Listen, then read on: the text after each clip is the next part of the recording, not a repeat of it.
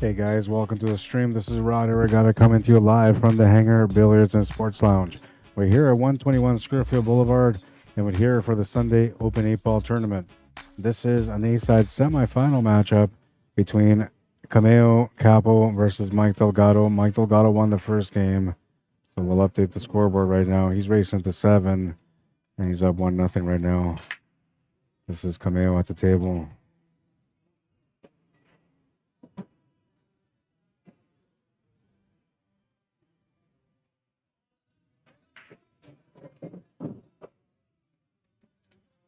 I'll get good on this 14 ball.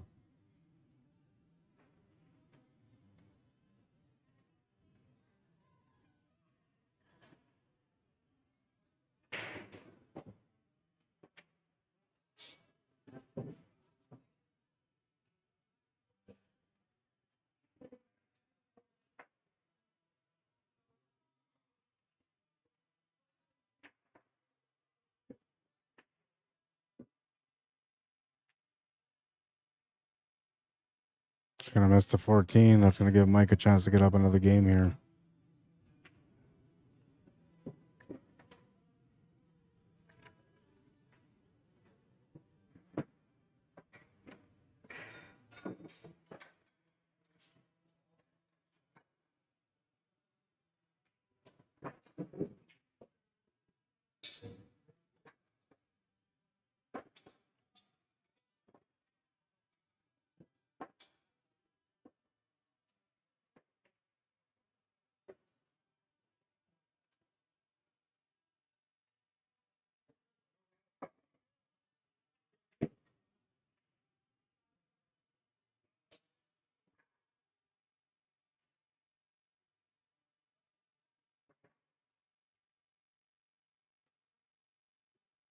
Two nothing.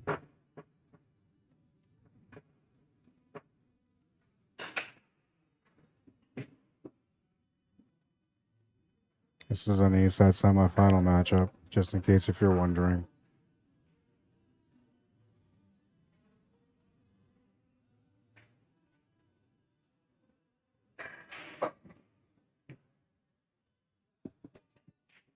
Rack number 3.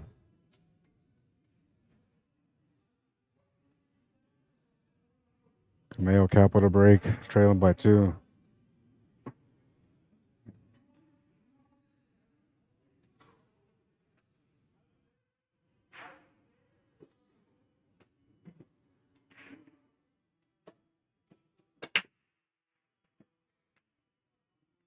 Smash and break. I'm not sure if anything went in though.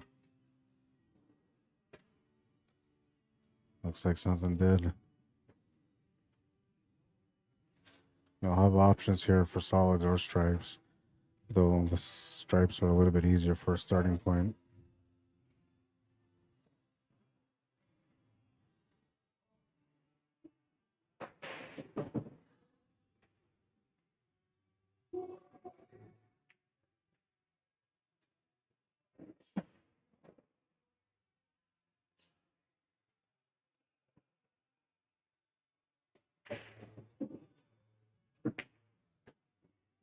That's good to get the 9 ball opened up.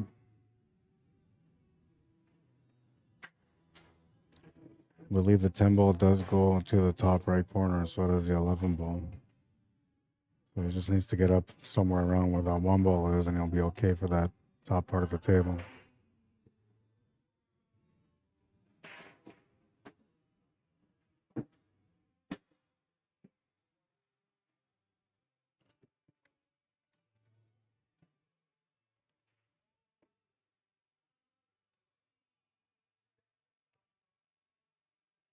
Oh, and I forgot.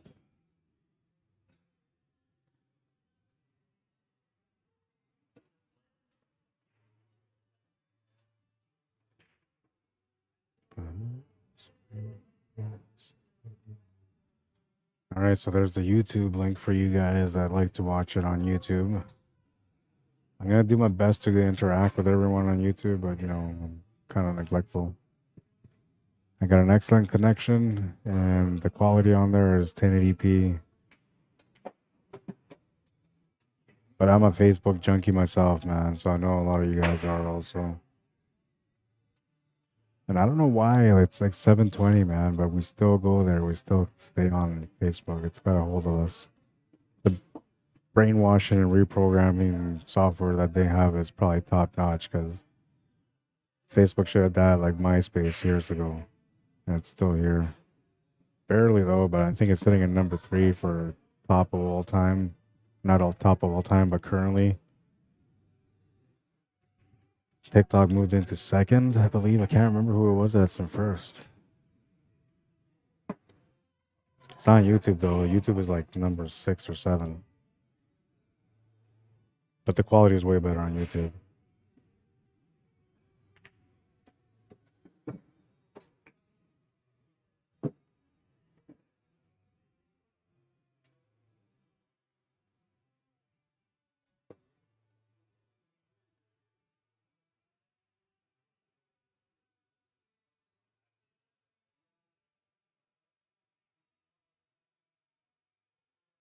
Looks like he's going to have to take the 10 ball here.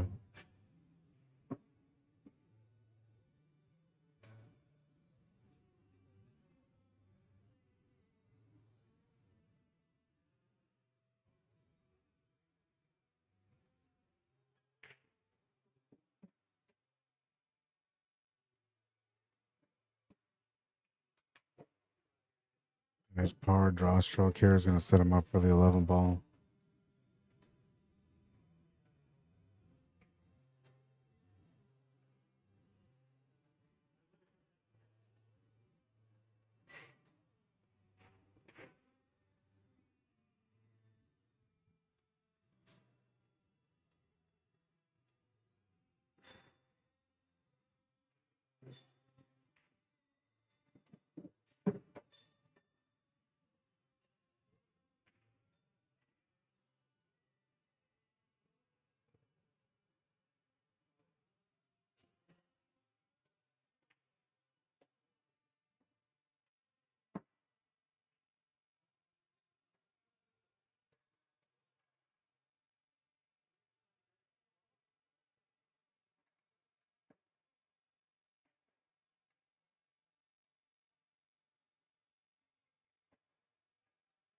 Terry Daniels still waiting for the winner of Curtis and Joe Chartier.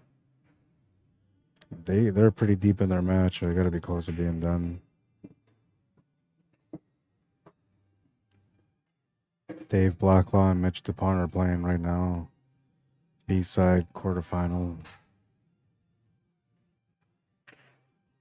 This is the only A-side match we got left. After this, there'll be the A-side final. Then the A-side will be done for the day. They will be waiting for the winner of the B-side.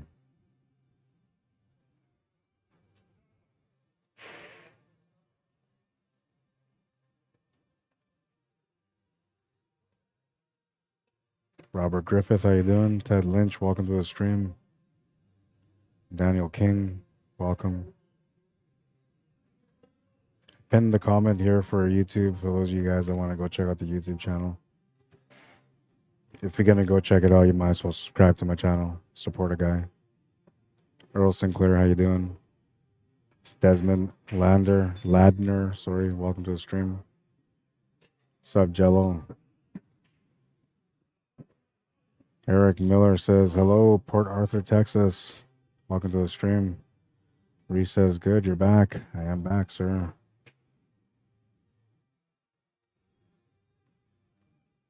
I should maybe refrain from using sir because somebody just messaged me and they said sir at the end. It made me feel old. I never used to get that growing up, you know, and I'd say, yes, sir. And they'd be like, don't call me sir. That's for old people. I'd be like, whatever, sir. Now I get it.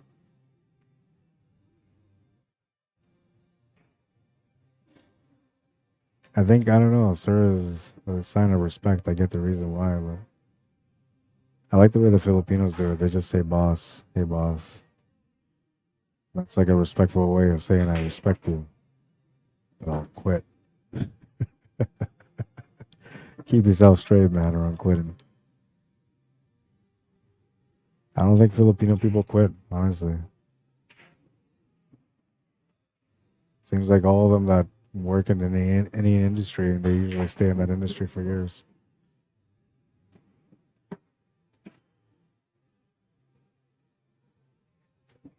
Oh, my tablet just died.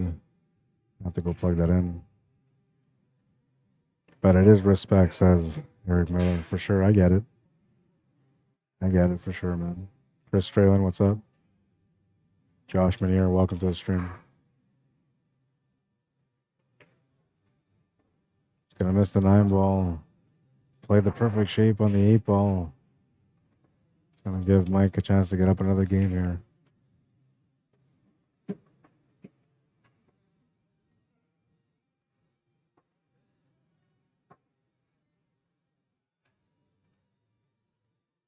Doesn't really have to break into that 5 and 3, but he might get into them. And he does. Didn't really have to open him up, but because he did, he's got more options now at the table. 4-ball's going to be the next one, though, only because it makes more sense to make the 4 and then address either the 5 or the 3. I feel like he's going to want to get onto the 5, but he might settle for the 3. He's got the 5. Might want to play this through a little bit here for the 1 ball. Just slightly. Snaps the whole shape there instead. It's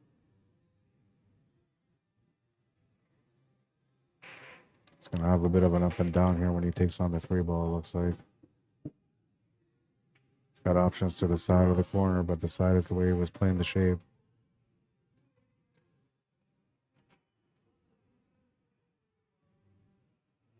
We'll have to just come off the top rail and try to end up straight on the 7-ball with a drawback angle.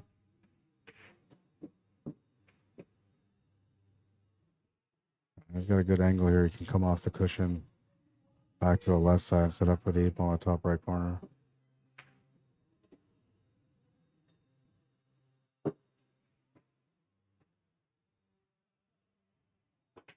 Making quick work out of that rack. He's up 3 games to 0.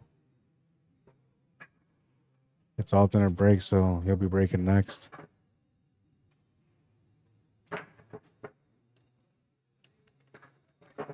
And I gotta go get this thing plugged in and charged because I'm gonna lose track of the tournament here.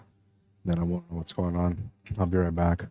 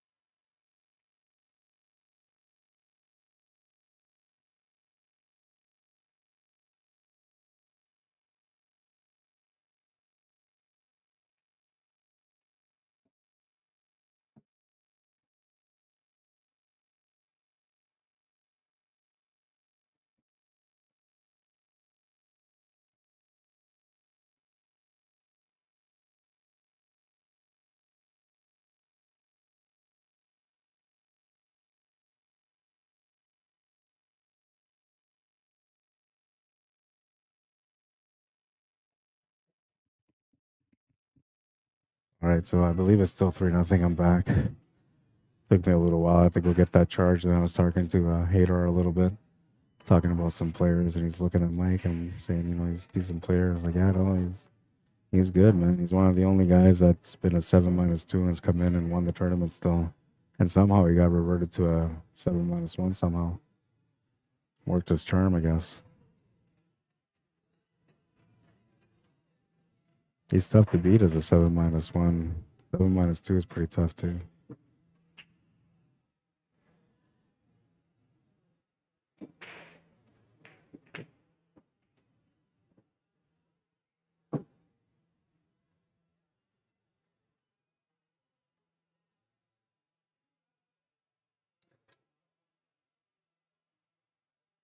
Looks like he still has a shot to the corner. I think he might have to settle into running into the 9-ball here. Nah, maybe not. He could just barely miss that 1 ball. One? What was the score? I gotta go update the score over there. I'll wait for this match to finish though.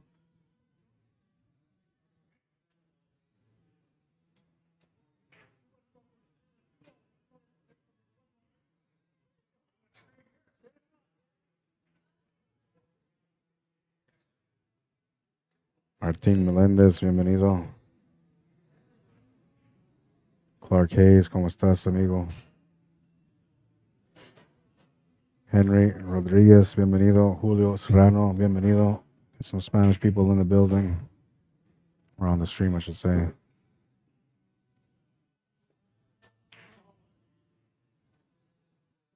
Yeah, he was able to get past that 1 ball. He's in pretty tight for that 8 ball, too. But he's got a nice line here to be able to get up table. Just needs to get past that side pocket. Kind of wiggles off a little bit there, but going to give him the shot on the 8 ball. Kamao's going to look. I got to go watch the shot.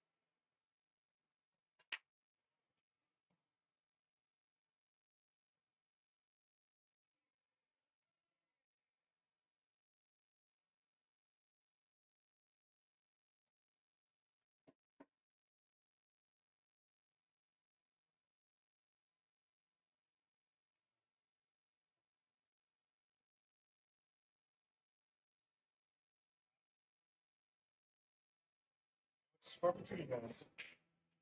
You guys have. All right, I'm back. Sorry, I have to leave it on there too because I have to go and deal with that. It's 4-0 for Mike. Need to go update the bracket on Challenge so we can get all the matches going still. One match is still slightly behind.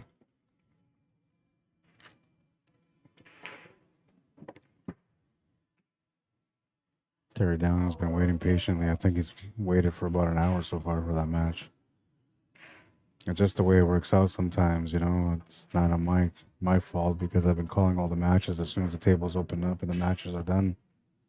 But it's just, you know, one of the players came in a little bit late, and then was a little bit of a slow match that he had to play, and then that kind of just set the tone for that section of the bracket.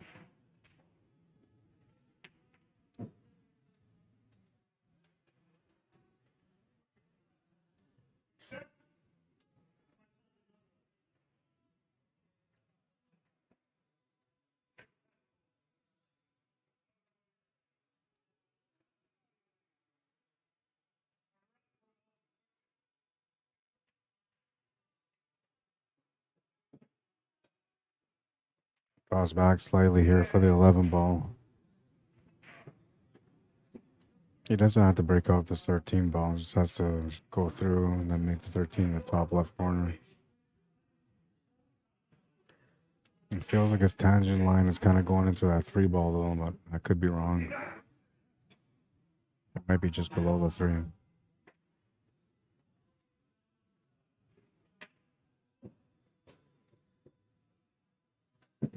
He compensated for that. Ran into the 13 ball. Got himself a shot on the 12 ball still, and I feel like maybe that 13 goes to the side. No, maybe not. It's a little tight.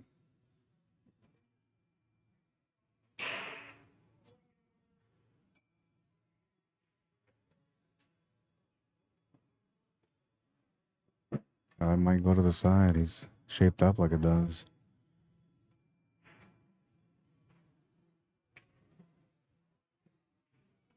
Oh, wait, he's got the 9 ball still. Never mind.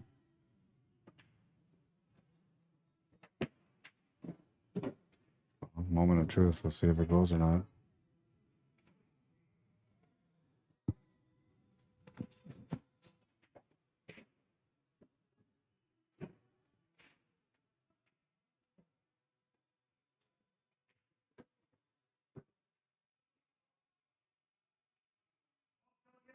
Shaw went to the side.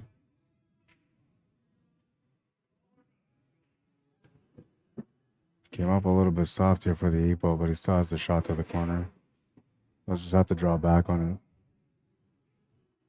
just to avoid the scratch.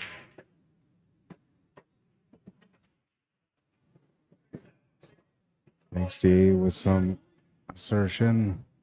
5-0 is the score. Alternate break, so I believe it's going to be Kamao that's going to be breaking next. You can't miss against this guy, man. As soon as you give him a chance at the table, he usually punishes you. It would be Mike that's breaking next instead. Kamao's taking a quick reset. He's going to go in the bathroom and do a quick mental reset.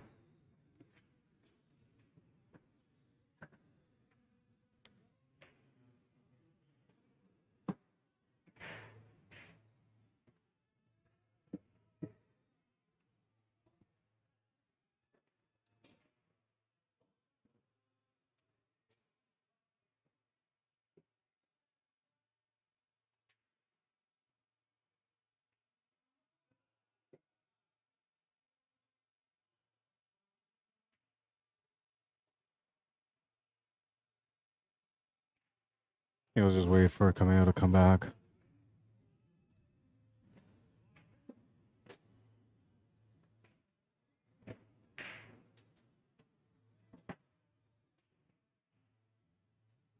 If you're in the market for some new gear, check out some of the stuff that Predator's got for sale.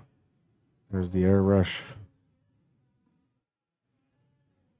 All sorts of good products that you guys can order from them. You can go directly to their website, or you can also message us. You can message me at cslmanitoba@gmail.com if there's anything that you're looking for from Predator. They have something for everyone. If you're looking for a table, they got the 7-foot bar box style Apex. Beautiful tables, man. Maybe you like something a little bit bigger. You can go with a 9-foot with the LED lighting.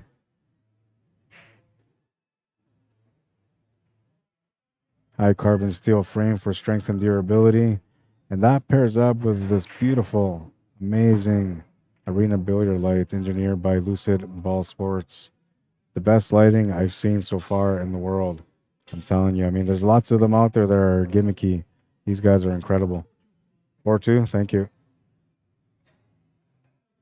Any of those products you're looking for, message me, cslmanitoba@gmail.com. Let me know. We're going to resume the game here. Kamao's coming back. So Mike will break on this one. I have to go update the challenge bracket. I'll be right back.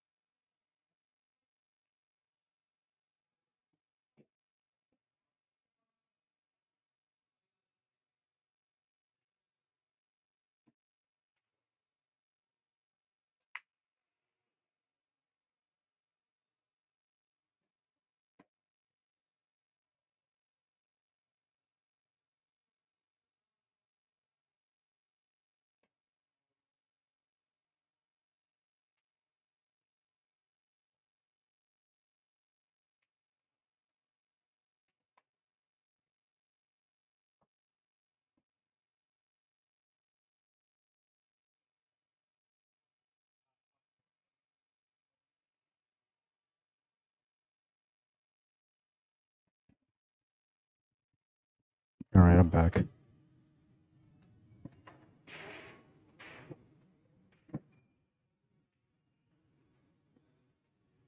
Alan Wilson, how you doing? What's up, Craig Murphy?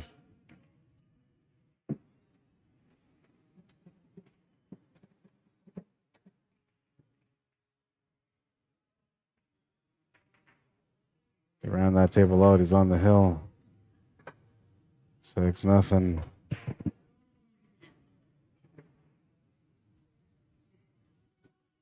Tearing it up in this A-side semifinal.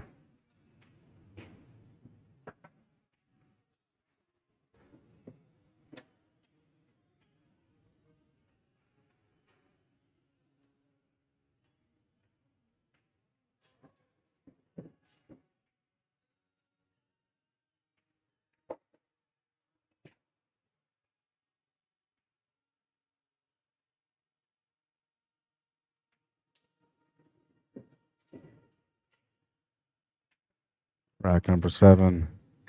Kamao Cappo to break. Trailing by 6. Needs to get going here.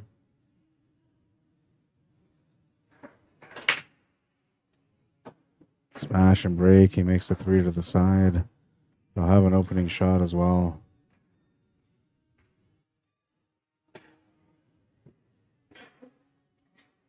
Playing against a formidable opponent.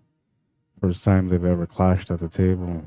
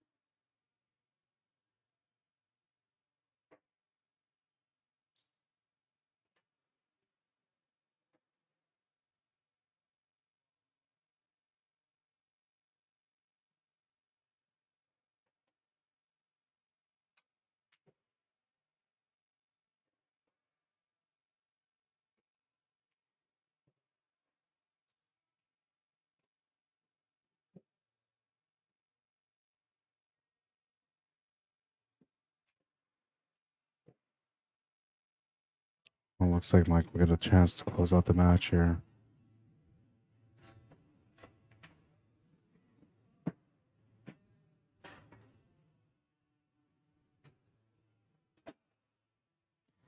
Just the way that Mike always plays, man, is consistently the same way at the table.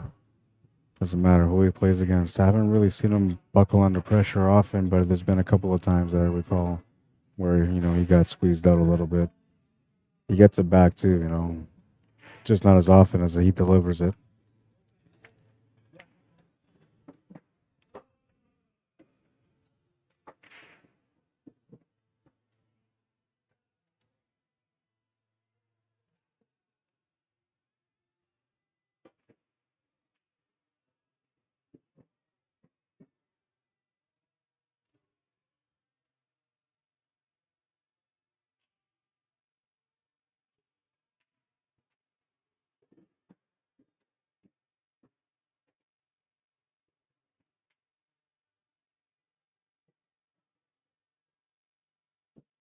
Didn't mean for that ball to move over like it did there. He's gonna have to play a combination now. He might be able to squeeze the cue ball around this 10 ball and just go off the rail and in on the 11 ball.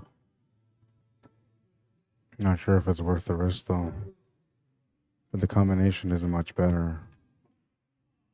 I guess you'd be playing the combination with the cue ball running through that 7 ball. You can also take that 10 off the 15 ball instead. That's what he's gonna do. It's opened up the table pretty good here. Once he makes this ball here, he'll come over to the middle and deal with that 15 ball. I've gone a little bit too far for it, but I think he'll still take it on. Although right now, I kind of feel like the 9 ball is a better choice. You can make the 9 come off the rail for that 13 ball and then address that 14 and just use that 15 ball as a finish ball. He's taking a look at that option right now. He likes the option.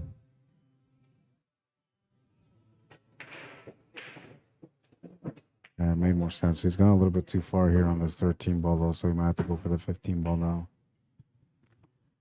I mean, he's got the shot to the corner, you can see it, but the angle doesn't work for the 14.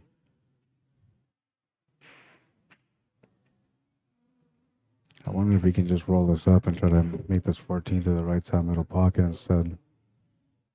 He hasn't really looked at that option, but that might be a possibility.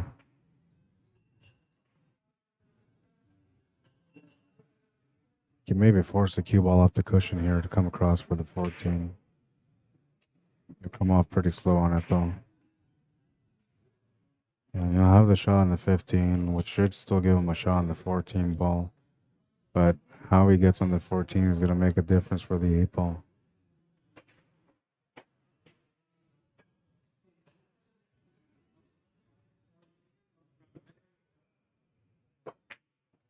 Makes the shot to the corner. And now he's looking at the 14 to the side of the 14 to the corner because he's gotten perfect for both. I don't mind taking this 14 to the corner and just following through, pushing up on that 8 ball a little bit.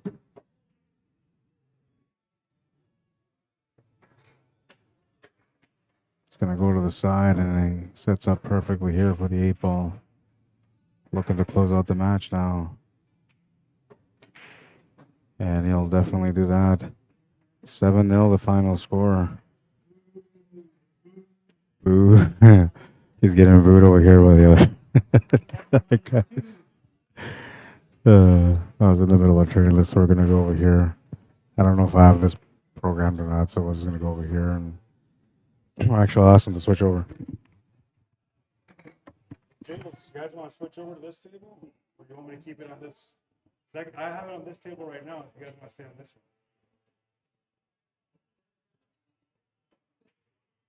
one. You guys are just starting your match, right? So it's only second round?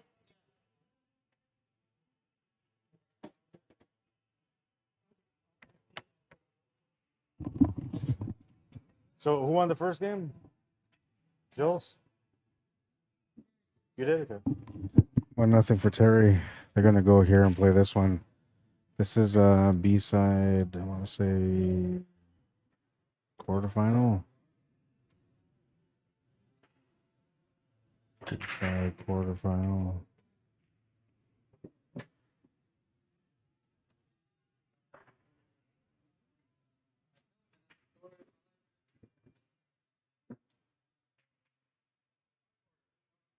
And it will be Jill Chartier.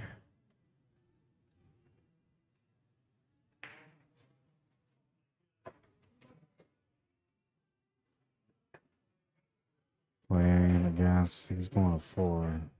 Playing against Terry Daniels, who usually brings a really good game to the table.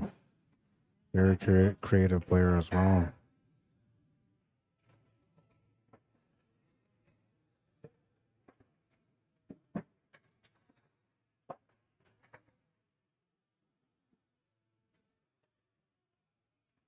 All right, so the scoreboard has been updated. We'll make it official here as well. It is the B-side quarterfinal.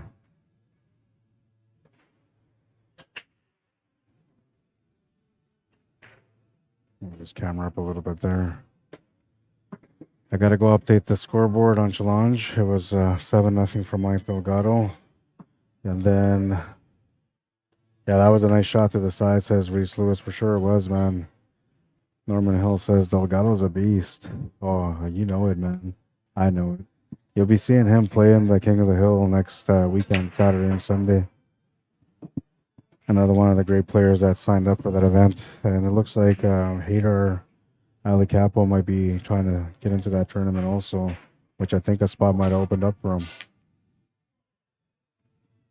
So we'll see. We're going to have a good mix-up of players. Andy Campo says, don't think that 7-1 spot will help Kamao much or a lot. Yeah, you're right. Honestly, Mike Delgado is one of the only guys I know that was a 7-2, came in and won the tournament.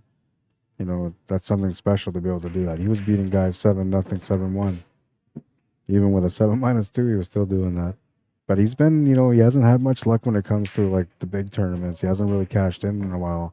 It's usually guys like Jeff Clare, you know, and Jason Cladd and Larry Hunter. Those are all the guys. Johnny Baptiste. They're all kind of always getting there and winning those tournaments. And Mike will just come up short. But he's a good player, man, and his time is coming. Maybe he'll be this King of the Hill. We'll see. I didn't see it. I looked up too late, so I had no idea. I got to go update the bracket. I'll be right back.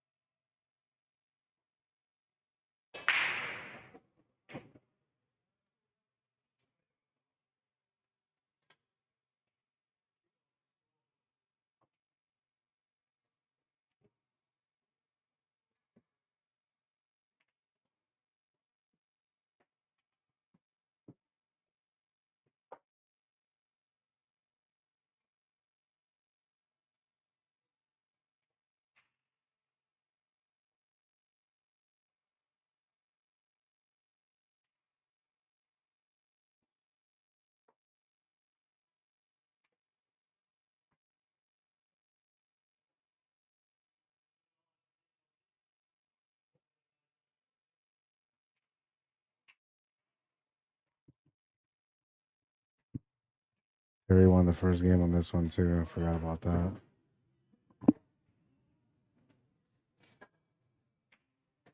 Always get what you want. But if you try something. Alright. Oh, what do we got going on this table right now? Is he on the 8-ball? He is on the 8-ball and he'll make it.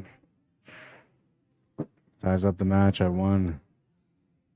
It's a 5-4 race. Jules is racing to 4. He needs 3 more. Terry Daniels is racing to 5. He needs 4. But he's breaking next. Can bring that down to 3. He's a good player, a fast player, a very creative one. Everything comes down to the break, more or less, for him. If he gets a monster break, he'll run it out fast. If it's a little bit of work, he can still run that out also.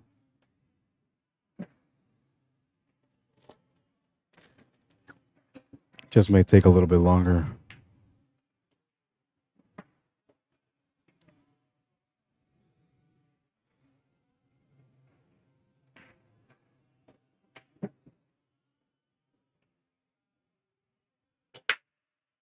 Dennis Cigar shows, how you doing?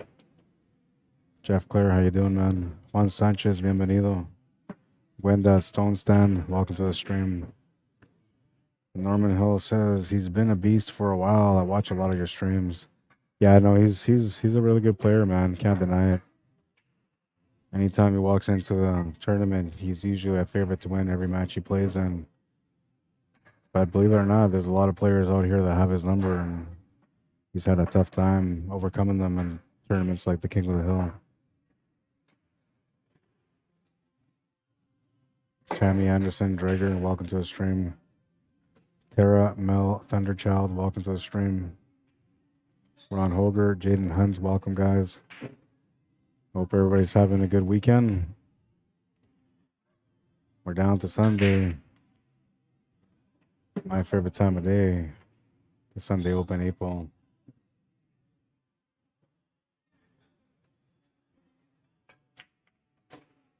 Opens up that stripe nicely. But he's not going to get rewarded with position. He'll be forced to do a kick shot here. That'll be his choice which way he wants to go with it.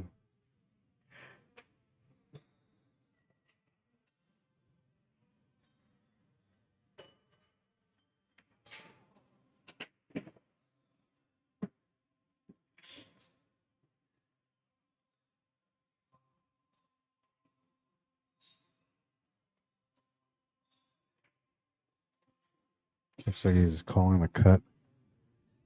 This will be a tough shot to deal with. He's got to shoot over the ball using a bridge.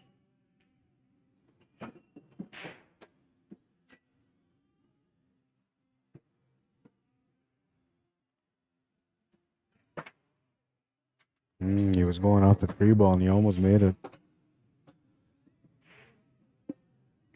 Terry Downs will come to the table. Shooting low ball. Couple of situations at the table. He's going to try to deal with them right away. There's one of them. 5-ball is the other one. Not sure if he came up too far on that 7-ball. I know he's got the shot on the 6. The 5-ball actually goes to the side pocket, so he doesn't have to break it out. Just has to play shape for it. He's going to bump it open a little bit more, though, and now that 7-ball is kind of limited to a pocket only.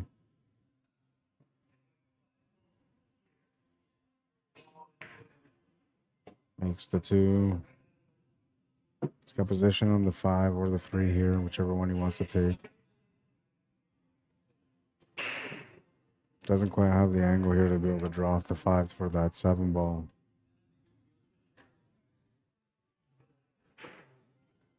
I wonder, though, maybe you take that 5-ball and just try to open up that pocket for the 7-ball. Because then you can just make the 3, and then after the 3, get shape for the 7-ball to the right side middle.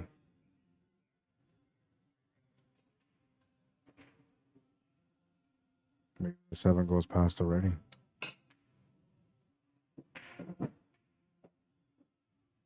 Looking to play perfect shape here on the 7. He gets a perfect window on it. I'll have to make the cue ball travel on this one, though.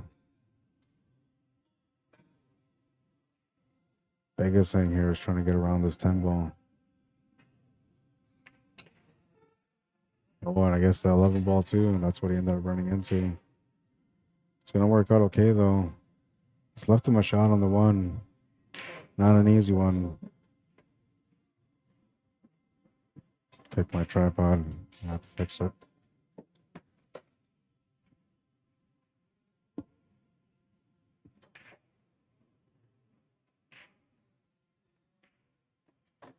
Yeah, I can't really fix it. It's going to have to be like that for the rest of the stream. You can see it's off angle too. It's bothering me. I'll fix it after though.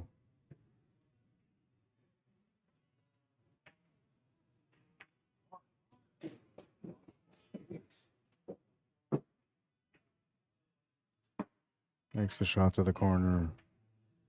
Has a shot on the 12 here. Doesn't really have to break into things, but he kind of wants to open up that 14 ball, so he may have to take a shot at it. Or maybe not. We'll see.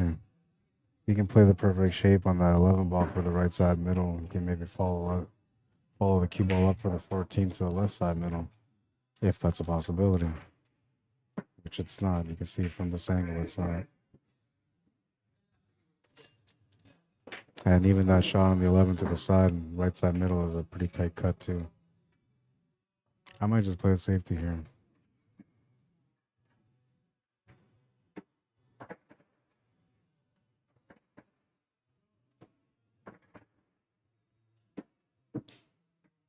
He could use that 11 ball, go to the side to break out that 14 ball.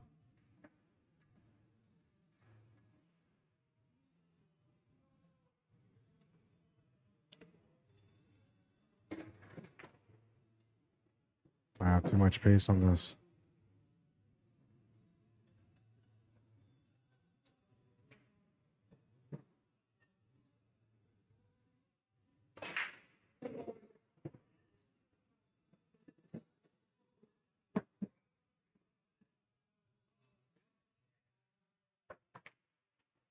Tries to go for the 11 ball. Oh no, the 8 ball is going to go in the pocket instead.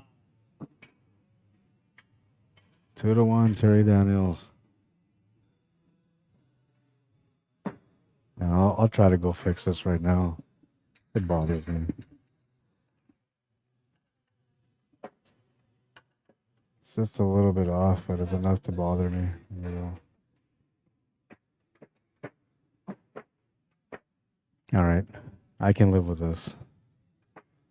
Though it still looks crooked to me, but whatever, man. He fouled the 11 ball with his cue, says Amelia Somerville. Well, it worked out at the end then, I guess. Jim McKenzie says, watching while my wife is in labor, still early. She's getting a nap in. Lucky you. I was in your situation not too long ago. My son was just born on November 2nd. And, yeah. I wasn't watching a stream, though. I was working, man, making posters and stuff. Organizing tournaments. You're a smart man. You just get to relax and watch some TV. Well, I hope it goes good. Everything goes good and on the proper time. Babies are weird, man. They come out when they want. They decide when they're going to be born. Gene Peacock, how you doing? Michael Ash, Terry Bolio, welcome. Hi, Louise. Kelsey McLean, welcome. Aaron Campbell says, I thought we were going to have an hour game there. Well, it could have been. We avoided one there. There hasn't been a whole lot of great safety battles so far today either, you know, but there's always going to be room for one of them eventually. And they usually see that kind of stuff when you get further down into the brackets, getting to the finals. People are playing for money there, right? It takes a little bit more effort. Looks like the painting class is painting some snowmen.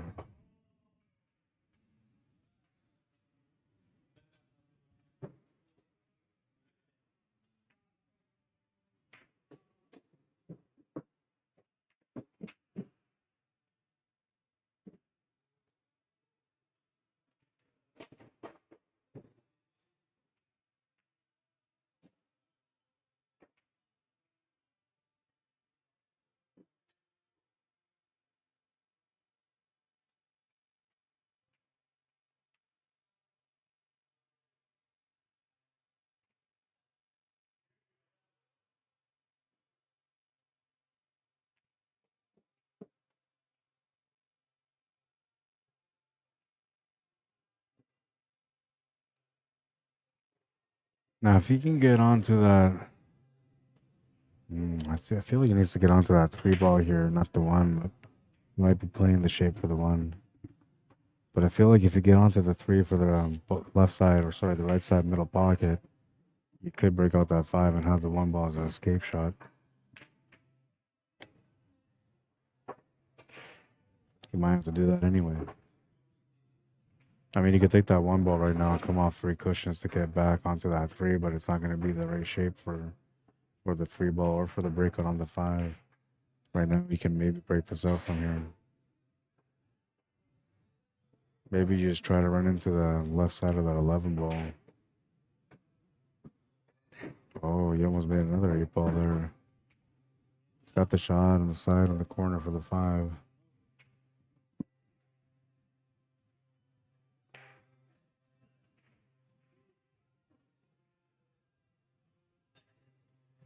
It's gonna come up short on the 5 ball. And it looked like it tucked into the horn at the last second, but it didn't. So it'll be a ball in hand for Terry Daniels, looking to get another game under his belt here. Ball in hand is going to help him solve the puzzle a little bit faster. He'll deal with his mess right off the hop, getting the 9 ball out of the way. From here, he should be going up table to deal with that 13 ball and 15 ball. He'll use the 11 ball to do so.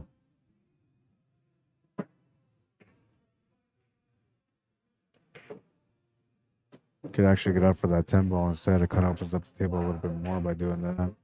But this way, it's okay. You'll just have to split that 11, or sorry, that 10 and the 15.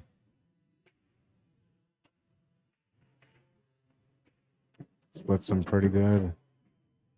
Might get stuck taking this 14 ball though, bottom left corner.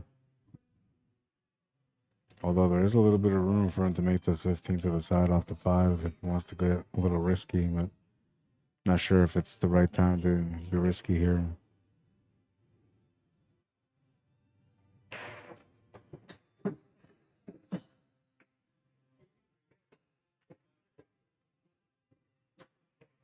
Great shot on the 14.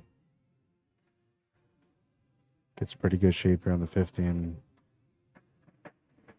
We'll have to come up with something here though. I like maybe banking this 15 ball here, and that allows you to get a forward angle for this 10 ball on the top cushion. Either that or you're going to try to take the cut on the 10 ball, which is way more difficult right now. I'm not a big fan of banks, but I feel like that's the only way to get the finish on this one.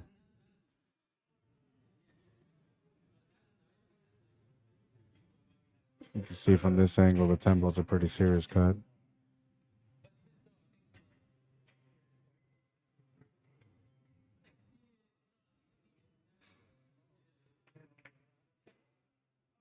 Playing safety.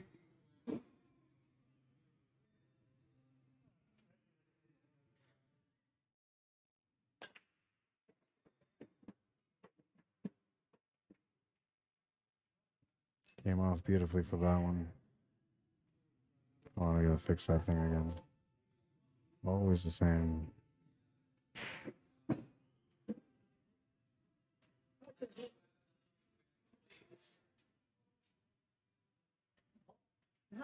It's a ball in hand.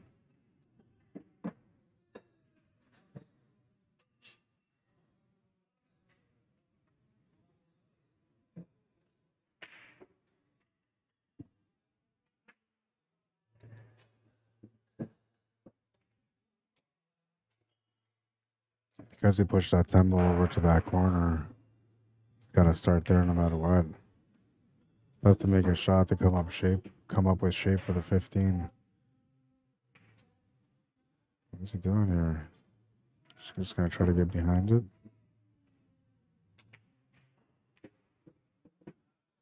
Oh, you took a chance of getting this ball off the rail. He's gonna leave himself a bank side, which is the only option he's got left here. I guess he could always play a safety too. But I feel like he's gonna go for it. Oh, he's gonna hit the horn. Joe's will get a chance to tie up the game here.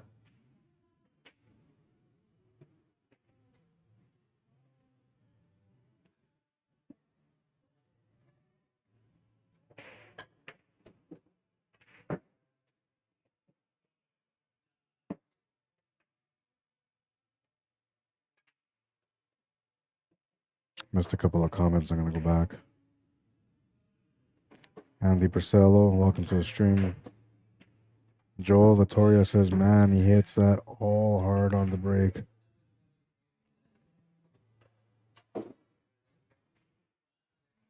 To all.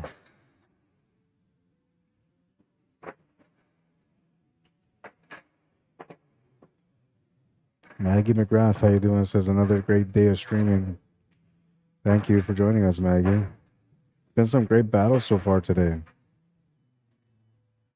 I think the most epic battle was Derek Gledhill against Dervish Ramasamy, who was up 5-0 in the match. And it was a race to 6 for both of them. And Derek came back and won 6 games in a row to win the match. Monster performance.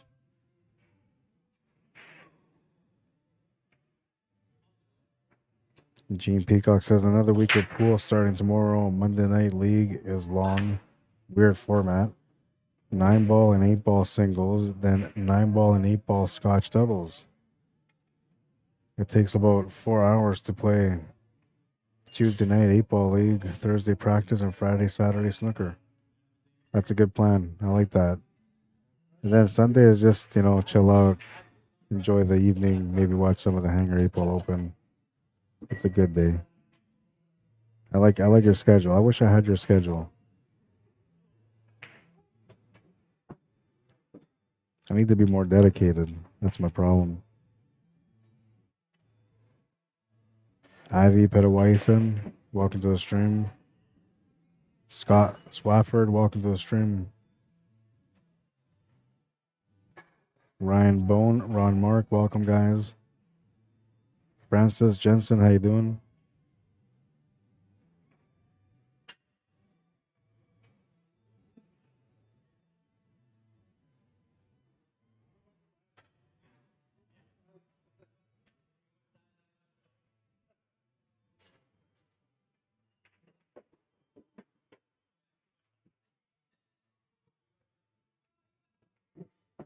Well, that bump on that 13 ball might actually help him. Oh, maybe it won't. He's still okay, I think. I think he can still make a shot. That's my problem with running into, other balls. I'd rather not. Try to stay away from that. I try to keep my game pretty clean. That's going to be a nice bank. Get in there. Oh, no, and it hangs up on the pocket.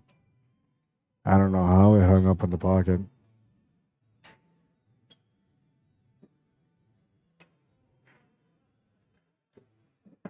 Gene Peacock says, Sundays are reserved for the Hangar with you streaming. Thank you. I appreciate that, Gene.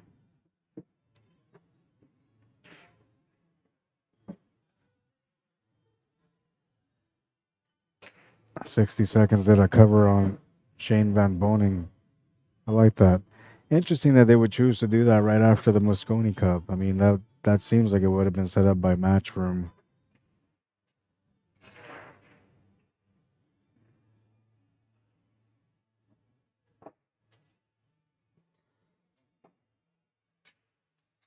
It's a good way to get Pool on the spotlight, though, and Shane's the right guy, man. He's a great ambassador for the game.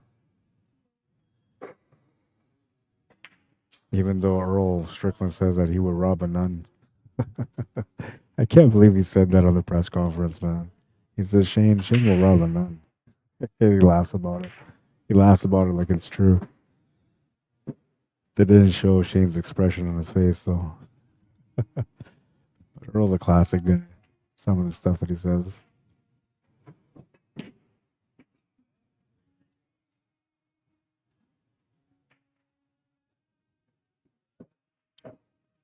What's up, Billy Ricker? How you doing?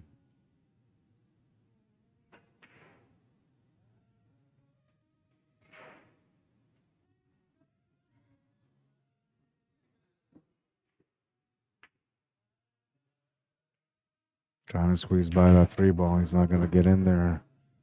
Turns the table over here to Terry Daniels. This is the hump game for him. Winning this game will put him at a race to 2 against Chills. Losing this game will put his back against the wall, so he's got to be careful here not to make the wrong decision and turn the table over. Rod, more dedicated how, says Gord. You give all you have to the game, promoting, playing, broadcasting. What can you give? And don't forget to mention that I also coach and train people. I do a lot for the game, to be honest, but um, I know it's not enough. I know I can do a lot more.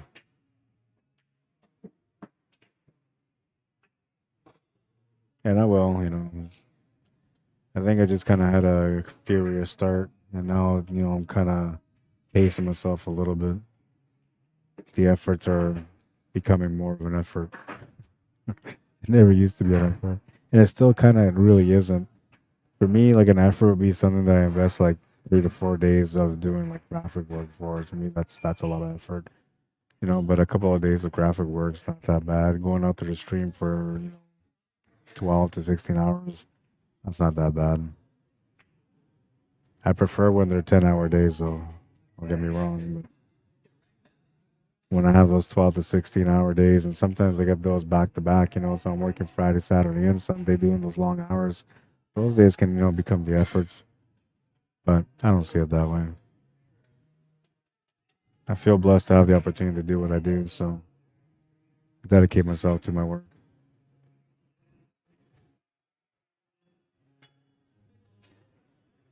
Not gonna go in the pocket, but he takes over the pocket.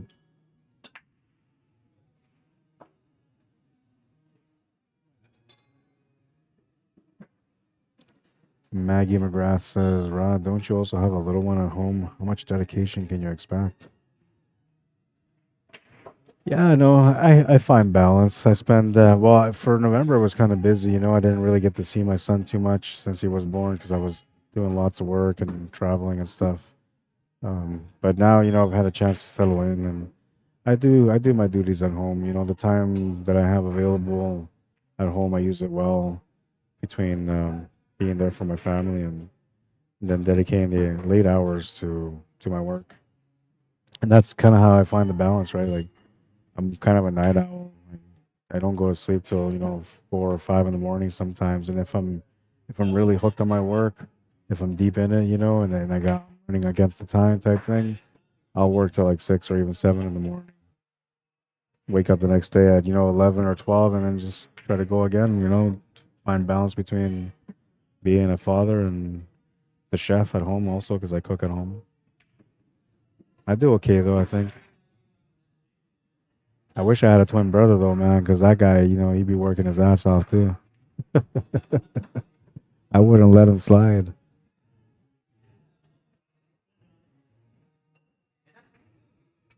I'm becoming more open to people coming to help. So, today Dan Anderson did a great job in running the tournament, getting it all set up. I'd like to get him a little bit more involved in some of the stuff that I do as well. He's a good guy. He's got the right mindset for it, not being overly ambitious or going after the wrong goals, which to me is important when it comes to my work. I want to make sure that the people that I'm involved with are dedicated to the work because they love the work. It's got to be about growing the game and promoting the game first, and then everything else just comes after that. Tough to find people that dedicated. Everybody wants to make money.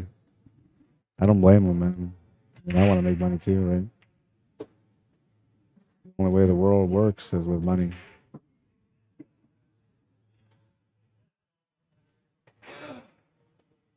But I love my work. I do. That's why I dedicate myself to it. And I don't know. I owe it to the game, right? The game of pool and snooker and 9-ball and 8-ball, just a complete game of billiards saved my life, and I dedicate my life to paying that favor back because at that time when I hit my low, that could have been it for me. It would have been all these years wasted. Nobody ever would have known that I could do what I do, and well, CUESPORTS Live benefited because of my love for pool. But I'm not just about CUESPORTS Live. Those of you guys that know me well know that it's not just about that. But that's what I'm known for, right? So, it is what it is. I wish I was more known for my my actual promoting the game when I organize tournaments and spend hours on just promoting the game that way. Creating exciting events for the players to come out and giving them some great prizes to win as well. Because I always go a little bit extra, right? I mean, the king of the hill. Now everybody gets a check when they win. They get a giant check, man. What is that? Well, to me, that's my way of saying thank you to coming out to play in this big event. And usually, what we do now for that big check, we get everybody that played in the tournament to autograph it. It's like a bounty hunt, you know. Whoever wins the tournament gets to go home with a check with everybody's signature, everybody that they beat.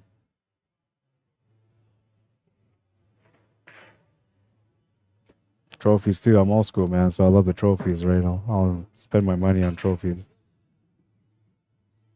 And usually that's like the money when I usually say to people, like, if you guys want to support my work, if you want to donate and support my work, you know, that money that I get saved up, that's the money that I'll use for like trophies and stuff and for prizes for the juniors or to cover their table time. Because sometimes I feel guilty. Like I teach the juniors how to play pool also, but I don't like charging them for the table time. It just feels wrong. I feel like kids should be able to learn for free. You know, it's the future, right? So the rewards are those players becoming great players one day. At least that's the way I look at it. So, you know, I try not to really ask for money, even though I specifically ask for $8 per player to cover table time. That the extra funds that I get from that, from people supporting me, usually will go towards that stuff too.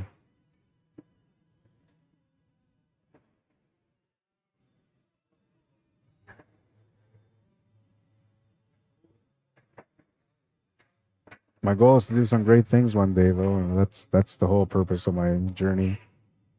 And I don't know, maybe I already am, but to me, I don't feel like it. I feel like there's a lot more I can do. And that's because I see the vision of the future. I know exactly my path. And I know what's going to happen in the future if I see it through.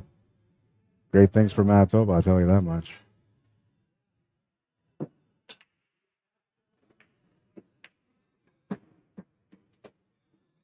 Surprised he let that one go a little bit there by going off the rail. He's left himself a really long shot here on this 8-ball.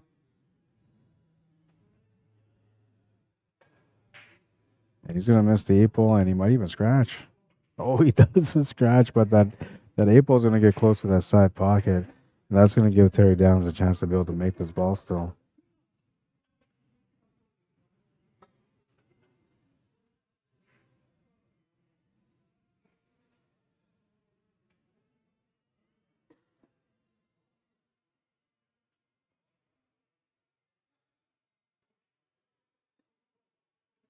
Bit of a challenge here on this 8-ball.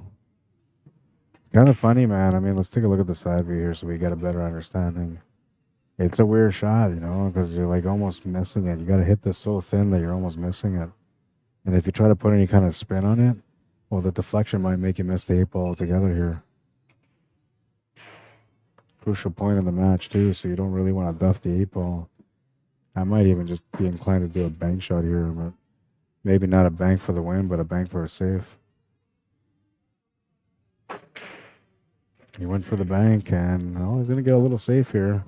That worked out okay. Gord Kerr says, you were so lucky to do what you do. Many would want to take your place. You do more than okay. Well, you know, there are people always trying to do that, trying to take my place too. I don't know. To each their own. I don't know. I don't know. When it comes to my work, I just look at it as a journey. And I just focus on the journey, man, so I don't get caught up on everything else. Terry Downs wins that one. He's got the lead. Race to 2 now. Yeah, I don't know, everything I do, I just do it for the love of the game. It's a journey, like I said, and I don't get caught up on, you know, fame or glory or wealth. And I just focus on the love, you know, that's it. Focus on what's important. Don't get me wrong, money is important, for sure it is. But that's not my focus, man. Neither is fame. If I get recognized for being good at what I do, that's just a blessing in disguise, you know. That just means that the Creator blessed me on my journey. It's kind of weird when I meet people and they kind of treat me like a celebrity too, because I'm not that kind of guy, you know. I don't think like that. But when I travel and I meet people, it's always like, oh my God, Rod. Like, oh, hey, how's it going, man? High fives. And I just keep walking, right? Like, it's no big deal, dude. I haven't had anybody ask me for my autograph yet, though, you know, so you're not really a celebrity until somebody asks you for your autograph. And no, hasn't happened yet. But I see the recognition. You know, people recognize me, and as soon as they see me, like, oh man, it's you. Nice to meet you, man. You do great work. I appreciate what you do. And I know everybody does. I really do.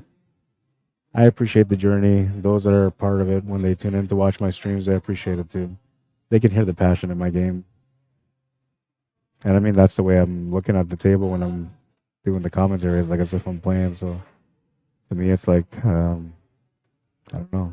I'm just in the game.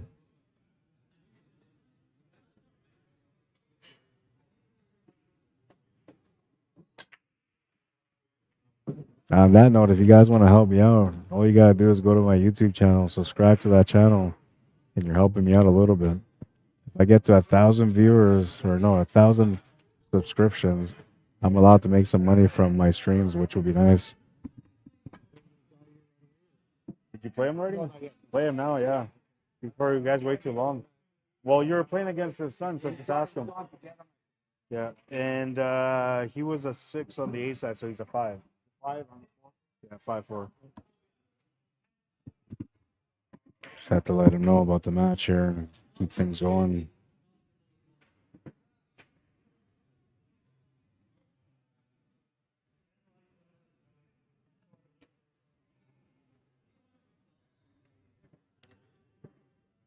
Gord says, you and I have been involved in pool for a long time. We have known each other for over 20 years. I may be in the active Hall of Fame, but you should be in it too. Keep up the great job and maybe recognized sooner than you know. That'd be nice, man, you know, but I don't know. It doesn't matter, man. You know, active Hall of Fame or any kind of Hall of Fame. I don't know. I guess it's nice, you know, it's a compliment to the work for sure.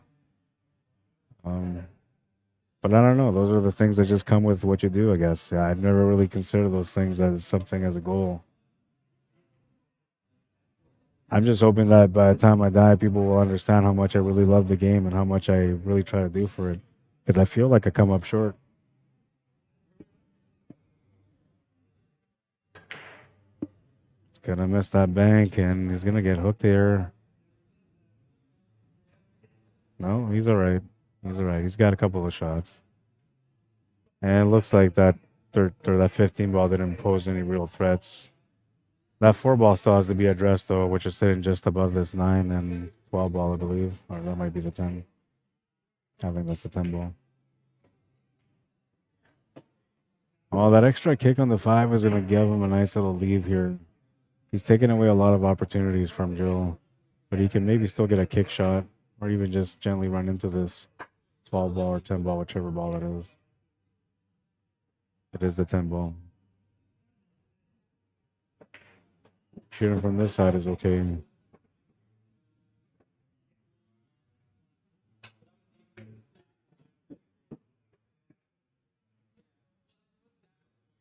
Nice open table now. 2 ball's about the only work he's got to do, but he can get up there and deal with it right away if he wants to, right off this 5. He can just come across here and eventually go back up for that 2 ball too. Yeah, he's going to try to come back up for that too. It just made sense to go back. I would have gone off the rail and back to the right side of the table instead of going to the left side of the table, but this works. Gotta watch out for the pace here. I think he still has the shot on that 4 ball. Maybe. Yeah, no, it looks like he's good.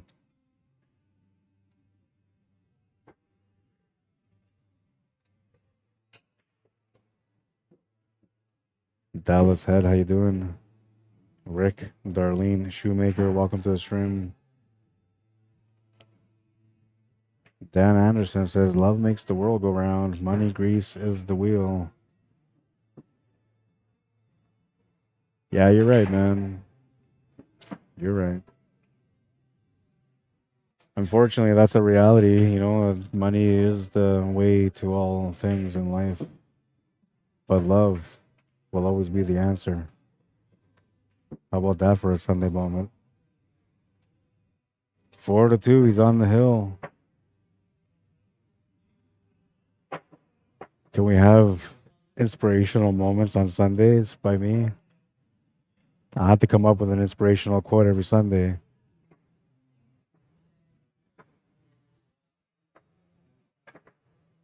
It might be a little bit extra. I can get into like my Barry White voice, and lay out the deep connection with everyone. Nah, I don't know. Maybe I will every now and then, but I can't do it all the time.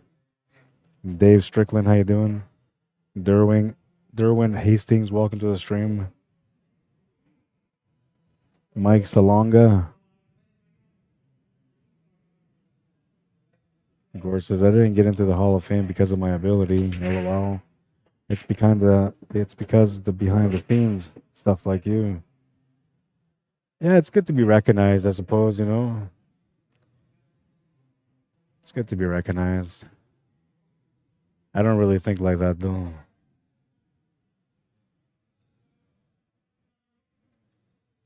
I don't know, man. It's weird, I guess it all depends on why you chose to be what you are going to be in life, right? And I always knew that it was going to be about passion, man. So I said to myself, right at the hop, there's going to be a tough climb. There's going to be a lot of sacrifice. And, well, you're either going to love the game and do it because you love the game, or you're going to get stumped every time there's a moment of sacrifice. So far, I'm still here. Passion is the key, man.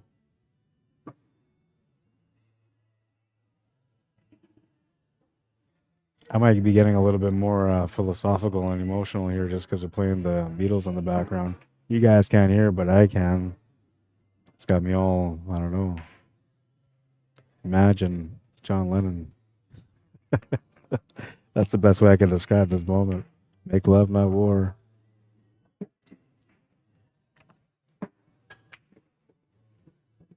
I don't know how you guys feel about John Lennon, but to me, he was a hero. He spoke love and peace every day, and he did his best that he could to change the world.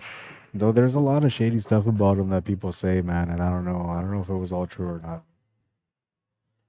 You just never know with people, man. It's like you look up to somebody all your life, they're a celebrity, and then you find out they were like a mass murderer or some weird creep or I don't know, some weird stuff. The world is so weird, man. Honestly.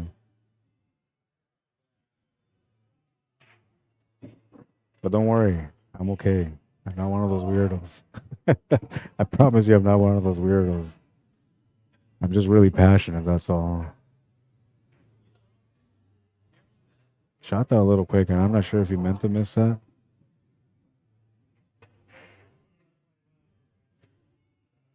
A-side finals coming up next. I think these guys are already playing it. I didn't know these guys were going to be a long battle. I kind of thought Terry Downs was going to come in here and do what he usually does, which is run a lot of tables, but he's been kind of going back and forth here. And we got ourselves a good match. Only a 1 game difference between them, technically. Because Terry's on the hill, and if Joe's can come out of this one, well, he'll tie it up and we'll go hill-hill.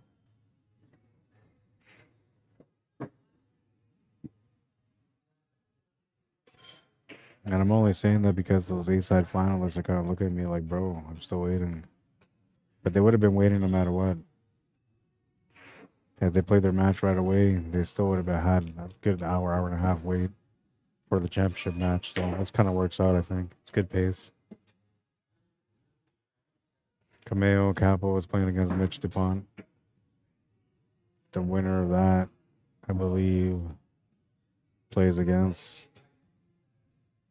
perhaps Dervish. I think Dervish is. Oh, no, wait. Maybe Dervish is waiting for this match to finish. He might be waiting for the winner here. I think that's what it is. I don't have the draw in front of me, so I'm kind of all over the place with the draw right now. But if memory serves me right, I believe Dervish Ramasamy plays the winner here. Oh, that wasn't the equal that he made. But he'll turn the table over here to Terry. We'll have a chance to close out again.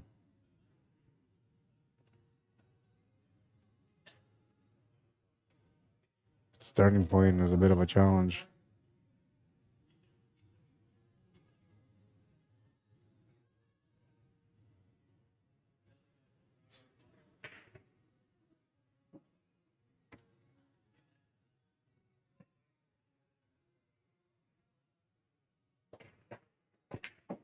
Maggie McGrath says, I'm also a huge Lennon fan. Yeah, he was, he was a game changer, right? I mean, I don't know, all the great ones get killed early, man, and he got murdered, right? But he was a game changer, he just wanted peace in the world. I understand that he wasn't the greatest father. There was a lot of issues with him and his kids, and perhaps there was a little bit of madness to him. But all he really wanted was just a better world for him, his kids, in the future. Anybody that wants that, anybody that wants to create a better future can't be a bad person. None of my books, anyway. I guess it all depends on how you carry yourself, though, right? There are people out there that try to make a difference and they just don't carry themselves well.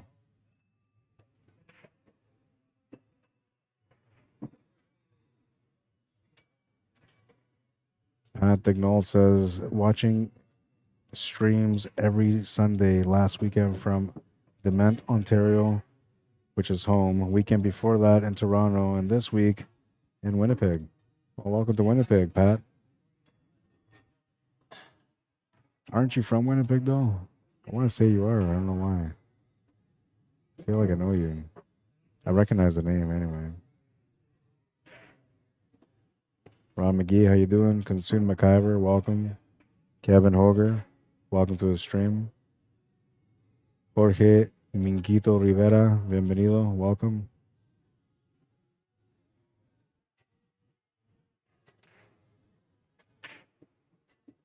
Need to come up a little bit better here for this 10 ball. Still has a shot, but cue ball control is going out the window here. Or can he maybe draw into the 6 ball? I don't know if that's going to work for him on the 8 ball. He's going to hit it with some power. Missed the shot. He's going to give Jules a chance here. And, well, this table has a little bit of work to it.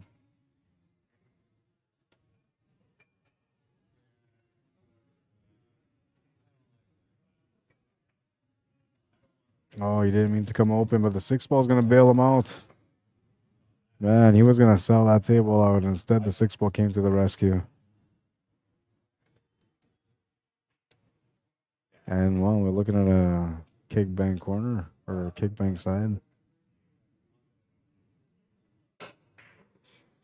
Oh, he tried to squeeze it past that 7 ball, man. I normally would have said there's no way that ball had a chance, but he got pretty close, so maybe it did have a chance.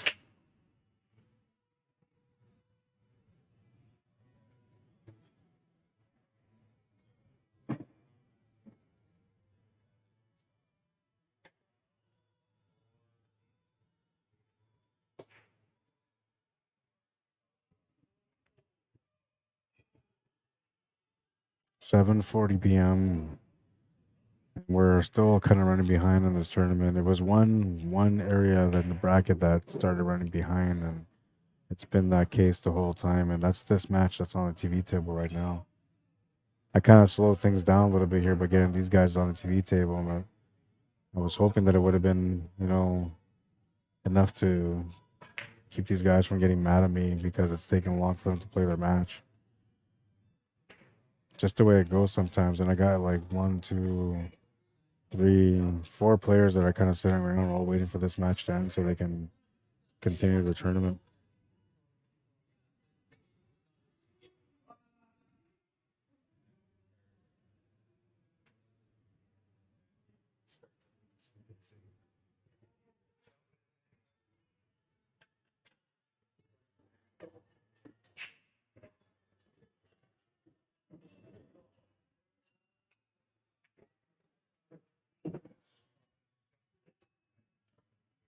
Might come off too hard here for the 8 ball.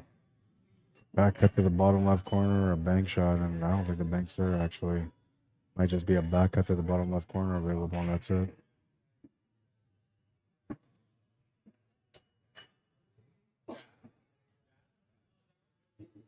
Six ball is just in the way for the bank corner to the top right corner. So I have to cut this. I don't mind the shot. He just has to watch out the spin that he puts in it because he might check off the rail and scratch the ball in the pocket as same pocket as the 8 ball. I missed the shot. Jills will get a chance here, and he's got a good spread now, so this is a little bit more comfortable than what he was dealing with last turn.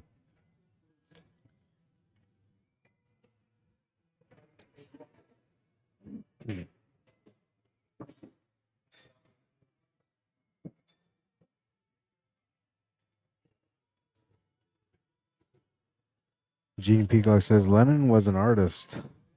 Even though he had personal issues, his music is unforgettable. Yeah, and I feel the same way. You know, I feel like he was a difference maker. And really, like, everybody has issues, man. One of the things that I was told in life is that people that are really passionate usually have a little bit of issues because of their passion. Now, I'm not sure if that's true, but, you know, maybe I got some issues too. Excuse me. Yeah, I might have some issues too. I'll have to ask my family. That's why I stopped watching the news, you know, too much passion, man. I get all caught up on things like, what? We're going to war again. No way. Get the guns, honey. He's going to tie things up here. Hill. He's on the hill and he's breaking for the match.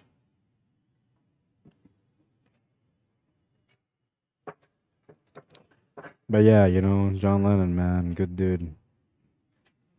Paul Radford, there's another good dude. How you doing, Paul? Mark Johnston. Jervy, how you doing? Pat says, played there at Hangars a couple of times this summer.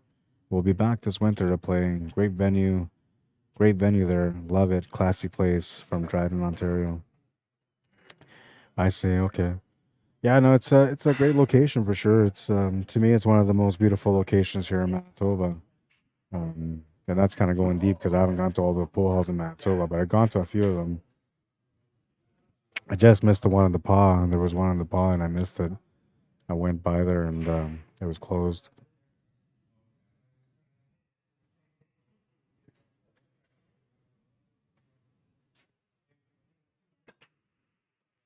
But yeah, they got a nice location, you know, and it's nice quality tables here with the diamond tables. Good atmosphere. Service is top notch too, and the food, man. I mean, I love the food.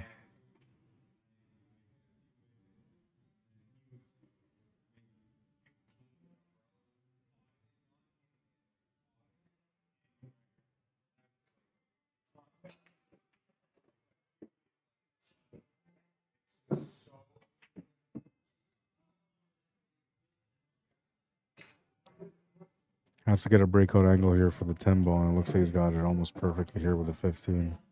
He could maybe try to open it up with that 13 ball too, but you're forcing the shot a little bit more that way to open up that 10. I don't think it's worth it. I don't think he's got the right angle here on the 15, but he can maybe try to spin his way into the 10 ball. The only thing is he may not get a shot after this. Yeah, he decides not to use that 15 ball for that. He might come a little bit too far on this one here to be able to use for the breakout on that 10 ball. He can still shape up for the 13 ball here, though, and with the breakout for the 10, but now you're kind of all in on the shot. You got to make sure you get the breakout here.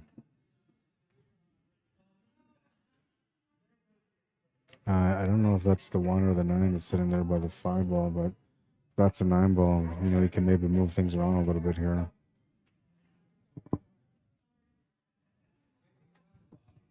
Try to see the side view tells me. Yeah, it looks like it's a 9 ball. That is a 9 ball. The 1 ball sitting just above the cue ball here. So I'll get a crack at trying to open it up here, but those two solids are going to probably slow down the process. And they did.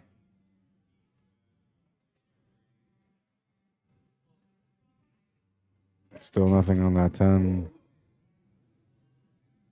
Doesn't really have a breakout option anymore. We're looking at safety play, if anything, here.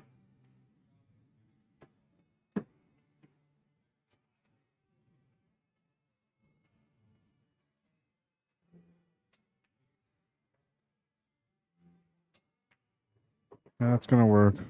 He's giving him a shot in the 3 ball. But He's kind of giving himself another opportunity here. All depending on whether or not Jules decides to try to go for the breakout on that 7 and 6. If he decides to stay away from it, he can just play smart and safety his way into the win.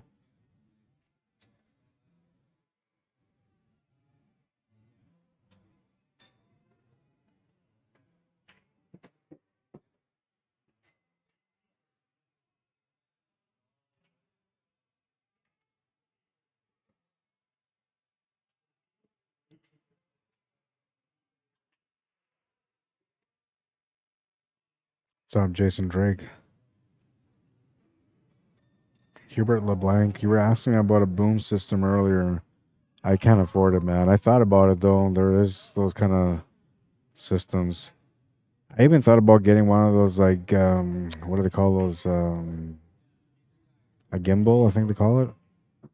The stuff that you strap around your body so you walk around filming. Thought about getting one of those too. Every now and then I just want to get behind the action and start, walking around like a real cameraman. I stop myself every time though, but I think about it a lot.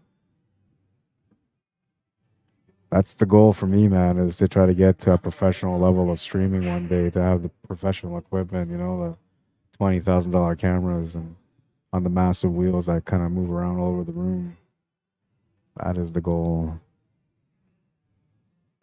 Because then I can deliver a top-notch pool for you guys. And maybe I'll even get involved in some of that pro-level stuff.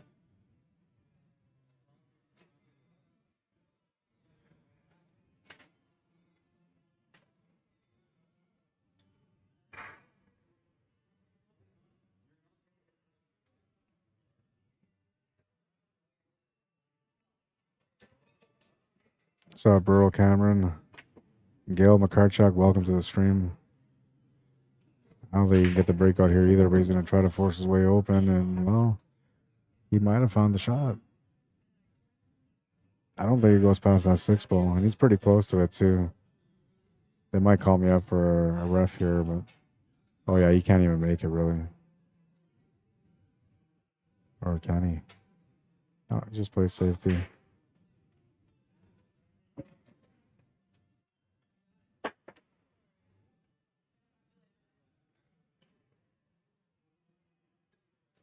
What's up, Billy Thompson? How you doing?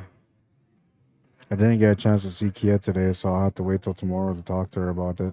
But I'm pretty sure they're going to have Cash Plus and Under or Vegas and Under on Saturday.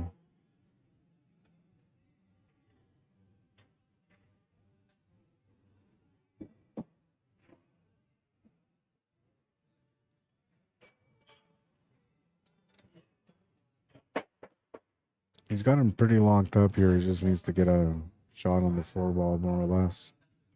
I just don't know if he can get past this 5. Looks like he's tucked him into the 5.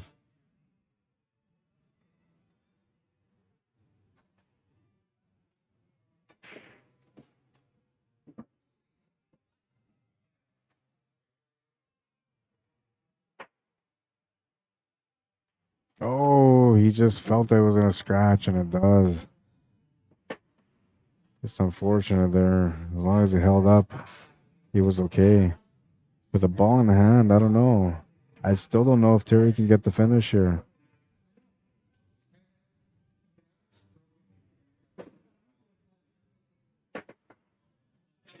That ball is pretty tight up on the 7 and the 6.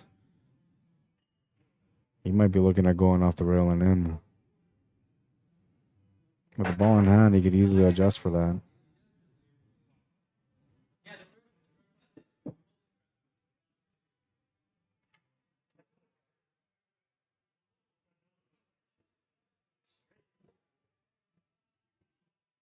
Wants me to watch the shot, so I'll be right back.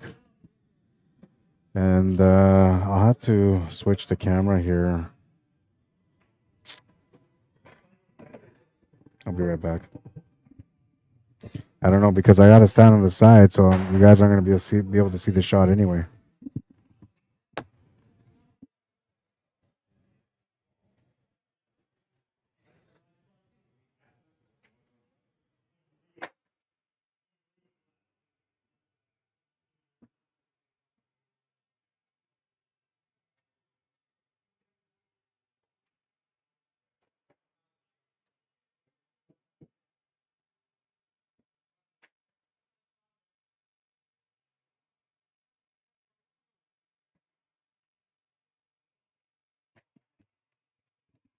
It was a good shot. Hopped around it clean. Not sure what he's gonna do for this 8 ball though. Oh, maybe it goes to the corner. It's a possibility. Doesn't have to worry about the scratch. Just has to make it. Oh, and what a beautiful shot that was. Gets the finish. 5-3, the final score. Now I gotta get these guys on the final playing. I'll be right back.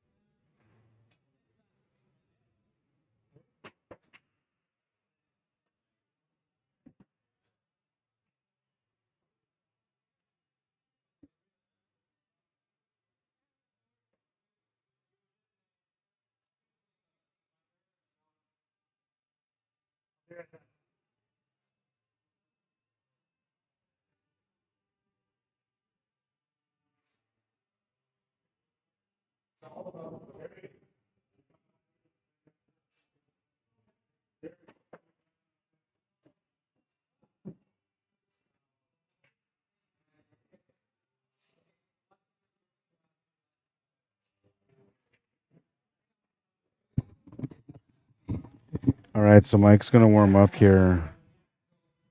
We're gonna get their match going right away. I'll get that scoreboard set up. This is gonna be the A-side final. A really good match coming up for you guys here. Oh, and I gotta update the. Oh, I think I already did. Never mind. We'll put Derek on the left this time.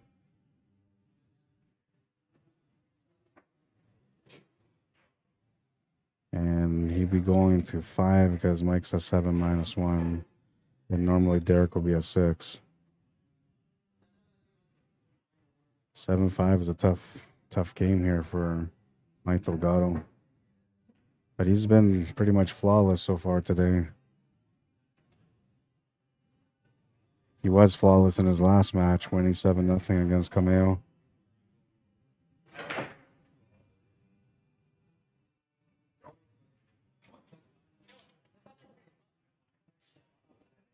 They're just grabbing his stuff. He's coming here to get going, and Mike is just warming up.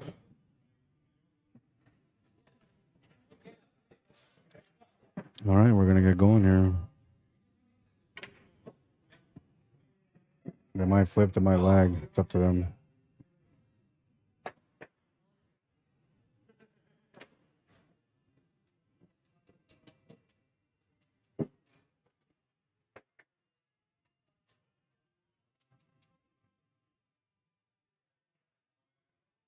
Yeah, they're going to flip.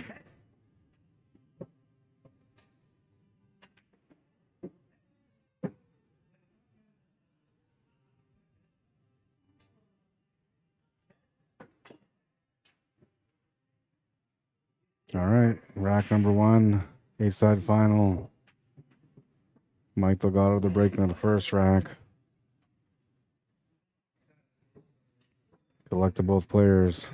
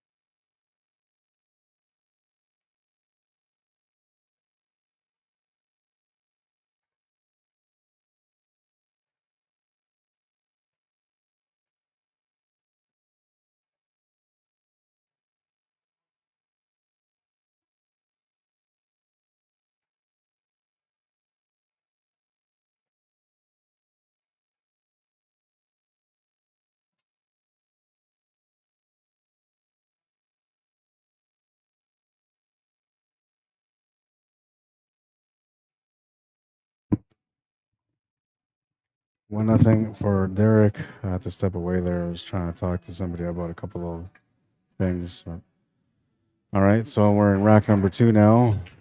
This is the A side final, by the way. For those of you that didn't know, maybe you need the official to know. There's the official A side final.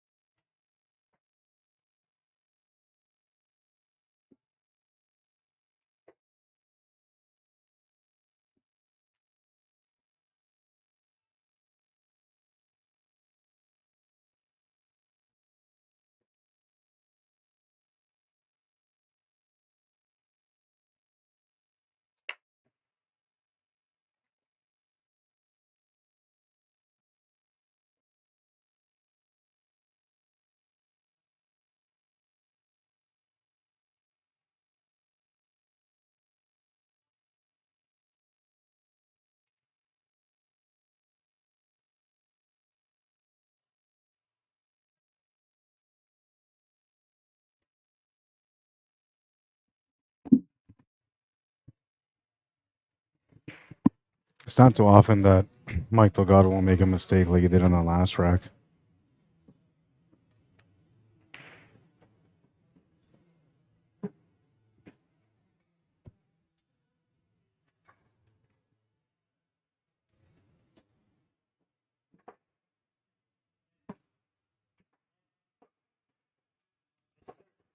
Let's call on the 10 ball.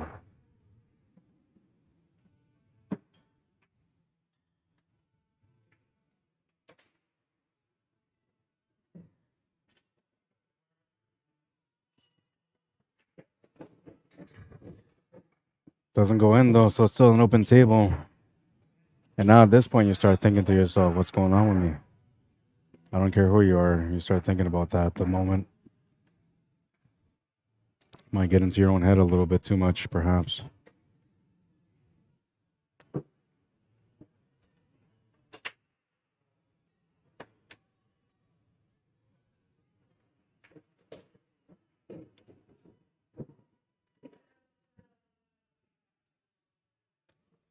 Still has the 11 ball. Taking a look to see what's up with that 13 ball. Looks like it goes to the corner pocket as well, past the 2. We'll be playing shape into the 1 ball here. Oh, he runs into that 3 ball. Perhaps he was looking for the angle here for the breakout on the 9.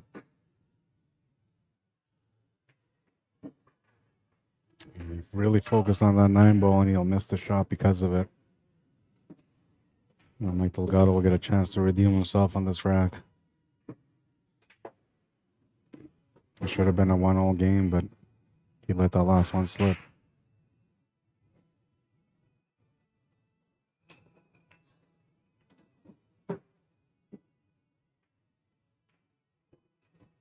Two balls good. Position on the 1 ball is good. 4 ball is the ball that he's got to address because that's someone that doesn't really have a lot of options except for maybe side and bottom left corner. He's taking a look at it right now. He could play shape for it off the 3. He can also play shape off of it for the 1. But I like using the 3 ball instead. He's going to draw back here off the 1. It's going to go a little bit too far though, but it's not too bad. I mean, he can still make the shot. He shouldn't have to worry about scratching, and natural tangent lines taking him over to the right side of the table.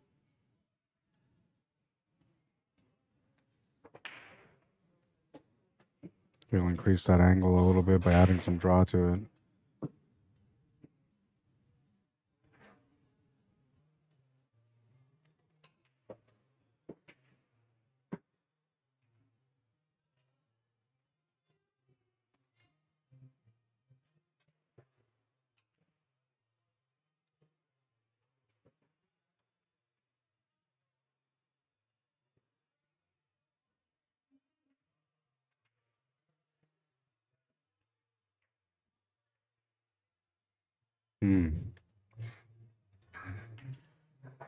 Interesting that he's going to decide to leave that 3 ball there. I actually like taking the 3 ball out of the picture. It opens up that 5 ball to the top right corner at that point. I mean, as long as he plays good shape on the 5 ball, it's not that big of a deal for him to take the 6 ball, but I just feel like it's a little bit extra work. And he'll make the extra work happen. Gets perfect on this 5. It's got a follow through angle here to be able to deliver clean on this 5. The 3 ball now, and looking to come off 2 rails, following through here. 2 rails for the 8 ball. He's going to draw back instead. It does go to the side, as you can see on the screen. You shouldn't have to worry about scratching if he makes it either, because the tangent line will get straightened out to the middle of the bottom rail.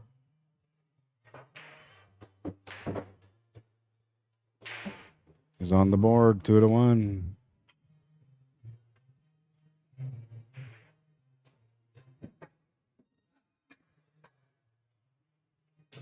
Tyson Tame, how you doing? Adam Wood, welcome to the stream. Sean Quincy, how you doing? Good playing today, Sean. You owe me a highlight of the day, man. Dylan Carr, Bruce Jensen, welcome, guys. Steven Giesbrick, how you doing? Kerry Delgado. Hope everybody's having a good weekend. Welcome back, Gerard. Rack number 4, leading by 1.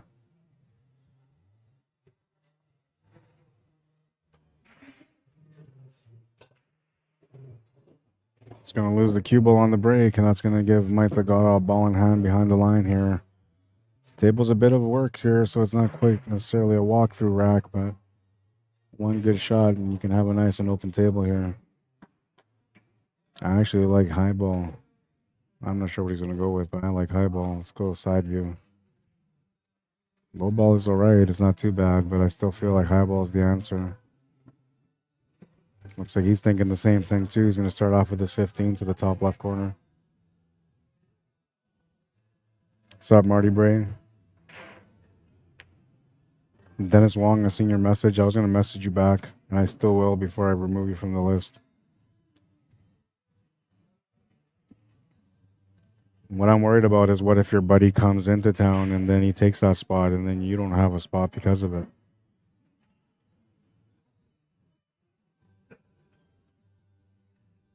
But I'll message you as soon as this tournament is done and I get back home. I guess that's when I'll be looking at my messages. It'll probably be a later message than a message, but you'll get the message.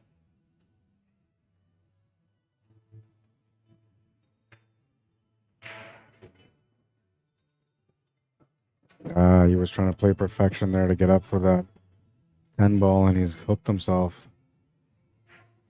I don't know if he's got the shot on that 12 ball at all. He may not. I don't think he's got anything on the 13 ball either. That's what he's aiming at, though. He's looking at the 13. Trying to get out of trouble here. He'll make the shot. Avoids trouble on that one. Still has control of the table. Still has the possibility to get out here.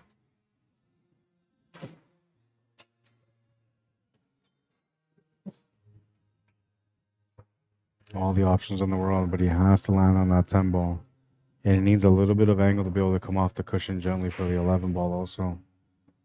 You could try to take the 11 ball and bump into that 10 ball right now, but that doesn't really help you.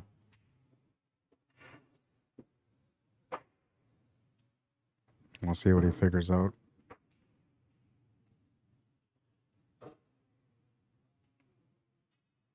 Dan Pug, how you doing? Welcome to the stream. Jonathan Weaselhead, welcome to the stream. What? Oh. You need me to watch it?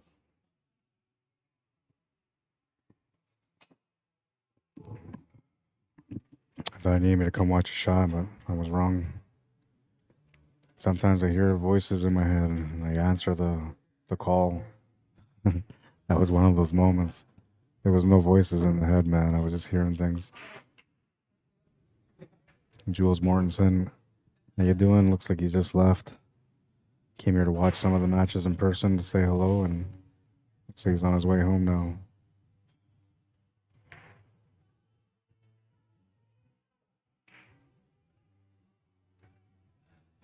He's got to be careful here because if he takes his 14 to the side and he runs into any one of these solids, it's going to change the table for him. But I can't see how he can afford to not take that shot. Taking the 11 ball I don't think is the answer, but if you draw into the rail and try to split that 4 and 1, then you might be okay.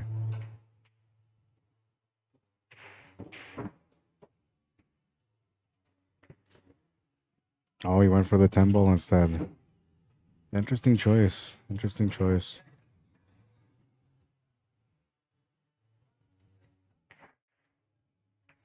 A bit tighter of a shot, I guess, but it was the one that, you know, left everything alone, so he took the shot that left everything alone so he can find the finish, and he will find the finish here. That was a great choice on his part.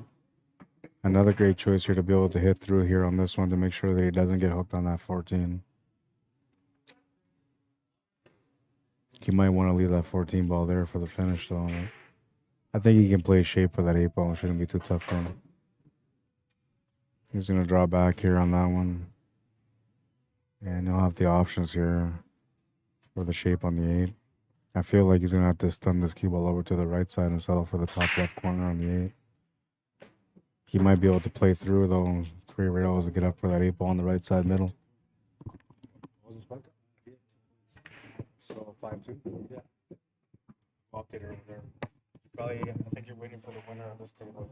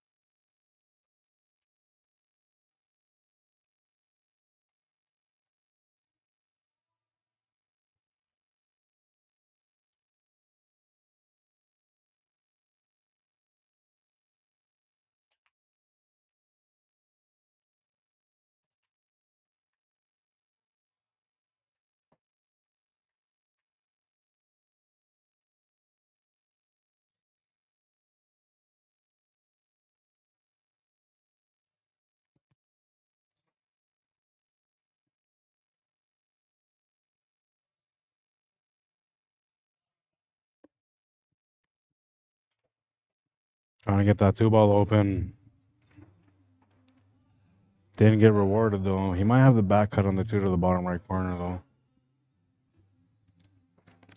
Can't quite tell from that angle either. He's going to call that. He might have it.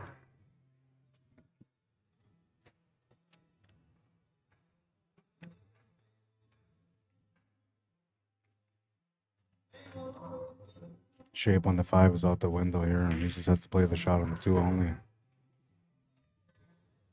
But he should be able to get a good line on the 5 if he makes the 2.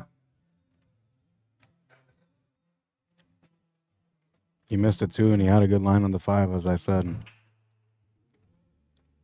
But he's given the table over here to Delgado, who so far seems to be keeping up with him. Though he did have a 2-game lead, and he's lost the last 2 games against him.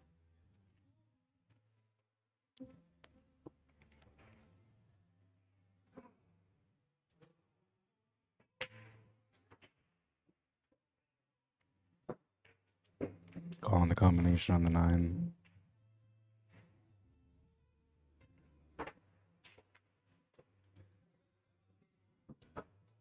That was a nice shot. Just to come between that 11 and 3 like he did was perfection all on its own.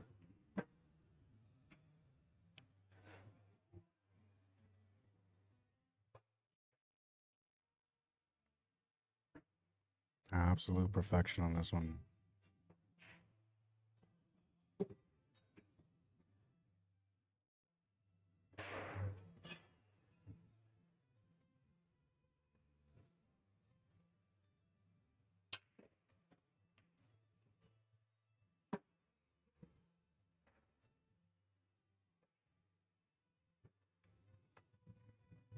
He's trying to figure out the shape here. The shot is limited to just the 11 ball. He might have to spin his way out the cushion here, which I'm not sure if he's going to be able to do that or not. I was thinking him setting up for that 13 ball next, but he's played that shot for the shape on the 12, and he's got an out here.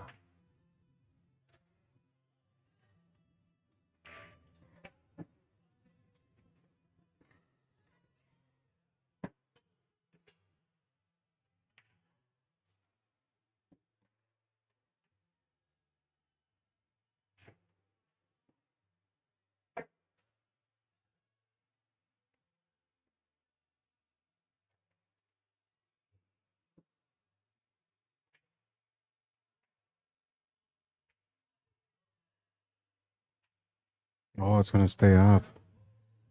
It looked like it was going in, man.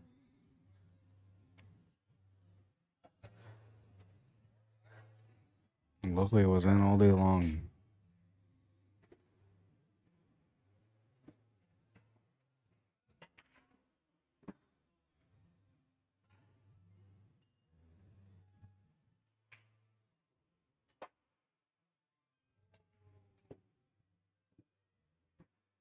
I feel like that 8 ball goes past that 10 to the top right corner, so he's not too concerned with it. He's got options here for the 5 and the 3, but the 3 ball's the one that he should be taking. It gives him a better angle to be able to come off the cushion to the middle for the 5.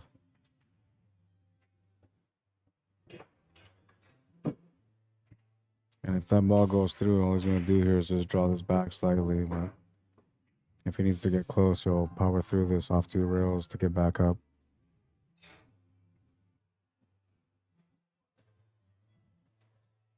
I feel like he's just going to go with a draw here.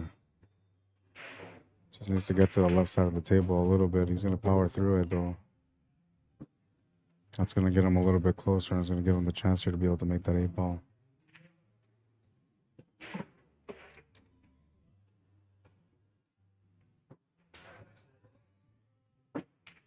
Makes the shot, takes the lead.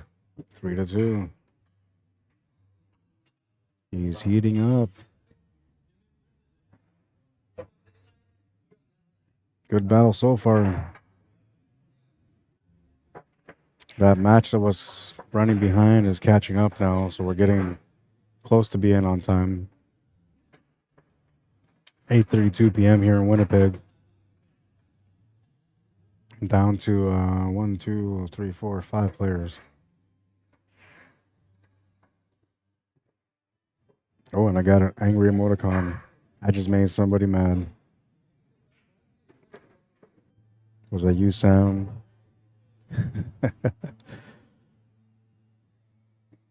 I know she wouldn't do that. Jared McRitchie, how you doing? Natasha Johnson, welcome to the stream. Les Kaplan, how you doing? Chuck Archambault, welcome to the stream. Is it Ethan? Ethan Sampson, welcome. Hope everybody's having a good weekend. Coralie Cappo, welcome to the stream. You will be seeing Kamao Cappo come up next on the TV table here. It will be the B-side semifinal.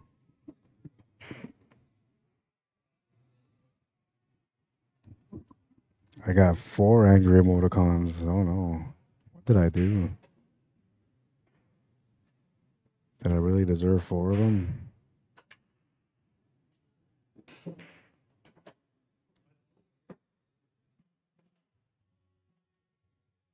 Now I'm gonna have to go back and watch the stream like over and over again just to figure out where I went wrong. Did I say something controversial? I don't think so. Did I not say something? Ah, that could have been it.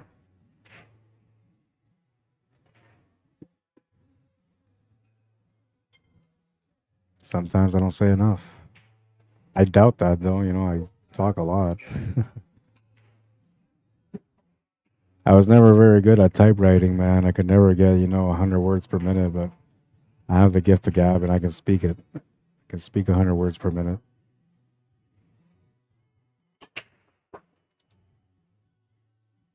Bit of a stretch shot here.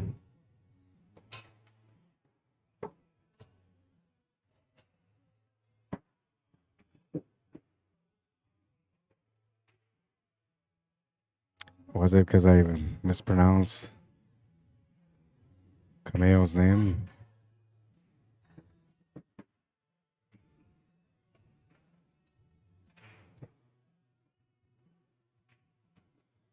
Or do you just have anger issues and I'm just a victim of an anger crime? Victim of an angry moment. That was a nice shot.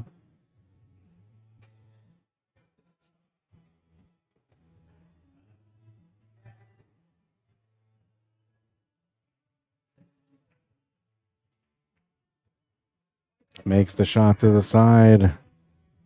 Ties up the match at 3.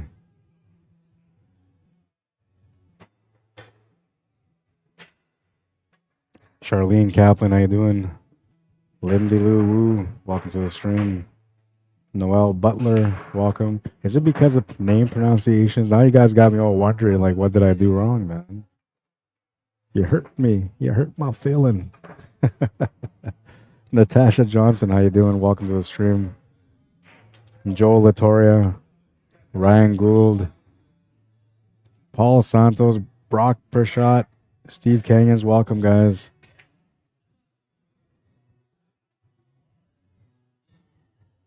Jason Hall, Albert Snyder's, welcome to the stream, guys. I hope you guys are having a good weekend as well. It was like a blizzard this morning when I made my way here, and I thought to myself, most people may not want to hit the road in those conditions, and I said, I wonder if the pool players are going to come out and play in the pool tournament today with this weather. And then as I was trying to figure out what was in front of me, as the snow kept hitting my windshield, I said to myself, it's pool players. Of course they're going to be there. It's like the one time a year that you can count on pool players being there is when there's a blizzard. Why would you want to stay home when you can just go home or go to the pool hall and play pool? Sure enough, I showed up here and there's 18 players all waiting to play. Some of them got some shovels strapped to their back just in case they have to shovel their way out.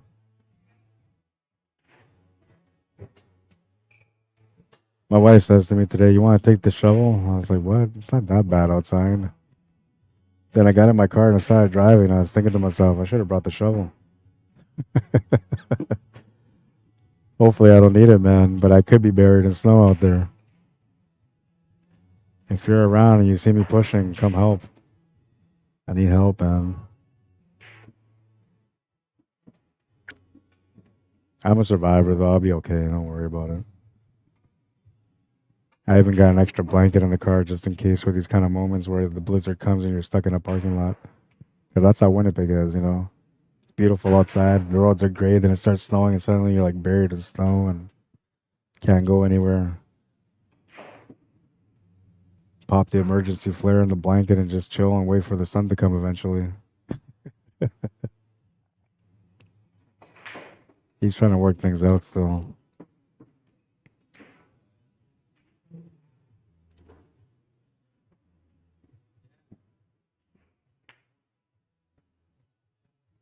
Oh, squeezes into the pocket.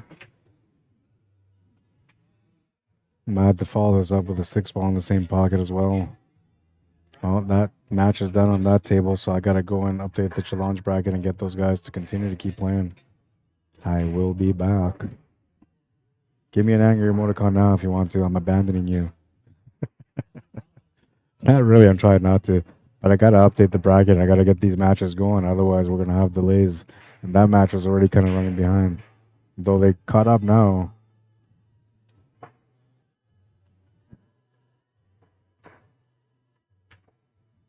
Oh, he's gonna hit that horn in the side pocket, man. That cursed horn that always gets in the way whenever you try to cut that ball past that pocket. Happens every time, man. Only way to adjust is just moving the Q-tip just a little bit over the tip of the Q, I meant. Sorry, it sounded like a Q-tip. Somebody's looking for Q-tips right now. But yeah, just moving the tip a little bit, and you can make that adjustment to not hit that horn. I'll be right back. I gotta update the challenge bracket.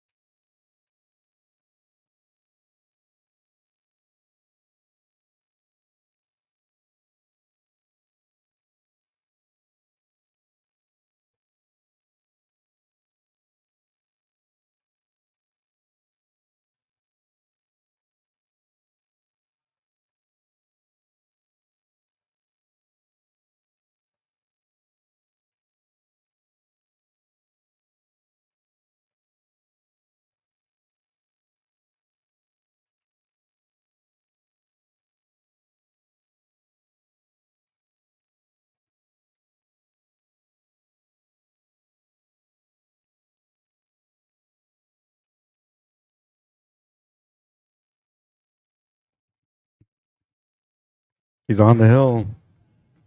5-3, or sorry, 4-3.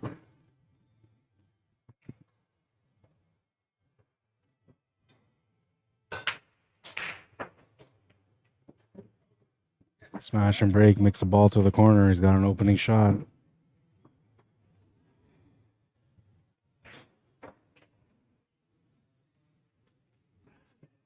The loser of this match has to play the winner of Kamao, Cappo versus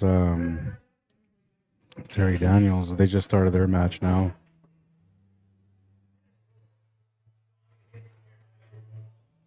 Feel like the music is turning up a little bit here. Hopefully I don't get any copyright issues. He's going to slightly overcut that 15 ball. That's going to bring Mike back to the table. By the way, those few moments in between where it's been quiet, I've had to go and update the challenge bracket and call the players over. And I have my supper sitting here next to me, so I'm kind of picking at it every now and then too, just to make sure it doesn't get too cold. I got spoiled, you know. Last time I was able to eat my meal nice and warm and hot, and now I kind of like want to eat it like that all the time. At first, I was used to eating the frozen goods, you know, it wasn't too bad. But now, you know, I've had enough of that lifestyle. Changed my ways, man.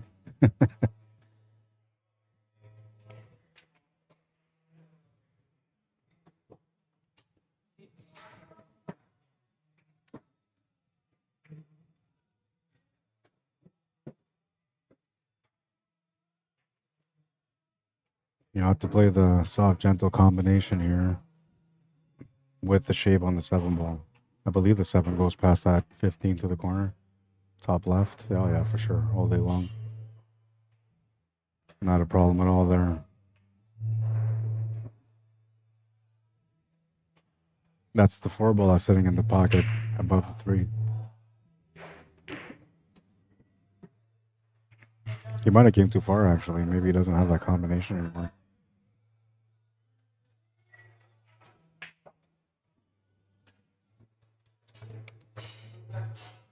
Yeah, it looks like that 5 ball is in the way of the combination for him.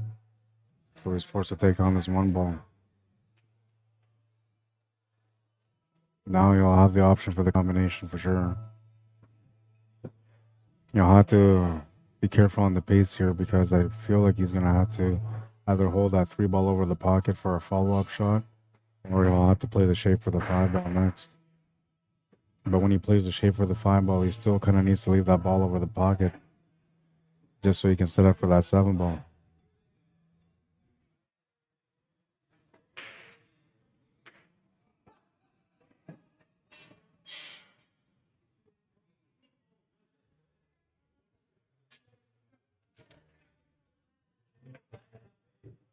Leaves it over the pocket. That was a good shot. You'll have to play the 6 and then the combination 5 into the 3. He's got to be careful here. It'll be a good time for him to walk around and figure out where exactly he wants to put that cue ball, because then he can commit to the shot properly.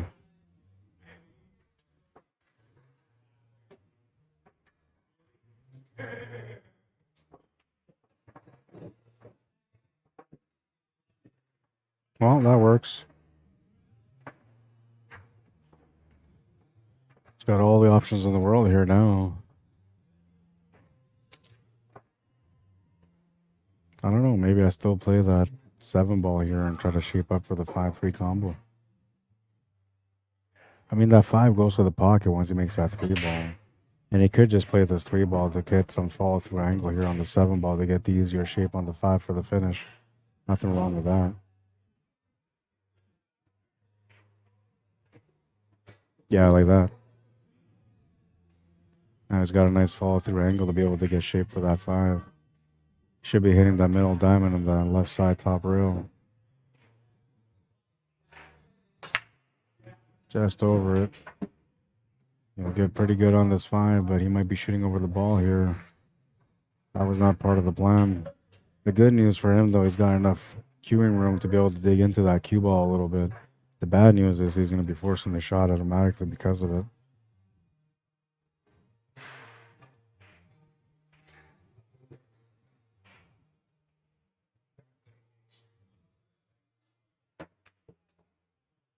Makes a great shot, though. And he's got a shot on the 8-ball.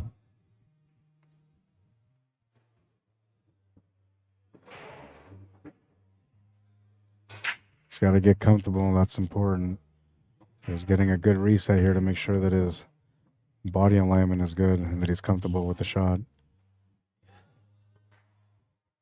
We'll overcut this shot on the side, and oh no. That would have been a chance for him to be able to get within 2 to finish, and now he's giving his opponent, Derek Ledhill, a chance to close out the match. Opening shot is going to be the key shot because the only tied-up situation that he has is at 9 and 13 ball, which he can open up right now after taking this 10 ball. 15 ball will give him the escape shot, so there's no risk involved in this one. He just has to play safe instead. Interesting choice. Interesting choice. And I wonder if Mike goes for a jump cut here, or if he tries to take the shot to the corner. Though it looks like if he takes the shot to the corner, he's almost guaranteed to scratch. Will this view tell us much? What this view tells us that he can't really make the shot to the corner, though he can see it that way. The scratch is not going to help the situation. Now, I'm thinking about Joey Bolio, and he had a shot like this yesterday where he went off the rail with some spin and just went off the rail and kicked this ball into the bottom left corner. That was a beautiful shot. He played that shot against Mike Delgado. I thought maybe Mike might have learned from that play and maybe tried that play himself on this one, but he's going to go for the kick shot on the 8-ball to the side, and he just missed it. Great attempt on that one. Derek will have a better chance here now. Looking to see if he can pop either that 9 or the 13 ball clean to open up the table instead of having to break it out. And I like his thinking right now. Anytime you break something open, you know you're changing the table slightly. I mean, not always. Sometimes you still end up pretty good, but it's always a risk that you're taking, and I'm not sure you really want to take a risk even though you're comfortably sitting on the hill right now. You still want to close out this match.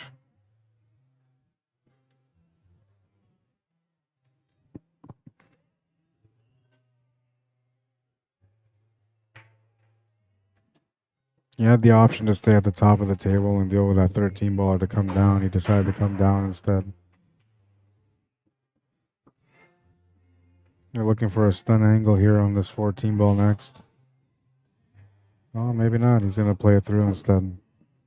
I thought he would just try to stun up off the side cushion to get close to that 13 ball for the easy finish. This way he might have to go off 2 rails here.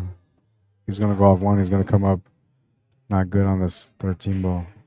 He was supposed to hit 2 rails on that one if he wanted to play that shot. That extra bounce would have got him perfect on that 13 ball. He can still make this though, but it's now a different shot, and cue ball control is pretty much down to just spin control. Can't really mess around too much with the tangent line here.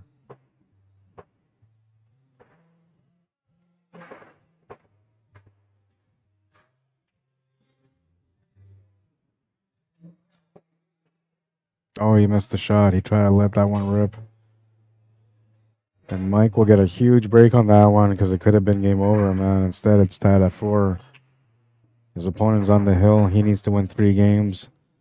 And he can count his blessings because he doesn't really get opportunities like that too often, but he's gotten one here. A rare opportunity. Shauna McCauley, how you doing? Kelsey McLean, welcome. Calvin Paul, welcome to the stream. Diane and Jerry McCreary, welcome to the stream. Safwan Jan, welcome to the stream. Thank you for tuning in, guys. Thank you for liking and sharing the stream if you guys did as well. If you didn't, this would be a good time to do it. We're in the A-side final, and we got a good match going down here. Or sorry, yeah, this is a A-side final. That's right. I was going to correct myself there, but this is the A-side final. The other match was a semifinal match between Mike Delgado and Kamao Cappo, and Mike Delgado won that game convincingly. And now in this match, well, he's kind of been the guy catching up most of it. He's got a chance to make things change here a little bit. He's got a lead. All he needs to do is make a ball off this break, and hopefully get out on it. If he can get out on this rack, he'll take the lead, but most importantly, he'll get himself within 2 of winning the match. The hardest thing to do here is to try to hold back his opponent, Delgado, who just with any opportunity now, he can win this game. Here we go. Rack number 9. Mike Delgado the break. Looking for some action. He's getting some action. Something goes in. He's got an opening shot. Choice of solids or stripes are both available, so it'll be his choice. And I don't know, I'm kind of liking the solids here a little bit, but the stripes aren't too bad. But I don't mind the solids here. I think maybe take that 1, split that 2 ball and 9 open.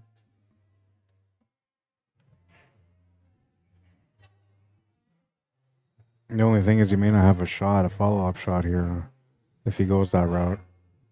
And if you take that 7 ball, which is kind of like your automatic starting point, you could work the pack, but you need to figure out this 4 ball and get it open somehow. Which, I don't know, I'm thinking maybe, take a look at this shot here. He might be able to make the 7 to the side, roll it up with a little bit of angle on the 5 to be able to draw from the 5 into that 4 ball.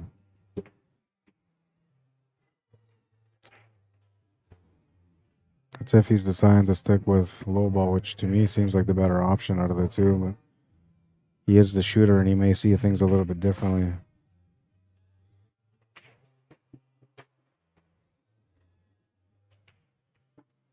What I don't like about the stripes is I feel like that 9 ball doesn't quite go past that 1. If it does, the stripes aren't too bad, but if it doesn't, that's another breakaway you got to deal with.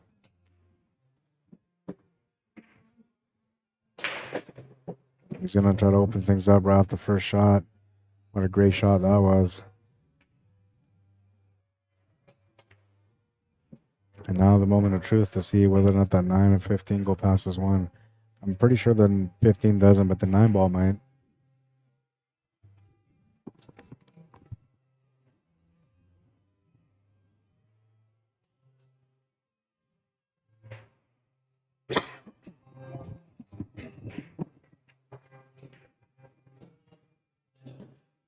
Well, it does, and he's got a shot on the 15 ball now.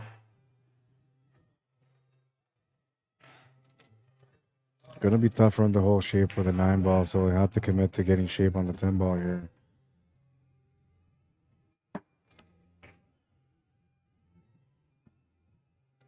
He's got enough of a tangent line to get past this 8 ball to set up for this 10 ball to the top left corner with an angle to be able to get him across for this 13 ball.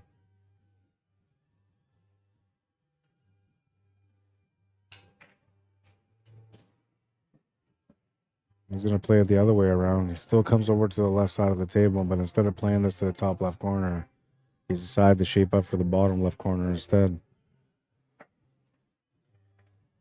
Now you got to be careful on your choice here. You're going to have no choice but to finish off on this 13 ball, I don't think. So you have to come off the cushion, get down table here for the 10, and then try to find an angle to get back up for that 13 ball, which anywhere on the right side of this 10 ball will work for him. You could try to maybe get aggressive here and play the shape off this 10 ball for the 13 ball. I just don't know if it's the right time for that kind of shot. Good shot on that one. Got himself a follow-through angle as well. You have to let go a little bit on that one.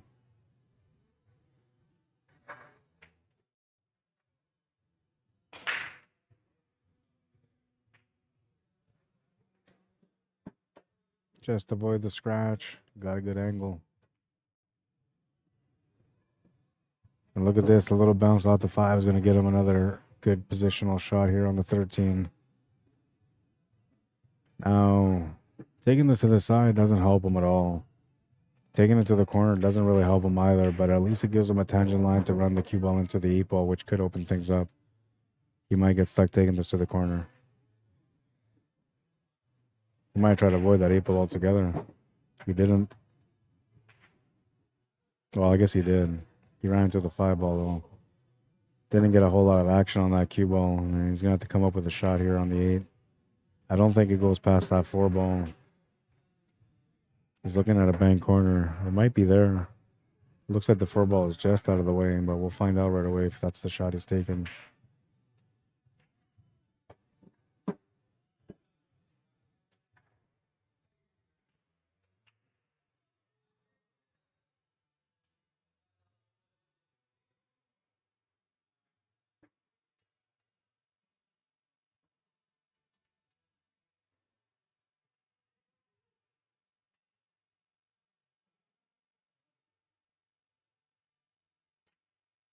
Oh, what a shot. What a shot. I changed the camera angle just in case, you know, because I felt like he was going to make it. And he made it, man. What a shot. That could be the highlight of the day. This was a nice shot. There was just enough room for that 8 ball to squeeze by. And he absolutely nailed it.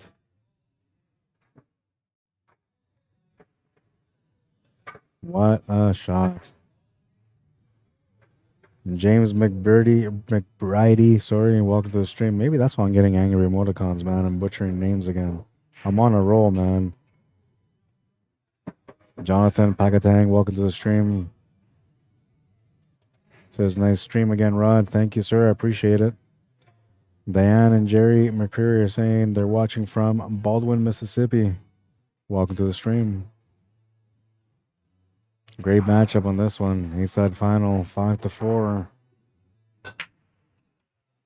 Smash and break from Derek, and everything kind of opens up on this one. I'll have to work out the puzzle, but it's looking like a good table here for the finish. Opening shot will be the challenge, though, but he's got one.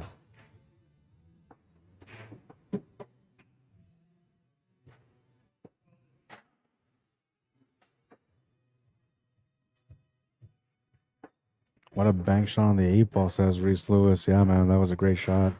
I agree. It might be highlight of the day worthy.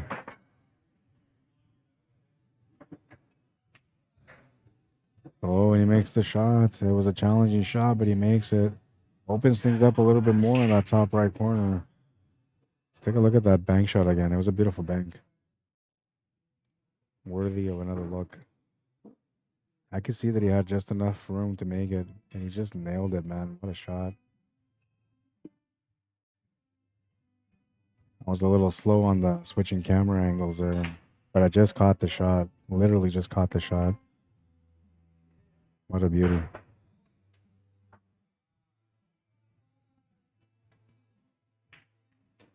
Makes the shot on the 6 ball, leans into that 11 ball, and that's going to give him position on the 3.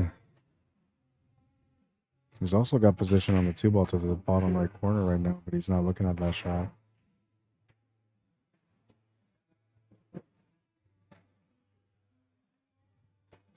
Still needs to figure out the 5 ball, and I think that's what he was trying to address there, was the 5.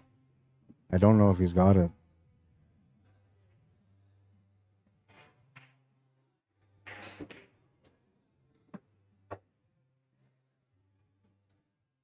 Shouldn't rub my eyes. I'm eating some dry ribs with hot sauce on it.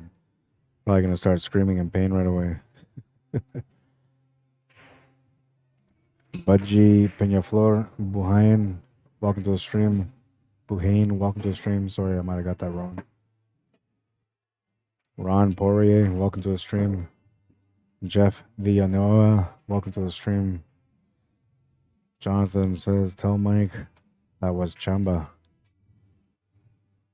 I'll tell him as soon as I get a chance.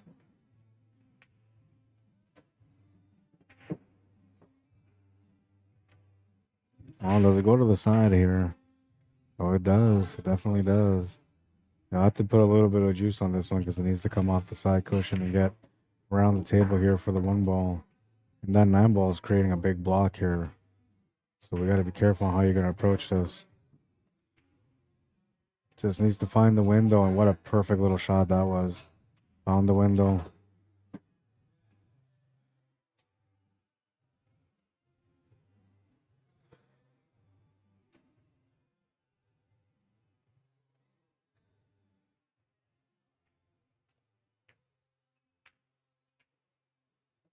Oh, might have put himself in the only spot he didn't want to be in. What can he see on this? If anything at all. I wonder if you take a jump shot on this approach. You can't see anything, man. All you can see is a bank. So he's going to try the bank.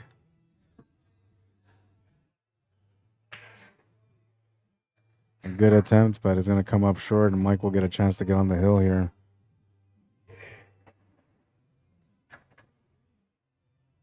Keith Campbell, how you doing? By the way, if you're in the stream and I didn't say hi or acknowledge you, I'm sorry. I try to acknowledge everyone, but, you know, I got to skip some names because then it just sounds like I'm saying a bunch of names all day. Sounds like I'm calling out the phone book, you know, one by one. So I try to spread out the love a little bit, but, you know, I don't mean to do the hit and miss. Sometimes I'll miss, and I'm sorry for that. I do appreciate every one of you guys that tunes in to watch the stream, so same thing to those of you that like to share the stream. Appreciate that.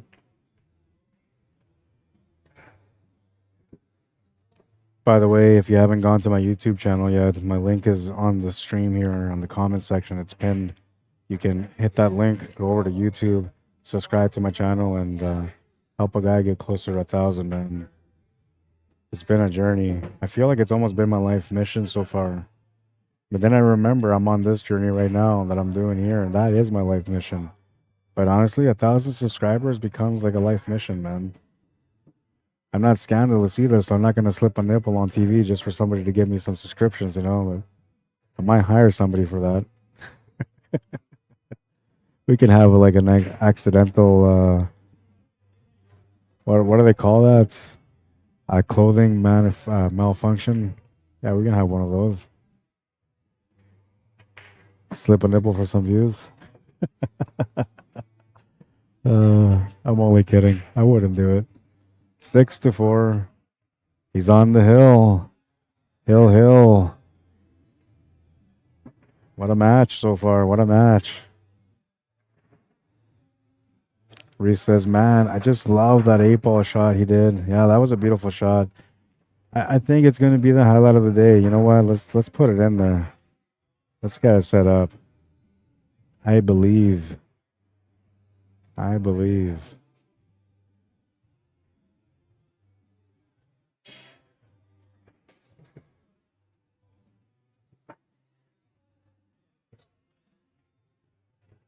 They're going to do the pound because it is official. I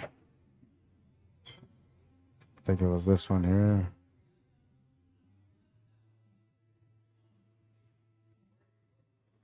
All right. 10 racks are in, and that has not decided anything. So we're moving into rack number 11, the final rack of the match. Mike Delgado to break, and he smashes into this pack. And look at that. The 9-ball will go flying into the corner and give him a chance at this table. All right, so let's take a look at that last highlight. It was pretty. Just a perfect little bounce on that 12-ball to get the shape on the one.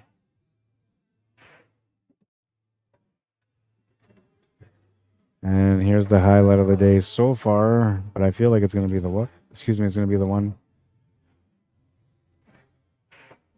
The bank corner for the 8-ball by Mike Delgado. What a shot. Play your best game with CUESPORTS Live. I'll be right here waiting for you. Waiting to capture that moment. What a shot.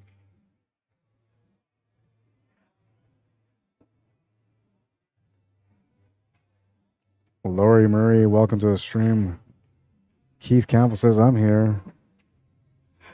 Just checking in, right? Because it sounds like I'm the teacher calling out names, right? That's like I can feel you guys putting your hands up when I call your name. Tanya Huffin, here. Arlene Mann, here. They're going to call me the professor one day.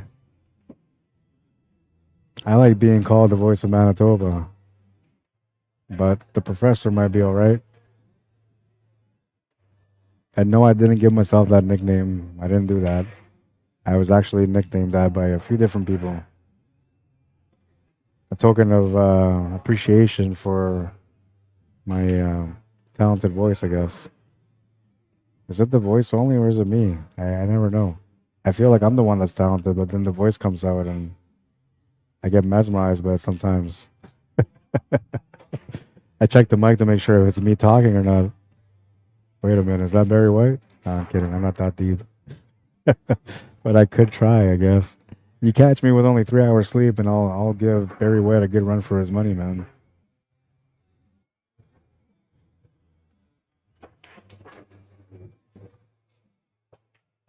Goes for the cut in the side. Look at that shot. Opens up the table beautifully here. Gives himself a chance for the finish. What's up, Chen? How you doing, man? And John Stromstad, welcome to the stream.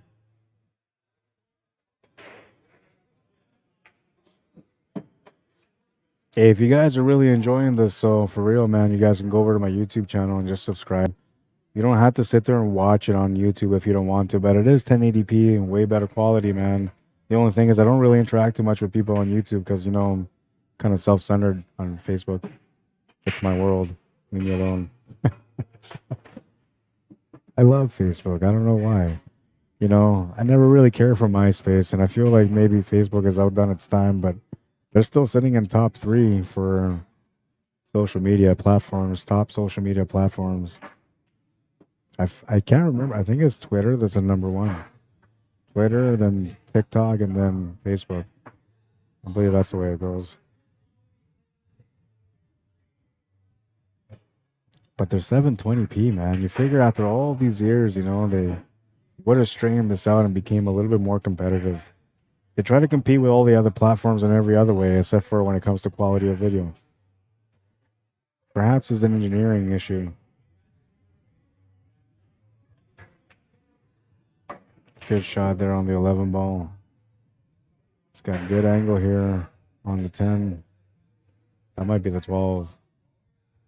Should be able to follow up here for the 14 ball, and the 15 ball will be the finish ball. It's okay if he gets, you know, straight with a follow-through angle. He can just draw this back if he wants to, or play it off the side, cushion it back to the right.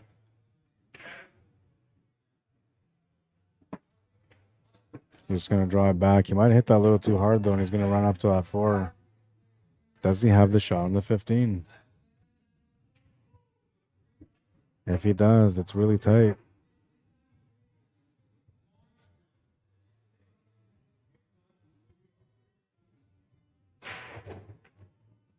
Makes the shot on the 15. He's going to get the finish.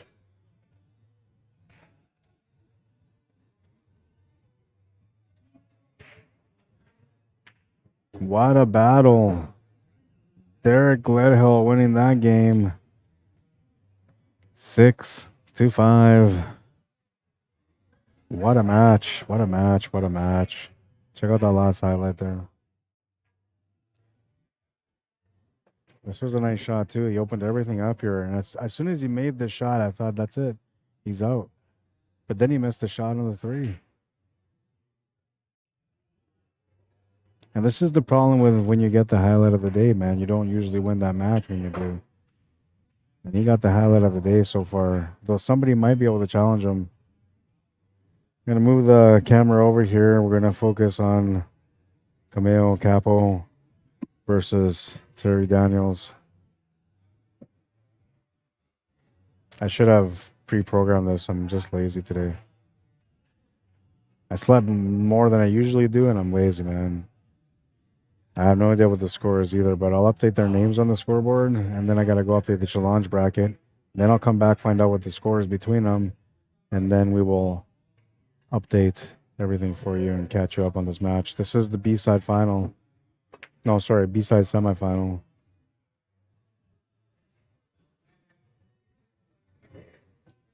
And we'll put Terry Daniels on the left. 3 players from Saskatchewan came in to play in this match or in this tournament. 2 of them have been eliminated. Last man standing is Kamao Cappo, who's looking to continue his run here on the B side. hoping to be able to get into the championship match. But in order to do so, you'll have to take on Mike Delgado on the B side, an opponent that beat him 7-0 in the A side semifinal. There'll be a little bit of pride on the line for that match. You're not going to want to miss that one. If it goes there, Terry Daniels has a chance here to be able to change that. All he's got to do is just win this match. I'm going to go update the scoreboard on challenge. I'll be right back.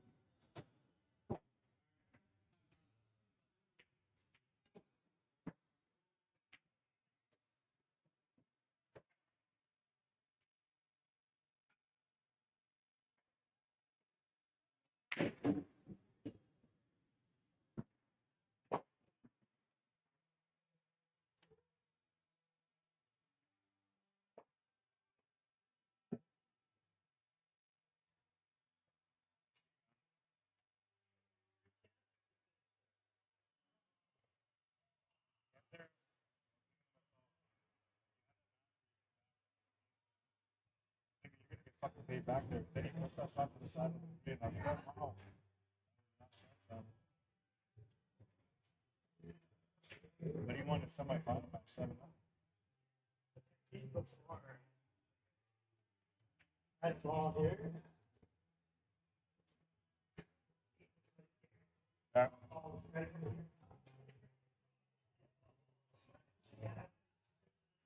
Yeah.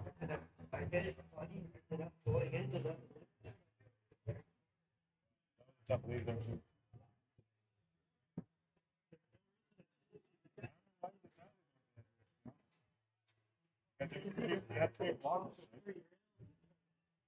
Yeah.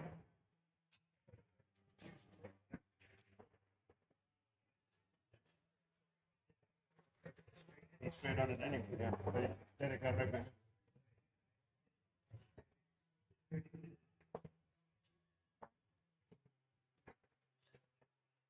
Yeah.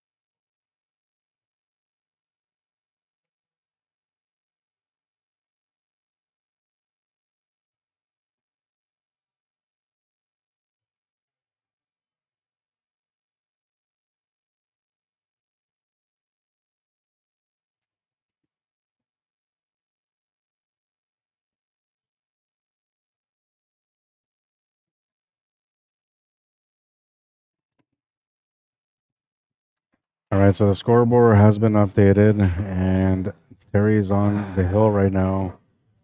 He's at 4-1, looking to make this 8-ball to win the match.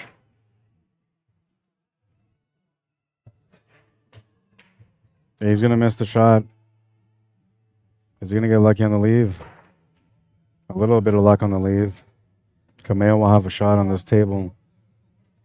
It's a race to 5 between them, so he's trailing by 3. Needs to win 4 to win the match. I'm going to finish my food because it's sitting right here, and it's getting to that cold point now, so I don't want to finish it cold. I want to try to capture a little bit of that warmth still while I can. And I don't want you guys listening to me chewing on my food, so I'll be right back. But I'm still here. I'm just on the sideline.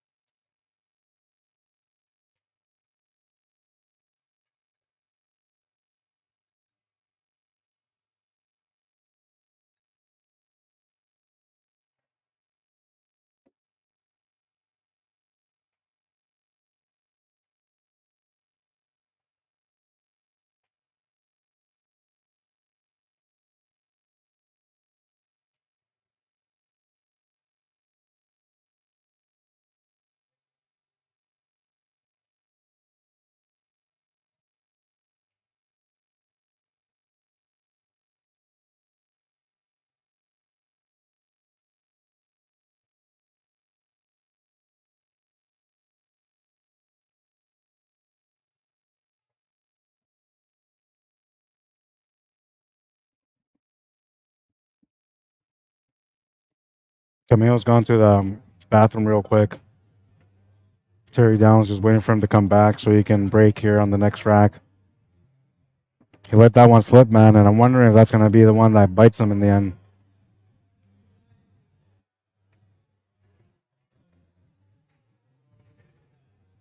I feel like maybe, well, we'll see. We'll see if the pool gods are in the house or not, but I feel like if they're in the house, there's going to be something special happening for the B side. But we'll see. I won't say it till we get after this match, and then I'll let the rabbit out of the hat, so to speak.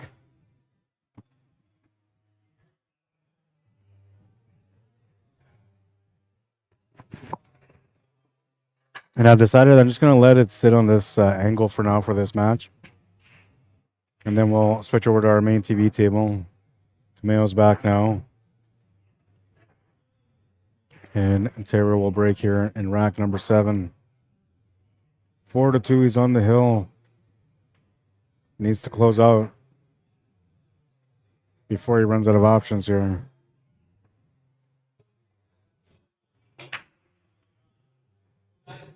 Smash and break makes the 3-ball in the corner. Has an opening shot on the stripes. This table's a good spread. The kind of spread that you're hoping for when you're trying to close out a match.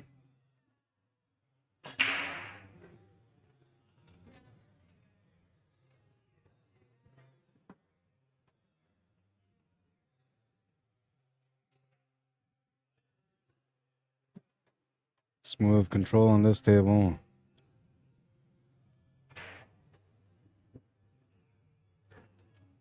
Yeah, you might as well take that ball out of the way. It's not going to do anything for you anyway when it comes to the 8-ball. You can go side or you can play combo here. It's up to him.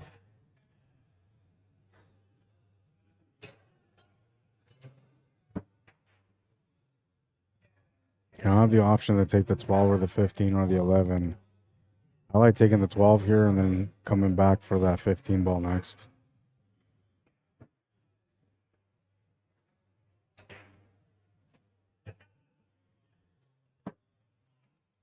Oh, he's going to play it this way instead where he's got a combination layout. And he's got to be careful here because no matter what, the minute that 15 ball makes contact with the 11, it's going to come off slightly to the left. So you got to be considering that. And the way I would be playing the shape here is trying to get the cue ball on the left side of the table. Yeah, like that. That's how you compensate for it. Now he's got that nice little angle to be able to check off the cushion for the 8-ball. Switches hands for it, and he's going to end up in trouble because of it. I don't think he can see any of this 8-ball. Off the rail and in, that's the only way.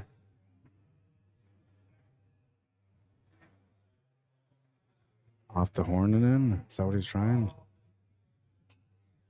Yeah, he was trying off the horns. That will be a scratch, and Kamao will have a chance to be able to get another game under his belt here. A little bit of momentum coming his way at the moment. Can he capitalize on it? He will try his best, that's for sure.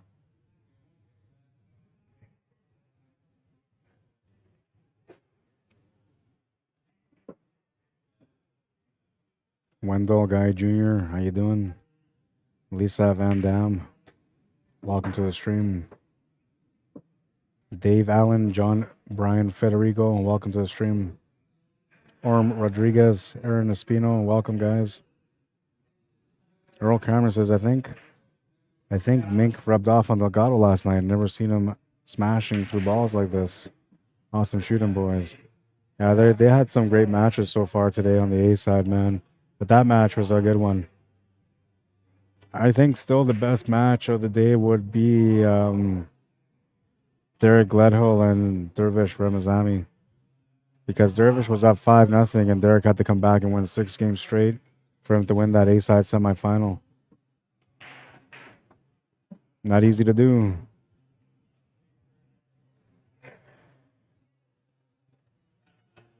But he did it. And he did it on the TV table on the stream.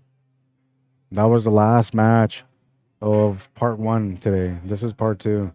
This stream is the second stream of the day. But on the first one, at the very end, you'll see that match that I'm talking about.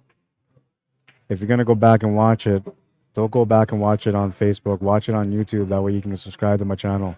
You'll like the quality better anyway. And there's no commentary. Well, there is commentary, but not live commentary.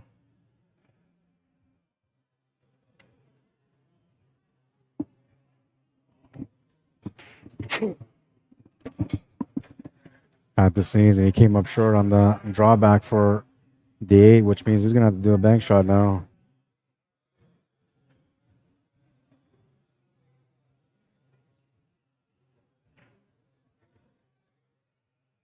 He knew what he wanted to do, but he came up short on the stroke, and he wasn't happy about it.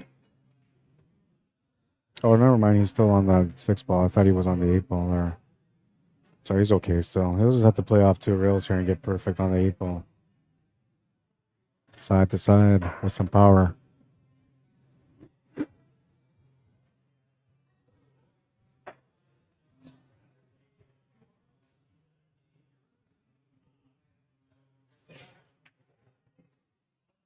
Too much pace. Way too much pace. Left himself in a really tough spot here for the 8 ball. Dealing with a little bit of pressure perhaps. And he's in that bad corner, man. This is the worst spot to be in. This is where that bar kind of leans into your shot a little bit. Can be very, very uncomfortable.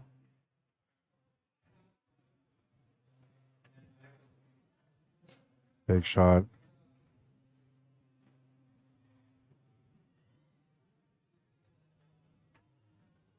Opt in for a safe leave, and it's going to be okay. I think Terry's still going to make the shot. He wasn't really trying to bank that into the pocket. He was just trying to leave it safe. But I feel like Terry will make the shot. For the win.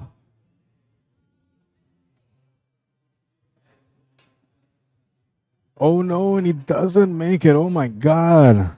I can't believe he missed that shot. Unbelievable. And now he's going to leave a bit of a tester here for Kamao as well. Yeah, I see he's stepping back again. He's resetting because he knows it's kind of an important shot. You're thinking to yourself, you know, I'm not going to miss like my opponent, but then you miss like your opponent. So that's what he's going through right now. Asserting himself, making sure that, you know, when he takes that shot, that it counts. It could be the last shot of the match for him. Unless he makes it.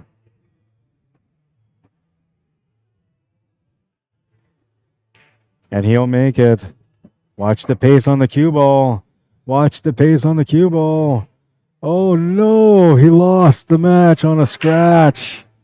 Oh man, that is painful. Man, he played that almost perfect. Man, unbelievable. 5-2, the final score. We're going to get the B-side final going down now.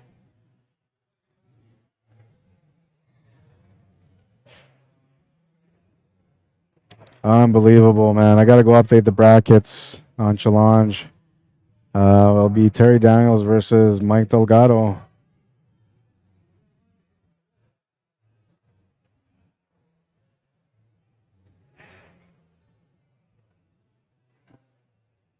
Unbelievable, man. You can sense the pressure, though. Mike Delgado.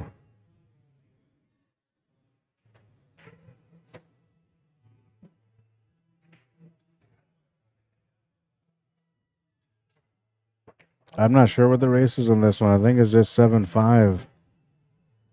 I believe it's just 7-5 on this one.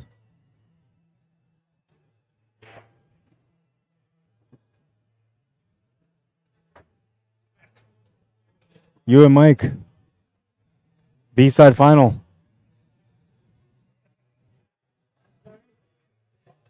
That's what I don't know. Do you still go minus on the B-side, or does it just even out at 7 now? Because I'm thinking it would be 7-5. You guys gonna play even? He wants to fight. He's crazy. Yeah. He's fucking with your head, man. Yeah.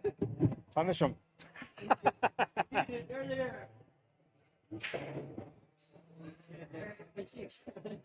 Yeah, eh? Hey, he's messing with your head, man. Yeah. Oh, yeah. Good for you. Yeah, nice guy. Nice guys finished last though, Mike. Remember that. He's telling me, Terry Downs, he's a great guy, he says. Last time I played against him, he says we played even too. He's like, he's a really nice guy. That's what I say. Remember, man, nice guys finish last, so it's not a good thing. We're gonna wait for Terry Downs to go for a quick cigarette break. In the meantime, well, let's do, I guess, a commercial. How about Rambo Miller, online guitar lessons? If you're looking for some great guitar lessons, this is the guy to call, man. Message him online, give him a shout. You won't regret it. He's going to show you some skills here in this video. You're not going to believe how great this guy is, but honestly, Carlos Santana was shaken up when this guy played this beat. I'll be right back.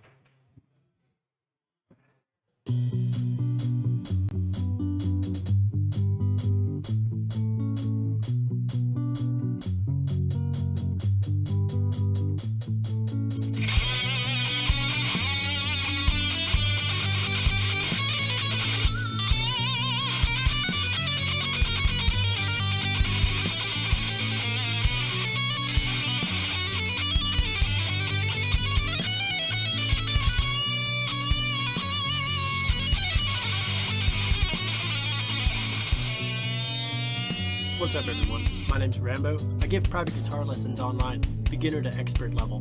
I teach technique, rhythm, theory, and songwriting, and I can help you learn almost any style you'd like. I'm taking in new students of all skill levels, so click the link below if you want to take your skills to the next level. Don't forget to follow along for more. Keep practicing, studying, and training, and rock on.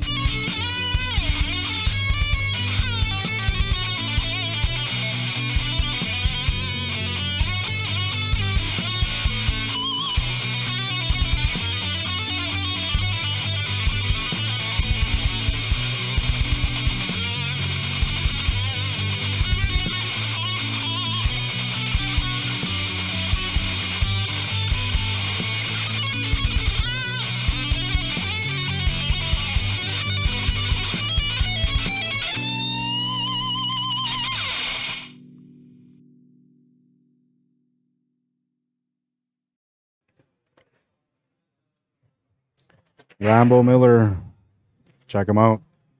Rack number 1, B-side, final. I got to go pay Kamao out for finishing in. Oh, wait, that says semifinal. I should say final. Sorry, I got to fix that. For finishing in 4th, he'll get his money back today.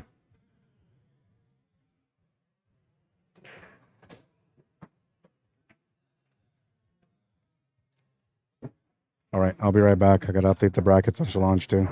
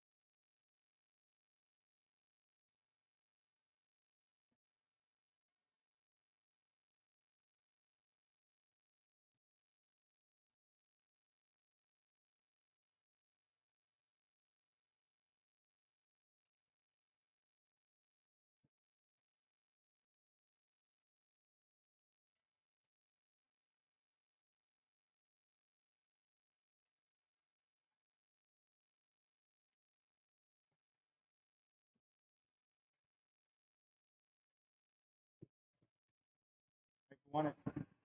You did? Told you he wasn't that nice of a guy. He's not that nice of a guy. He took the first game. And then he plays you even just to mess with your head a little bit. 1-0. He's in the lead. He's breaking in rack number 2. Yeah. He says Mike will be asking him for a spot after this match.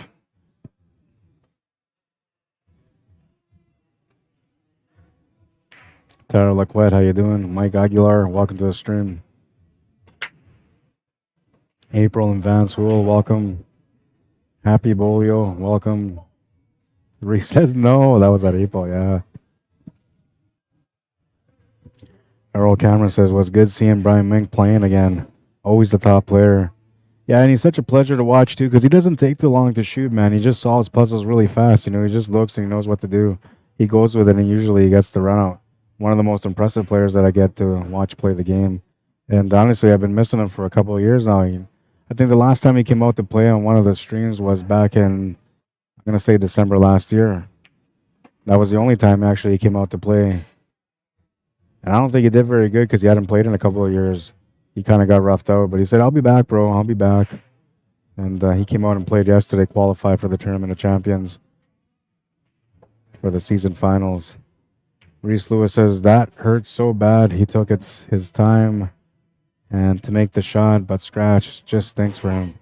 Yeah, and that's just the way the game goes sometimes, you know. You try your best to, you know, avoid those situations, but it happens. The minute that he shot that 8-ball and I seen that pace on that cue ball, like I knew there was a danger that it was going to scratch in that pocket.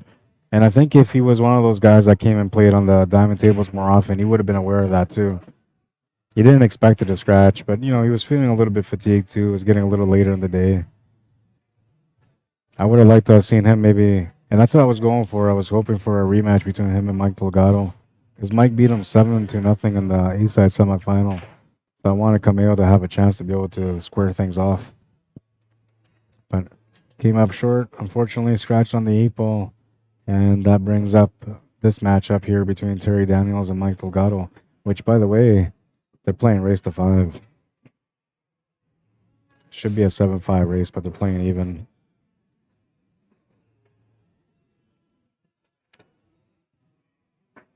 I made the adjustment here on the scoreboard.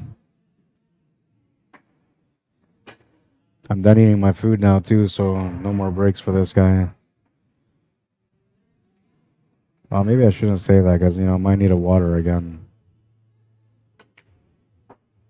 It's going to miss that 14 ball. And Terry Dines will get a chance at this one.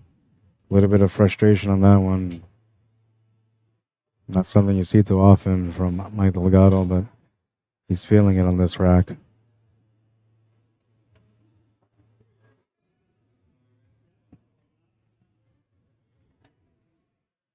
Let's go drop in on our YouTube people.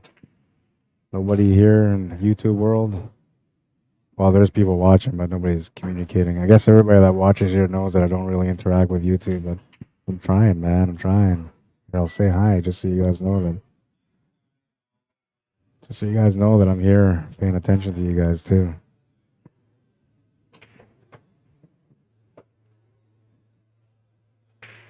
Trying to be a little bit more interactive. Maybe that's why I can't get the 1,000 subscribers. You know, they all come over like, oh, exciting, we're gonna watch YouTube, and then they make a comment, and nobody acknowledges the comment. Nobody answers their questions. It's like nobody cares. You know, I get it, but I do care. Just so you know, I'm just Facebook bugged.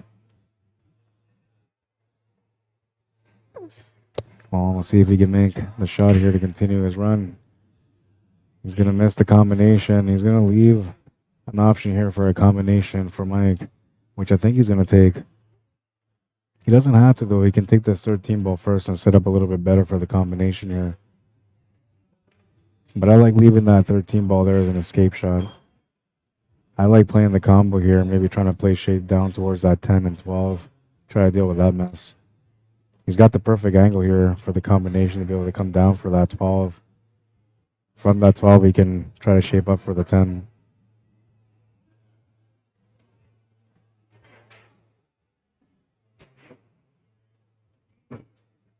The other reason why it's good to play the combo here is because the 13 will give you a guaranteed shot to be able to get onto the 11 ball after this.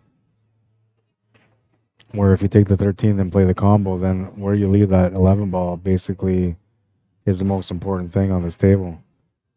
Because if you don't have a shot for it, you won't be able to come play down for that 12 and 10. Instinctively, he's looking at this combination. He knows it's the right shot. He'll call it. Gotta watch the pace on this one. He's thinking about getting in between this 3 and 1. But I don't think that's the right positional shot. This one was. This is a good shot. You'll get that little extra bouncer just to ensure that he's got a follow-up here on the 12.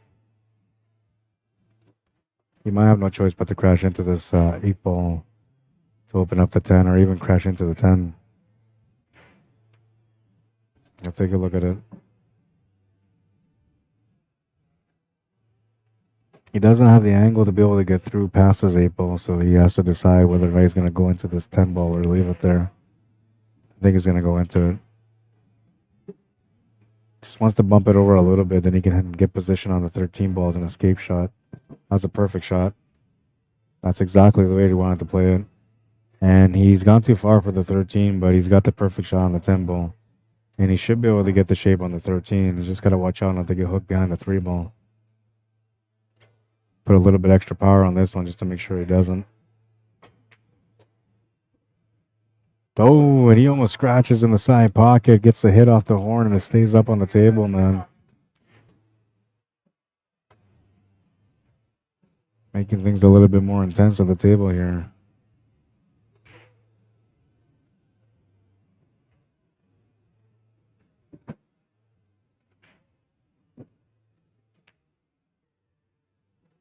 I don't think he's got the stun angle to come down table anymore. He'll have to 4-stroke this. Or maybe he does. Maybe he can just 4-stroke it past the 7, back to the left side table, and then back to the right. He's just going to draw it back instead, and that was a nice little draw shot. Perfect shape on the 8. Makes the 8. He ties up the game at 1. It's a race to 5, so it's a race to 4 now.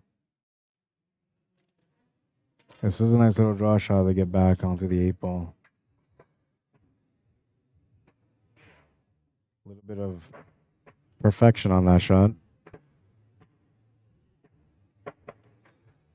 Keith Hubble, welcome to the stream. Don Ward, how you doing?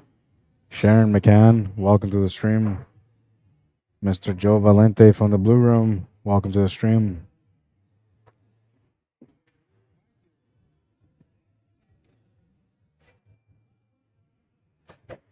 I should have brought my cues, man. I would have been able to play a set against Hadar. I would have been able to play a set against Kamao. I wouldn't have been doing any talking right now, though. I'd just be focusing on playing right now. But I'm glad I didn't. You know, I'm trying to heal my body here and trying to survive for my teammates. I want to help them do well this year in the playoffs, and I want to help them do well this year in the regular season. So I'm trying to rest so I can be ready for their nights that we go out to play, so I can help make a difference for my team. I was shooting really good too, man. I had to take a 2-week break, so I'm going to have to work hard to try to get back on par. Tomorrow should be my practice day, which is going to be the one that lets me know where I'm at physically, if I can handle playing on Tuesday or not. I feel like I should take a break still, but we're in 3rd place right now, pushing for a chance to get into 1st. And if I'm playing good, I can help my team, but if I'm not, you know, I'm going to be in the way. That's what tomorrow will be all about, trying to figure out whether or not I should be playing on Tuesday. Sometimes the 2-week break can be good for your game, you know, but I was getting into my comfortable zone with the focus. You know, I was playing a lot better, more methodical. My routine was almost back on par to where it was prior to COVID. And I wasn't really playing much yet, you know, I was just playing a little bit, but that little bit of consistency, you know, trying to go out and play twice a week was a big difference in my game.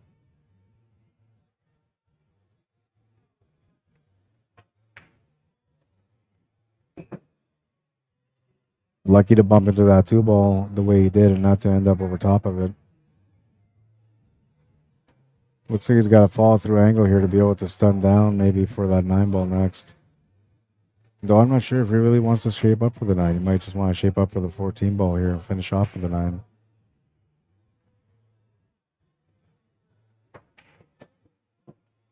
He'll stun down, playing the 2-way.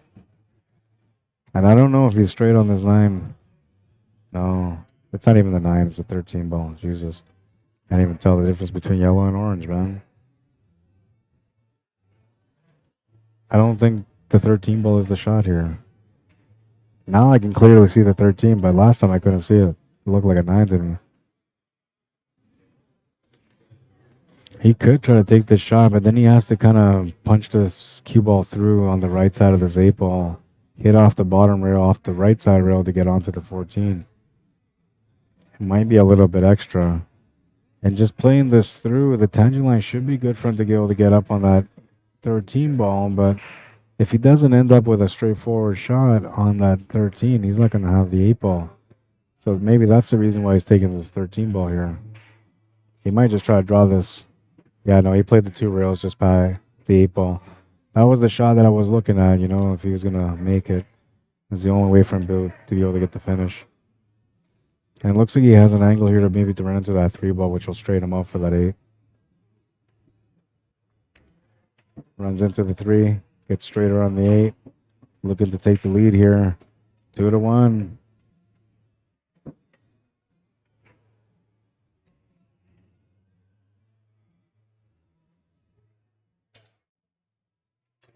This was a great shot. It was the only way he could have played it for the finish, man. Spin and all. What a beauty.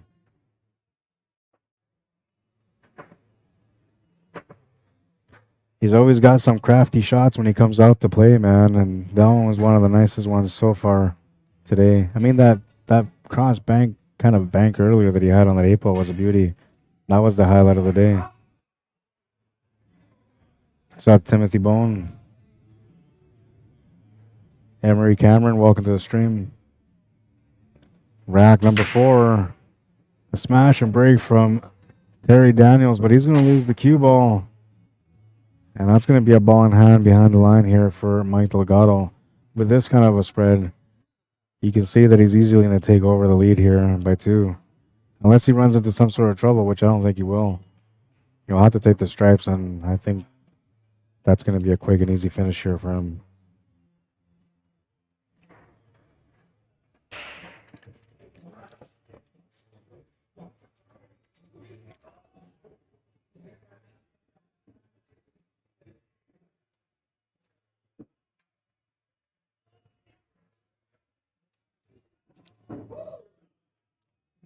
He does got ball in hand here, so he can shape up however he wants to here for the 15 ball.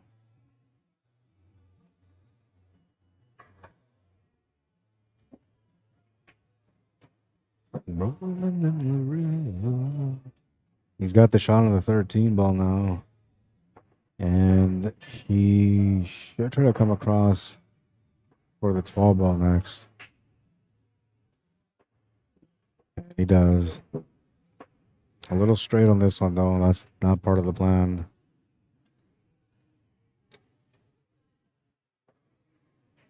He's got enough room to dig into it to be able to draw back, but he's got to be careful how much power he decides to put on this. I actually like stunning it up a little bit here instead of drawing back. That's what he tried to do. And I don't know. He doesn't have the shot on the 9, but I don't know if he's got the shot on the 11 ball. If he doesn't, he's pretty close to having the throw shot on this one.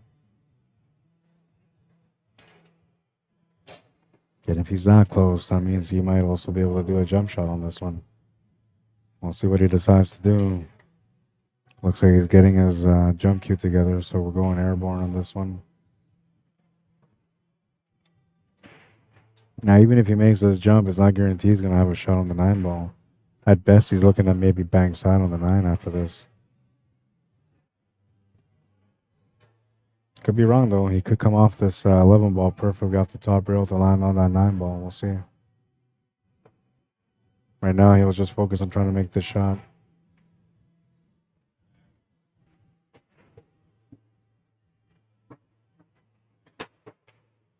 Makes the great successful jump, but he misses the 11 ball. That's going to turn the table over to Terry Daniels, who will have a chance to be able to tap the game here. He decided to waive his handicap. He could have got a 2-game spot here from Mike Delgado. Instead, he waived it. He decides to play even against him.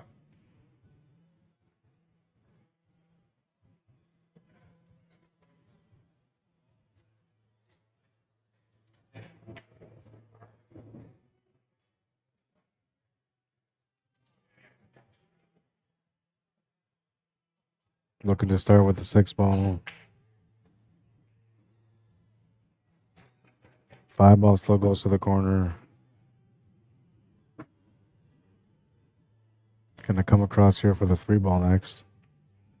He should be coming across for the 3 ball, but he ran into that 8 ball. Means you have to take the 2 ball now. He could try to run into this rail and into the 3 ball to kind of change the spot on the 3 ball if he wants to. Don't really see the point of doing that, but it might work out for him if he does. He'll leave it alone. Good opportunity here for the 7. Also has the 1 ball though.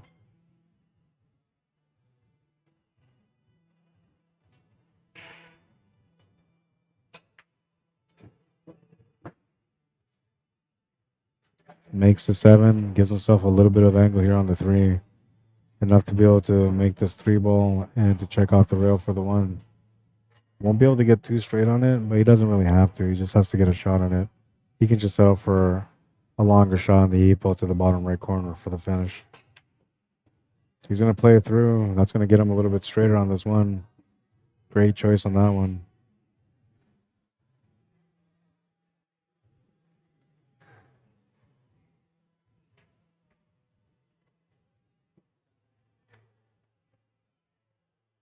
Check out the rail gently here for the 8 ball. Yeah, you just settle for the bottom right corner on this one. You could have been a little bit pickier, you know, and try to come down for that 3 or that 8 ball on the right side middle, but I think then you're just putting yourself in a situation you don't have to. Kind of like that weird shot from Earl Strickland, man, when he was playing against, what was he playing against? Was it Jason Shaw? I think it was Jason Shaw, right? When he made that shape on that 4 ball. Easy shot to the side, but instead he decides to take the cut to the corner and he missed it. I don't know what he was thinking there, man. It was like everybody thought he was trying to show off for a moment, but I know he was genuinely thinking about shape. And that's the reason he took the risk. But I feel like in that position, he could have easily played that to the side and came across with better shape anyway. He was only trying to shape up for the 6 ball in that match, and the 6 ball wasn't in that bad of a spot. Not in a spot where he was kind of forced to take that shot to the corner like he did. And I think that's the moment that people kind of got on his case a little bit more, and they started questioning whether or not Earl Strickland was the right choice for Team USA. But, you know, we all seen the way it went down yesterday, man. Earl Strickland didn't really have much of a say in any of those matches, and Team USA could have done a lot on their own, but instead they came up short. Still lost by 4 points. We'll never see Earl play in the Moscone again unless by some miracle, you know, he figures out something new, something different that gives him the edge to bring him on par to qualify for it. But I don't know. I don't think we'll ever see him play in the Moscone again. And Shane's going to be coming close to the end too. I mean, he's still young, man. But all these years of not succeeding in the Moscone, you know, it's got to start bothering him at some point.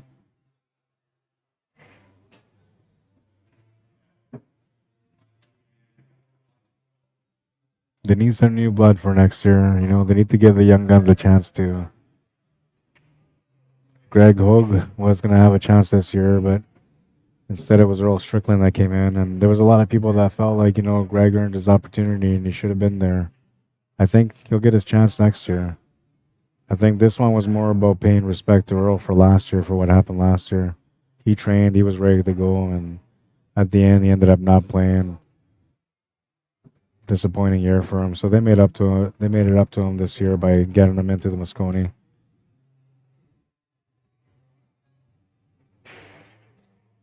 Michael Freeland, welcome to the stream. Jose Guzman, welcome to the stream. Jose Lugo, welcome to the stream.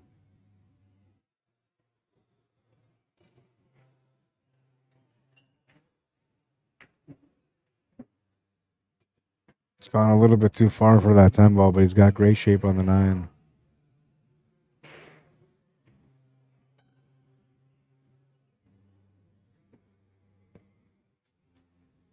I like drawing off the top rail and off the left side rail here. Come back down to the middle. You can play it through too, but I like to draw out the 2 cushions here. Yeah, I like that. Boom, back to the right. Well, he was holding shape for the 10 to the side. I thought he would have played that a little bit heavier to come down in between that 12 and 10 to settle for the 10 on the top left corner. But the 10 to the side works. He might just have to run to that 2 ball. Let's take a look at the side view here. No, he doesn't even have to run to that 2 ball. He's clear from it.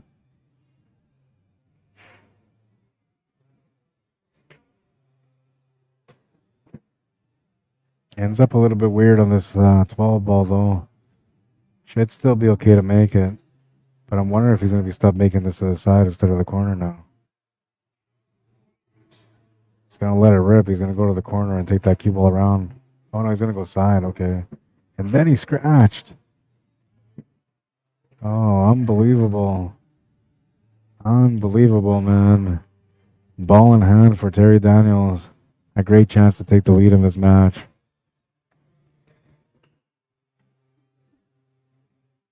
$10 p.m. and we're down to this match and the championship match only. Derek Gledhill, the A-side winner, waiting for the winner of this match.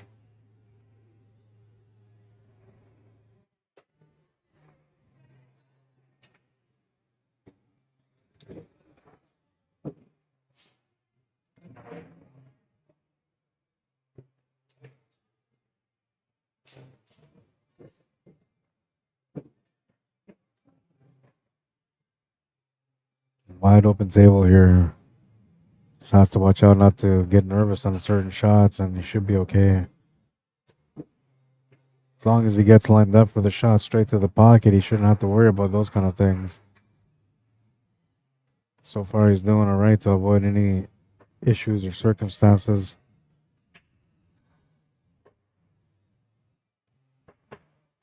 Bit of a hesitation here on the 7 ball.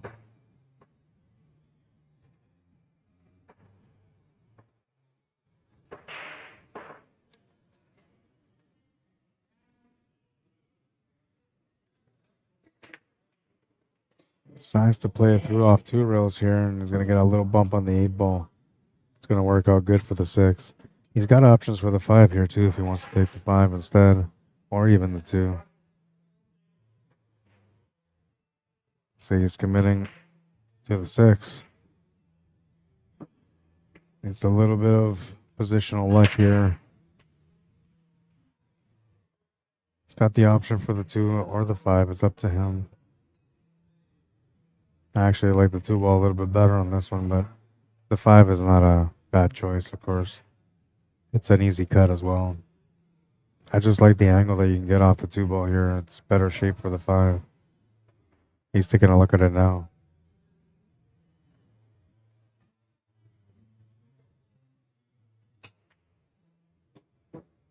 Yeah, that was a better choice.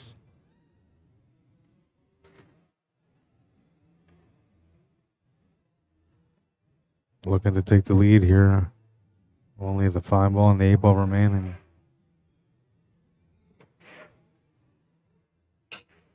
Makes the 5, draws back for the 8. Ends up in the 50-50 point. Can cut this to the side, can bank it to this corner, or can cut it to the corner. I like the cut to the corner, but he might go bank. Yeah, he's going cut. And he's going to leave the 8 ball over the pocket. Oh no. Mike Delgado with a huge break on this one. Could have been down 3-2. Instead, he's going to have a chance to be able to take the lead. And he will. And this guy just moved my camera, man. Where's my taser? 3-2. I will just kind of come over here and try to fix this real quick because, you know, OCD, man.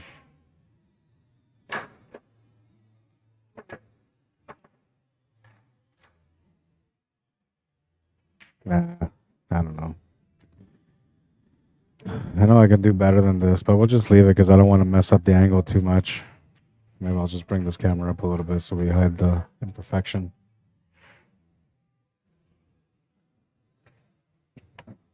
Everybody knows it's not perfect though, because I already announced it. And only those that are OCD like me are going to be kind of worked up about it. Everybody else will be like, whatever, man. I just want to watch this great pool action. 3-2, Mike Delgado on the lead after a huge break here from Terry Daniels. You'll have to make up ground on this one. And this is a nice break. It's got a great opportunity here to be able to make up that ground.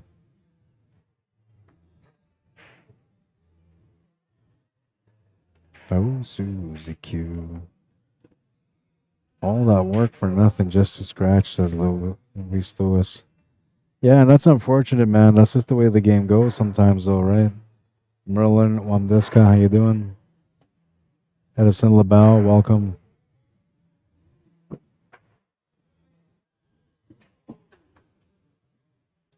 Oh, Susie Q. Love CCR, man. One of my favorite bands.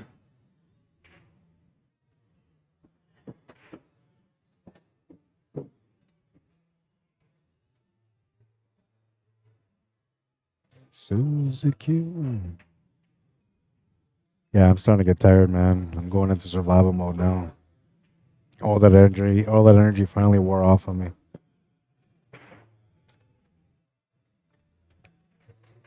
Jennifer Teresa, how you doing? Welcome to the stream. We're in the B-side final. This table is all crooked, man. Makes the whole screen look weird.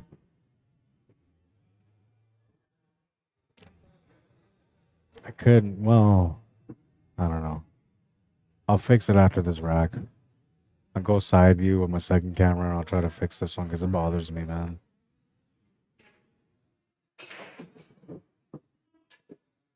A little bit too hard on that one. He'll just end up with a shot on the 15 ball. He could take this 12 ball instead if he wants to. He will get better position for the 15 ball if he does take that on. But he might be committed to this. He's switching hands, so it looks like he is. Perfect hit. He'll switch back here again. All he's got to do is figure out the 8 ball, which it easily goes to the same corner as this 12, but he might figure out maybe taking this to the side pocket instead.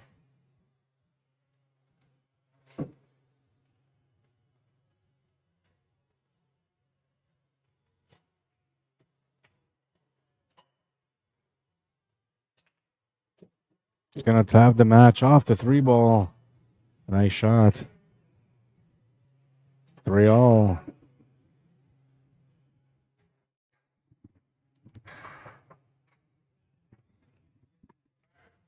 I thought he was going to make that straight in there, but he went off the 3 ball. What a shot. Leave it on this view. I got to switch my camera angle on this other one. Might take me a couple of minutes, so we might be stuck on the side view for a few. Give me a second while I try to correct my camera.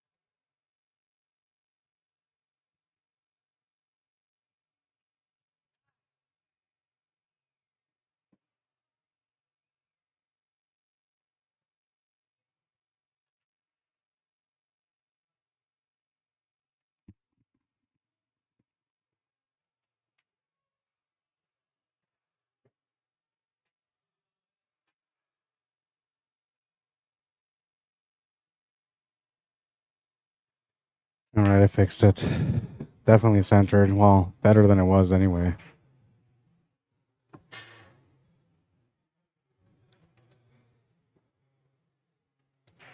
See, I'm always trying to figure out all the, technical difficulties. I'm always trying to deal with them and address them. Usually I try to address them right away, but, sometimes I have to wait a little bit. But I'm always paying attention to that. And I'm only mentioning this because somebody mentioned to me, they actually tagged me in a comment in Matchroom on Facebook on their page. And they said this would never happen if Rod Arriagada was streaming the event. And what they're talking about is how they lost the signal, and then they had to stop the stream. They had to kind of stop everything while they were figuring out what was going on with the stream.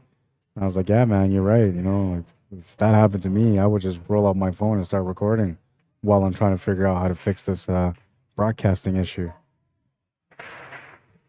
But, it's the little moments like that where you understand how people understand you for your efforts, man. I'm a professional. I always try to be. I might have to just knock on Matchroom's door and just, let them know if they want the real deal. You want some streaming without interruptions, call me. I mean, I don't know. They have such great equipment for their streaming, though, man. I mean, it's professional television, what they do. I don't think you'd be able to tell the difference with my streaming equipment, though. I can put up a battle with television quality.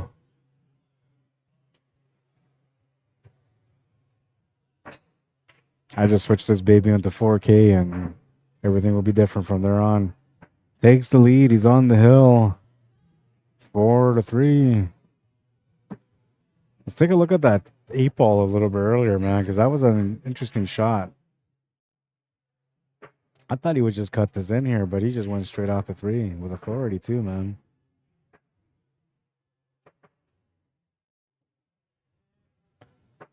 Tells his opponent he wants to play him even. Doesn't want the 2-game spot.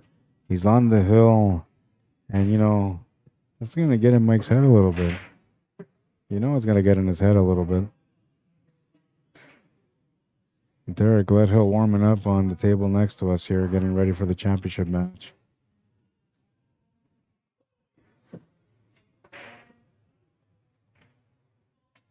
Rack number 8. Terry Daniels to break. Leading by 1. He's on the hill looking for some action here. He wants to go in for the kill on this one.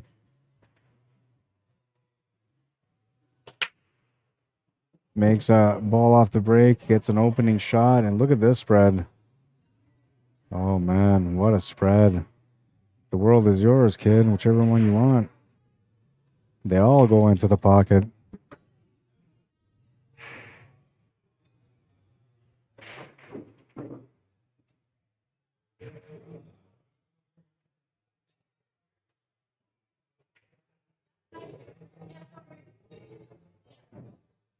I actually like the low ball a little bit better than the high ball here.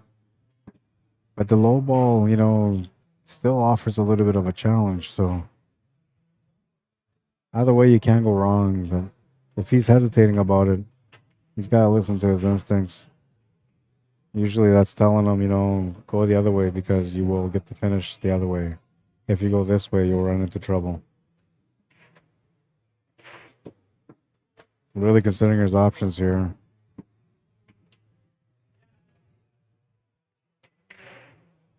Now, I really like these stripes, but the problem is, he's got 2 shots to be able to get back down to deal with that cluster of stripes sitting on the bottom rail. He basically has to try to get on it right away here. Gonna push that 8-ball open. He misses the shot to the corner. Mike Delgado will have a chance here to be able to tie this up and take it to the hill. It's an open table, so choice is his, whatever he wants to shoot at.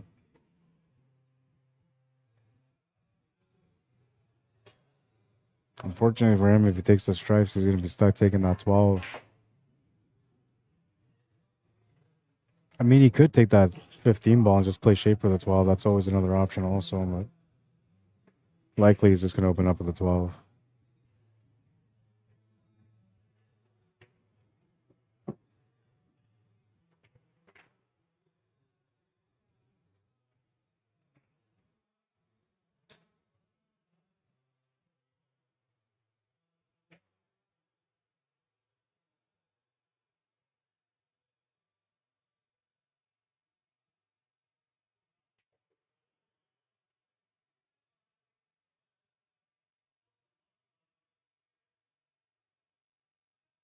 I want to say it's not the right time for the shot, but there isn't really a whole lot of options here except for taking the shot on. And he's actually got this perfectly here. I feel like he's got the good shot on the 9, where he's not going to run into that 14 ball, but he might actually run into this 14 ball here. It's okay to run into it a little bit, just as long as you control the pace of the cue ball. Just like that. Just a little nudge, you know, just to get straight on it. And now he's going to have to maybe, I don't know, he can follow this through here to get on the other side of this 10 to make the 10 in the opposite corner. Or he can just draw off the cushion here and settle for a bit of a back cut on this 10.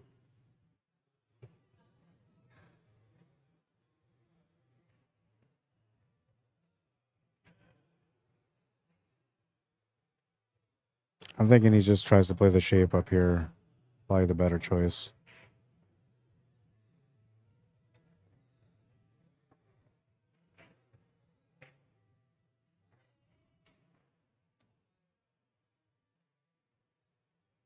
Can just hit this. Cue ball will hit that in there. Cue ball will come off this, end up this way.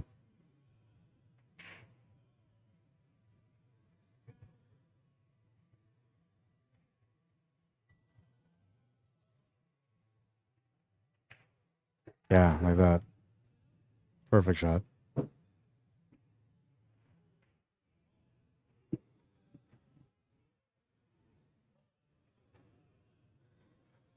And now he's got to be careful here. Picking the right spot for this 15 ball is key, because he only has one option for this 8 ball, and that's the left side middle pocket. So he's got to work this out. Making the shot is not a problem, but trying to get the right shot on this 15 ball for the finish is going to be crucial. And I feel like the best thing you can do is just try to get over to the right side cushion. Just like this, yeah. Get as close as you can to the cushion, though. That's going to work out great. Oh, maybe not. He actually wanted to be a little bit more to the left side of this. That way you had a nice drawback angle. He might be able to follow this through, but he's got to watch out not to run into that 3 ball. And if he tries to power this through towards that 5 ball, it's not going to work for him.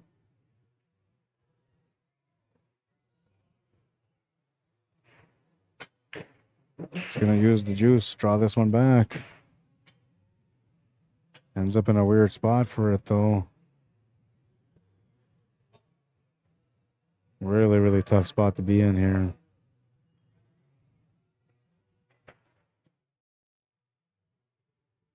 A great effort, lots of juice on this one. You can see the stroke on the shot. Had he not ran into that 2 ball, he was absolutely perfect. But he ran into that 2 ball, and that left him a weird option here. And it's kind of like a do or die situation here. He needs to make this. If he doesn't, his opponent's going to be able to close out the match with a wide open table. One bank corner is not available. A reverse bank side is not quite there either. It's going to have to go for the kick shot. That's all he's got, man. And this is not pretty. But it could be if he makes it.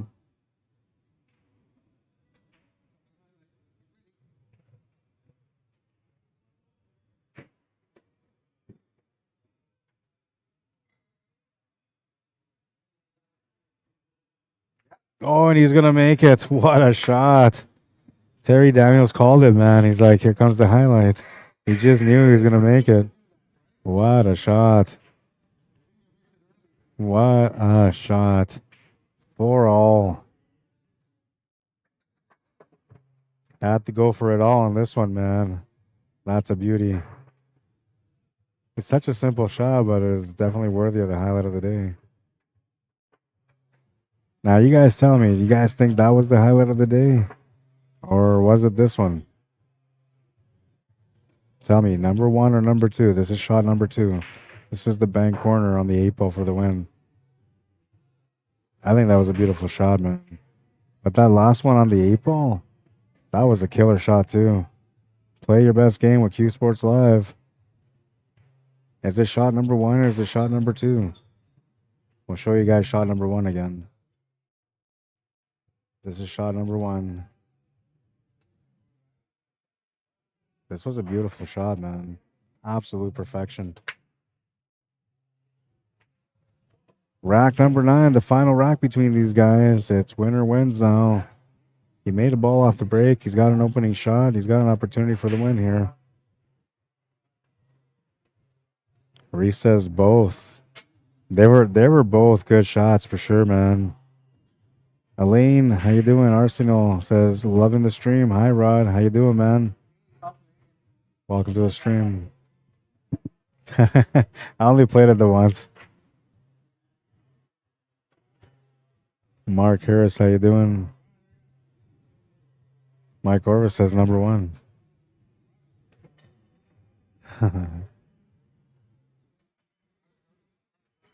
Trying to shark him out here.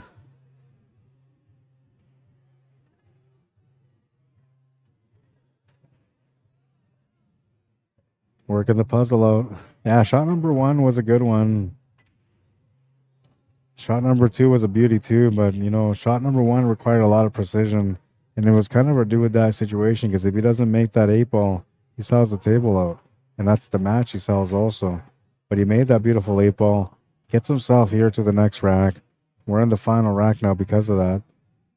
So yeah, I like shot number 1. That's a good call. A few people saying number 1. Eric Stress, how you doing?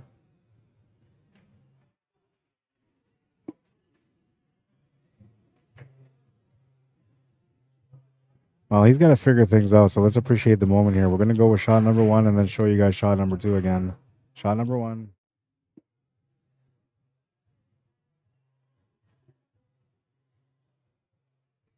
This was a beautiful shot.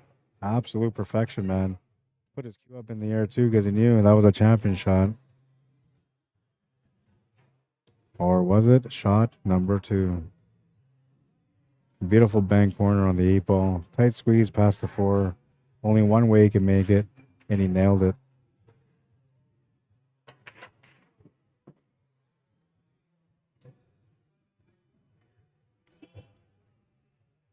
So far, everybody's saying 1.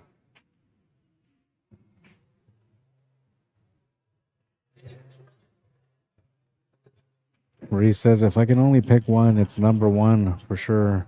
Well, that's the thing. There's been a few of those shots that maybe, you know, shouldn't have snuck into the highlight of the day, but I felt like they were really, really great shots also, so I included them, even though some of them did not lead to a win. We're going to let you guys decide which one were the best shots. I'm working on it. You guys will have a say.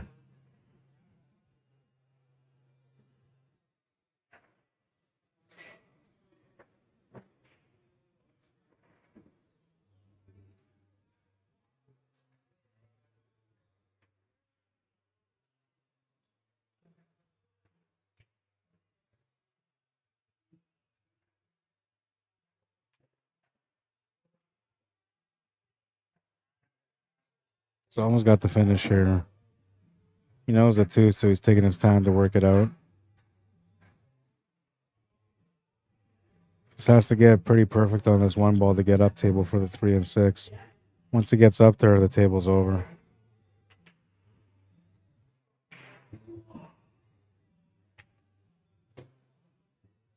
Good choice to play that one through. A little risky perhaps, you know, but he got the perfect weight. Tells you, you know, he's pretty experienced on these tables.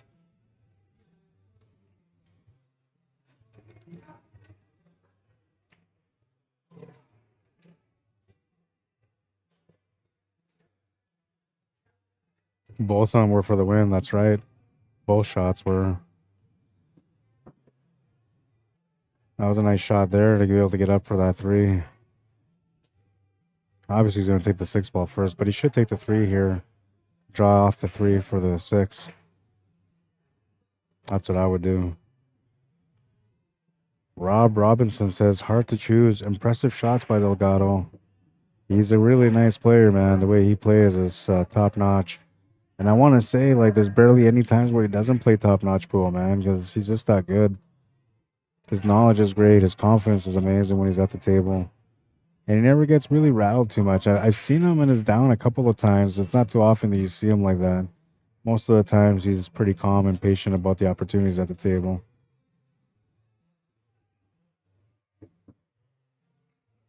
One key shot here to get onto the 8-ball.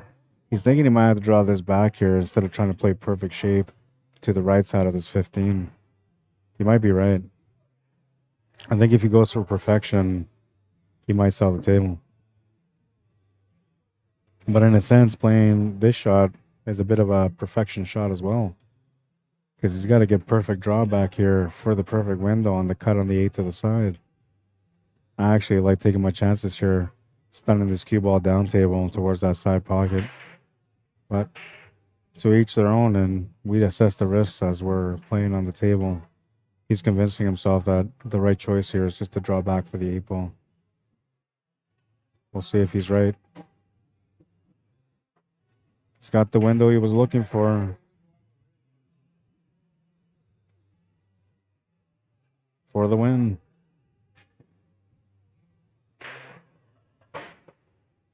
He'll make it. He'll barely make it. And look at the scratch. Oh, no. Another intense moment. Another intense moment. Good game. Mike Delgado will win that game because Terry Daniels decided to play him even. Play him like a man. Win out like a man. 5-4. And that's going to bring us to our championship match now. We'll get this set up. I got to get Terry paid out, and I got to update the challenge bracket.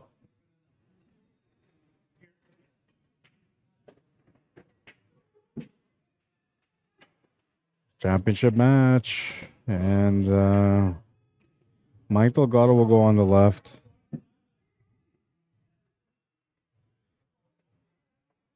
No, Mike will go on the right, sorry.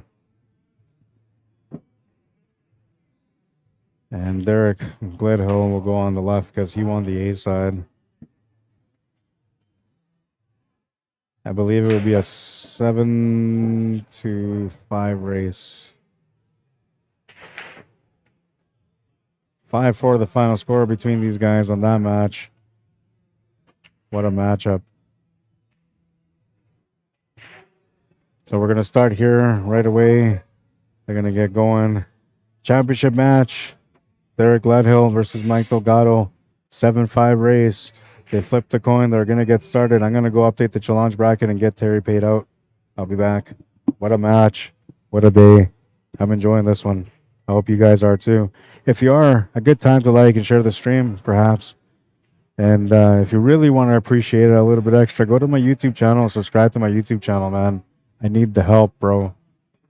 Maybe I'll give you guys a prize if I can get to 1,000 before the end of the year. That's like a month. It's impossible, but if I get to 1,000, I will give away something. Maybe a jam up shirt. I'll be back.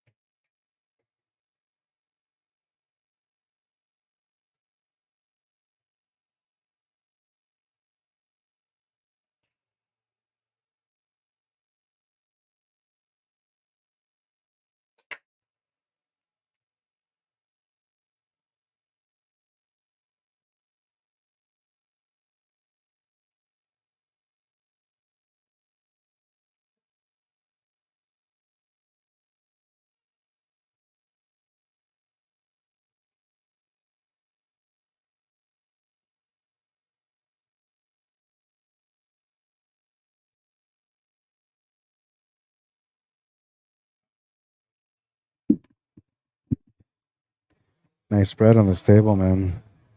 Straight to business right at the hop. Pat says he likes Hill. Yeah, I enjoy a Hill matchup also.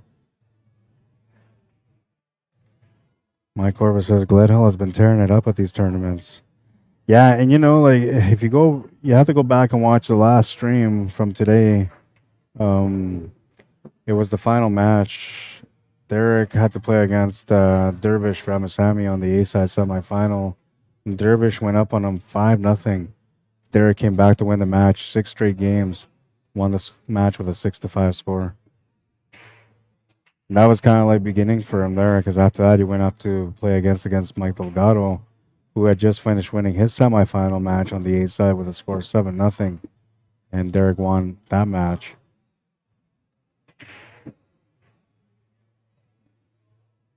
Reese Lewis says, but I still think that 8-ball bank he did was much harder shot. And I think it's just my opinion. I agree, because there was just enough room for that bank to get past that 4-ball. And I mean, he could have hit that just a little bit harder. He runs into that 4-ball. That shot doesn't go in. But he hit it perfect. But that kick shot on the 8-ball, man, that was like his lifeline right there. He doesn't make that one, it's game over. He makes that one. It allows him to get not just that game, but it eventually opened the door for him to win the match. Elaine says Sunday night finals, Delgado again. A classic.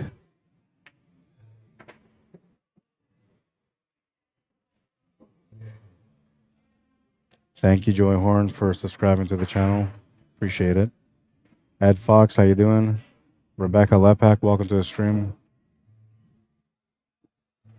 Well, he's kind of in a situation here where he's got to either take that 14 or he's got to draw back off this 15.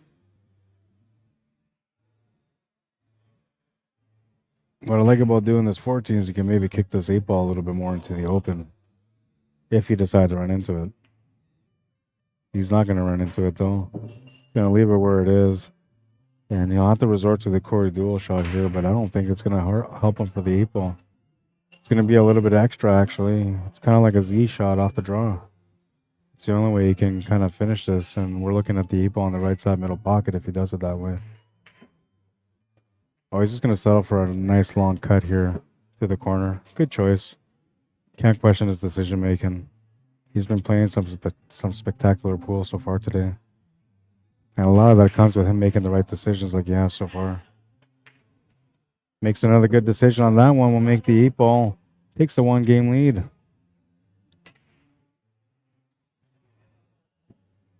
Derek Gledhill breaking in rack number 2. Will do his best to defend his rack on this one. Craig Murky, how you doing? You know, every time I come into stream and I'm sitting in front of these guys watching everyone play, man, I just truly love the moment. I really appreciate the pool, man. These guys always perform too, man. They always come up with some great matches.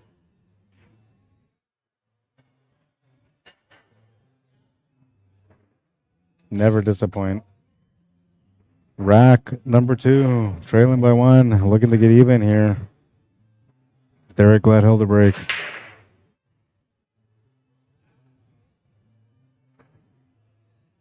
No love. I'll bring Mike Delgado to the table, and he's got a nice spread on this one also. He might be inclined to take the low ball here, though. It is slightly better, a little bit more advantageous than taking the stripes. You'll have to start off with that 2-ball, perhaps. That's the 8-ball that's sitting right above the cue ball. I think the trick comes into the 5 and the 3, but I think that 3 goes to the side once he makes that 2-ball, so he should be okay. Has a great opportunity to be able to get up 2-0 here. I have to play the shape from the 5 into the shape for the 3 here. He could take the 1-ball and kind of come back down and deal with this afterwards. That's not a bad choice either. Thing is, if he takes that 1-ball, he's got to get pretty precise for that 6, because I don't think he's got that 4-ball from there. Or does he? Oh, yeah, actually, the 6-ball is not available. It's the 4-ball that's available here if he takes the 1. Take a little walk around to see his options. It's always good to take a look at your options in person. What I mean by that is going up there to take a look at it. Get the front view of the decision making.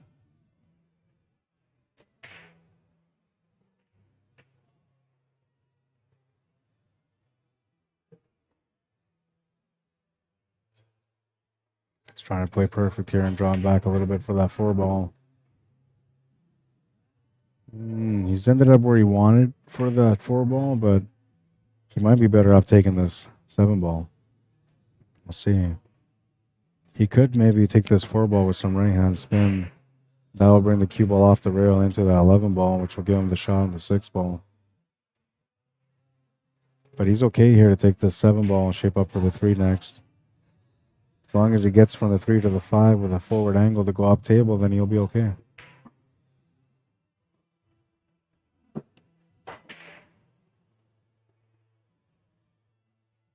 Take a look at his angle. Not quite straight, but in decent condition or position. And he's going to miss that 3-ball. A rare miss. And a great opportunity here for Derek Leho to square things up. He would like to win this in the first set himself. He'll do everything in his power to do so.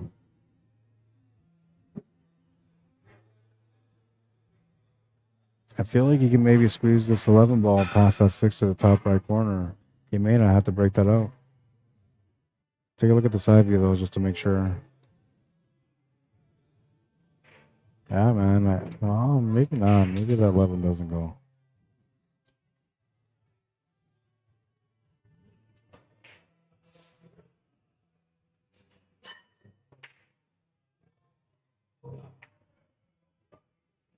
Well, if it does go, he's going to make it go now because he's right up there for it. A little bit of a drawback here for the 12 next.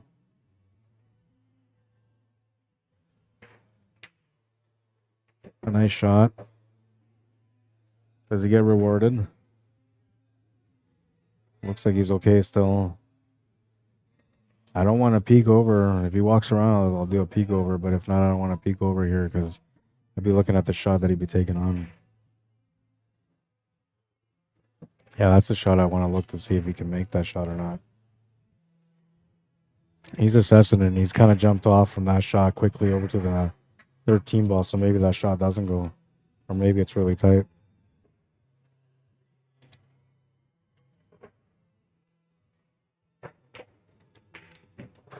Plays a huge combination. Oh, he didn't mean that. He didn't mean that combination. I thought, wow, this guy's crazy, man. He played that long shot like that. But he's not crazy. It just wasn't the right shot. And Mike Delgado will get a chance to get a 2-game lead now. He might miss once on you. Not too often he misses twice on you. Not in the same rack anyway.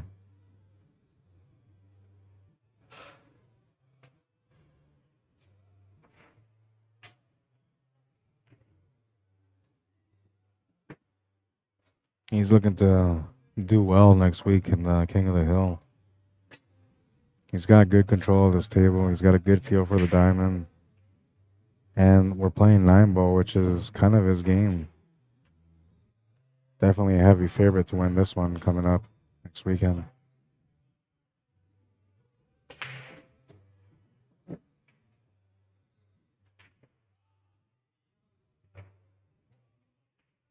Easy 8. Takes a 2-game lead. Breaking in rack number 3. A chance to get up 3 racks. It's a race to 5 for Derek. A race to 7 for Mike.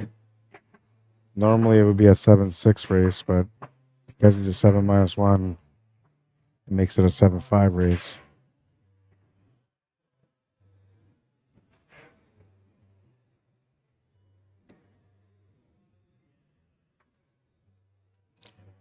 Reese Lewis says, I have already been subscribed and I have shared and liked because we need to try and get this great pool out to everyone to see you guys.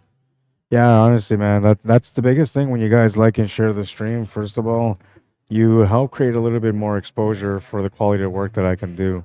And you never know. I mean, sometimes you just share it to the right person and then suddenly an opportunity comes up for me where somebody's going to recognize my talents and give me an opportunity to do something bigger. I always appreciate that, by the way, those of you that do share. And, you know, it's not necessarily I'm looking for that big moment, but, you know, I believe there's a big moment out there waiting for me still. Maybe we just need to get some people to see how well I do in my work. I want to say I'm professional all the time, but I'm not, man. And, you know, I should be honest, I'm really not. But I try to be, you know. And though I'm never really working with the intention of hoping that somebody will notice me, but I'm hoping that, you know, people will recognize that there's a little bit of potential here. And the only way to do that is when you guys share the stream or when you guys like the stream. And I appreciate you subscribing to the channel for sure. Any little bit of help is appreciated on YouTube. Oops, I had a quick fingered situation there. Rock Savard, welcome to the stream. Is it Ro Savard? Silence C. Helen Lalashud, welcome to the stream. Jay Shelby, welcome. Zara Victor, welcome to the stream. Thank you for tuning in this fine Sunday evening. Well, I guess it's Sunday night now. It's 10:40 p.m. We're getting close to 11 o'clock now. The tournament started just before 1, so we were about 20 minutes late. I'm looking at 10 hours so far. Roughly about 10 hours ago, we started this tournament. We're down to the championship match. 18 players came in for this one today. We had 3 players from Saskatchewan coming in as well. I was hoping that we would have a Manitoba Saskatchewan showdown for the final, but it's going to come down to a couple of local players who are finding themselves more and more in these final championships, and they're getting a little bit more accustomed to battling each other on the table.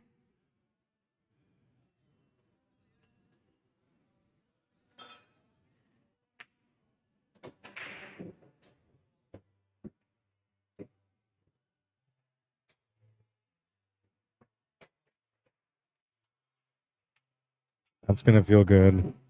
He's on the board, 2-1. Stops the bleeding. He'll have a chance to break in rack number 4.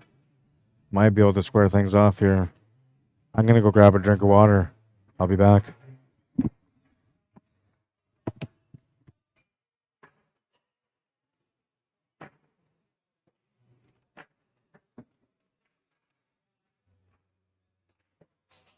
Oh man, they're playing Hotel California too, so I might just go off on a singing spree. You might hear me singing in the background. I love this song. I've officially requested this song for my funeral, man. I want to hear this one last time when I go out. Such a beautiful song, man.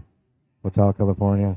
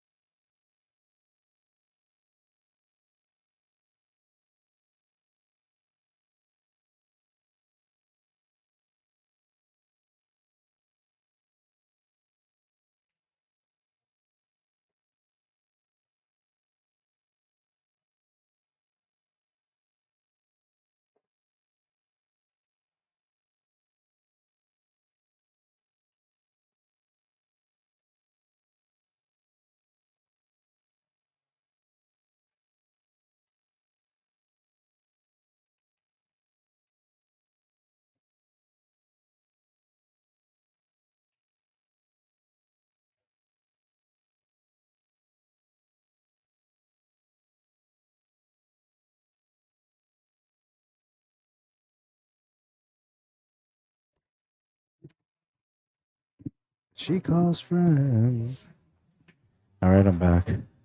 I was gonna like stay away so I could finish singing this song in peace, man. But I came back. I'll just play it when I go home.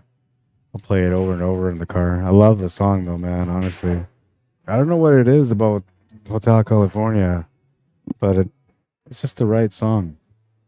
You know, in the right amount of time, the right beat, the right melody. Gets you in the mood every time you hear it, you know? Whatever the mood may be. Usually it is an aggressive one, though, because, you know, when you listen to Hotel California, you're just thinking happy thoughts. I believe it took him around 10 years to be able to create the song. Can't remember the whole story of it. I should know it, you know, because I love the song so much, but memory doesn't serve me the same way as it used to. But I know that it took him a long time to get the song completed and done. Perfection takes time.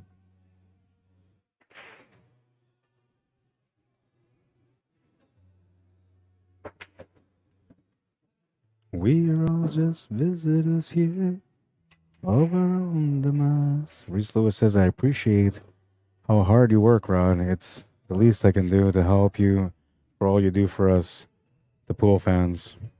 I appreciate that, man, and you're welcome, you know. You're very welcome. Tom Carley, how you doing?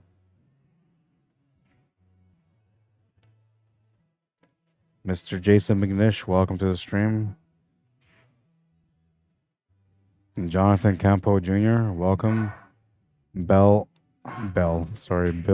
Denham. Apologies. I butcher people's names for a living, though, so welcome to the club. It just means I care about you, man. As long as I say that, people don't get that mad about it, you know. But mispronounce your names because I care about you, man. Don't ever forget that.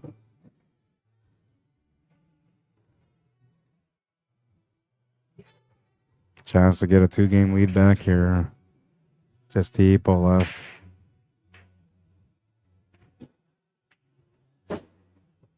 Hits it with some confidence and he makes it 3-1. He's heating up.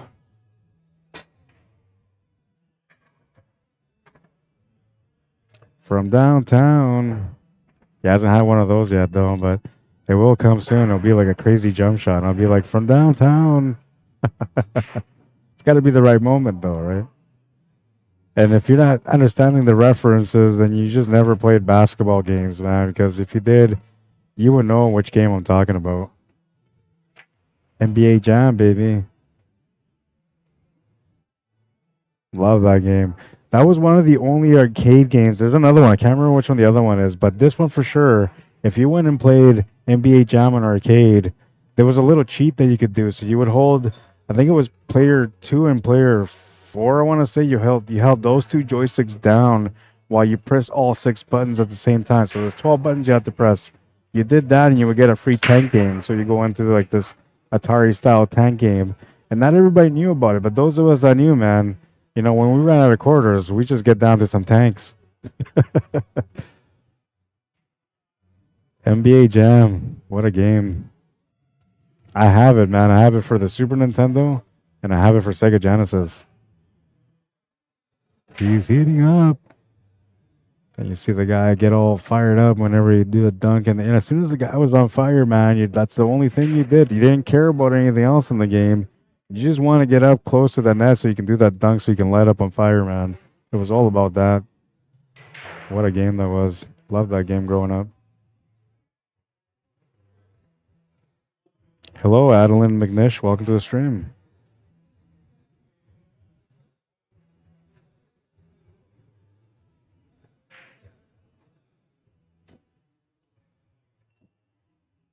Well, a dry break and another opportunity here. Can he try to get within one? I'm liking high ball. I'm not sure what he doesn't like about it, but I actually like it here. Maybe that 14 ball might be the question. Looks like there's a little bit of separation between that 14 and 8, so it can't be that bad. Or did he claim solids and maybe he's in a situation right now? I didn't see what happened. I thought this was a fresh turn at the table with an open table.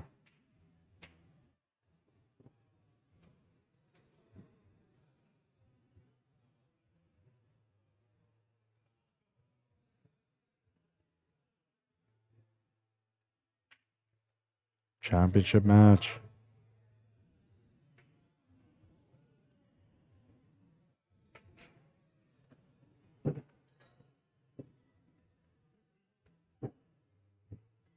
He's just slowing down his game here because he knows he needs to be a little bit sharp on his toes if he wants to win this match.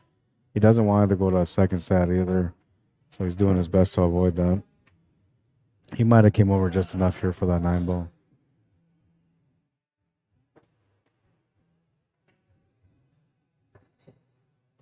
Graces that 15 ball just a little bit, and that's going to help the 9 ball go in. This is where the work comes in now. Good time to take a little walk around, try to sort things out. I like the option that he's looking at here for that 10 ball.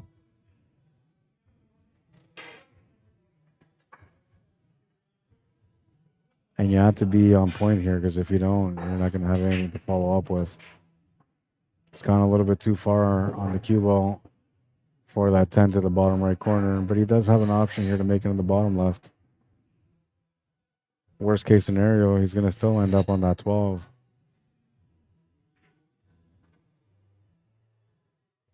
Good option to take it to the corner now.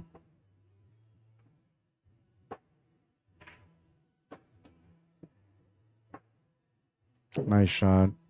He's got the shot on the 12 as predicted. And it comes down to this shot now. Trying to get not just the 12 in the pocket, but the perfect shape on the 14 to get the finish.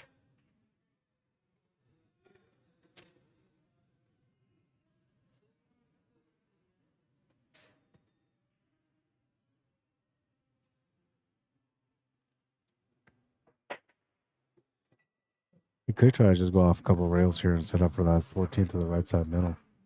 I actually like that better. Yeah, that's what he's going to do. That was a better choice. That was a really smart shot. Now just needs to get rewarded for this.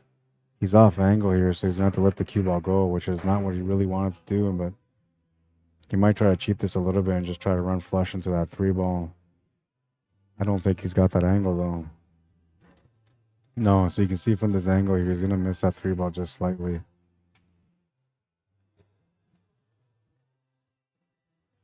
I think you just try to make a straight line towards the 7 ball and then just settle for the back cut on the 8 ball.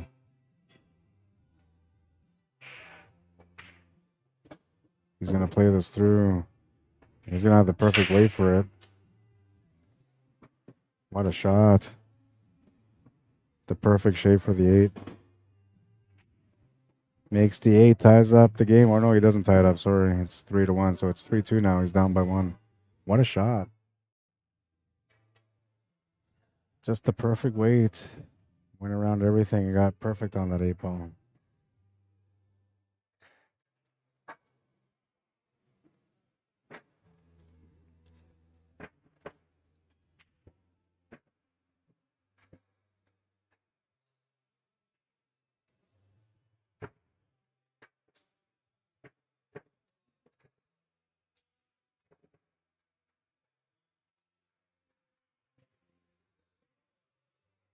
By the way, if you guys go to jamupapparel.com and you're looking for some gear, right now they have a great promotion. Use code CSI23 and you can get a discount for your team shirts. Buy 4, get the 5th one free. It's a great deal, man. A real good deal. If you guys decide to get invested into buying team gear, message me, Rod at jamupapparel.com. Let me know. I'll look into your order, man.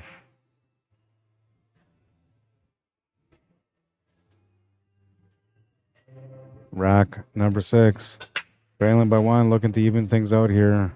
Needs something to go in and bounces off a couple of horns, but nothing goes in. Mike Delgado will get a chance on this table. Rylan McNish, how you doing? Welcome. Jeff Martin, welcome back. M. Shafiq Khan, welcome to the stream.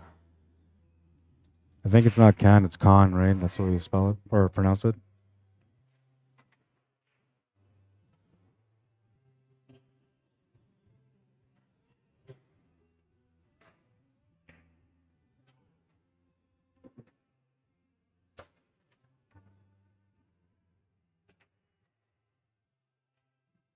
He's going to do his best to win this game here. He wants to win the first set to take it to the second set. And Derek's going to do everything in his power to not let that happen.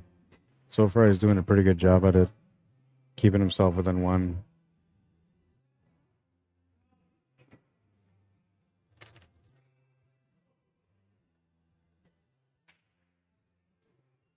Maybe I'll go over and check over on YouTube, folks. I've been kind of neglecting you guys. Thomas Tubal says hi. Steve Jones says, it's one. Just saying. Mighty precise curing. And of course, we got some spammers. How do I get rid of the spammers on YouTube? I have to look that up. You're not welcome. 69 Triple X Life. You're not welcome, man.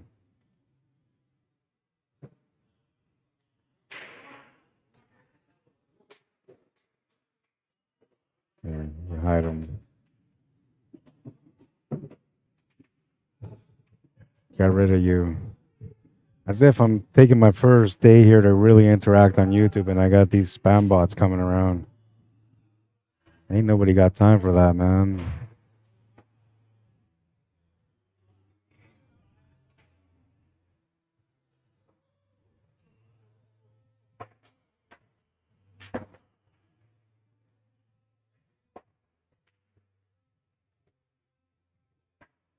Precise shape there for the 9-ball.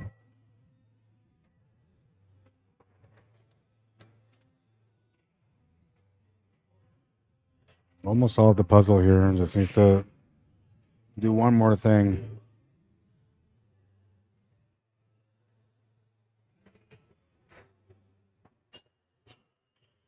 I like checking out the top rail here, setting up for that 13 to the bottom right corner next. Get straight on that. You can shape up for the 11 ball, no problem from there. And then you just take the cue ball just straight back for the 8 ball or off the top rail, back down for the 8 ball. All depending on what kind of shape he gets from the 13 to the 11 ball.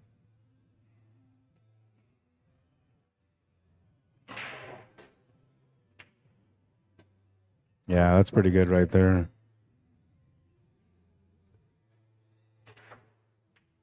Taking a little look again here just to make sure because the 8 ball is kind of in a precise spot. So the shape on the 11 has to be precise as well.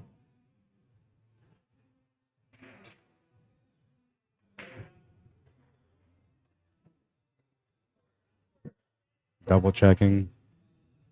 A simple drawback here. Doesn't even really have to. You can just hold it right there if he wants to, but he'll likely draw it back a little bit.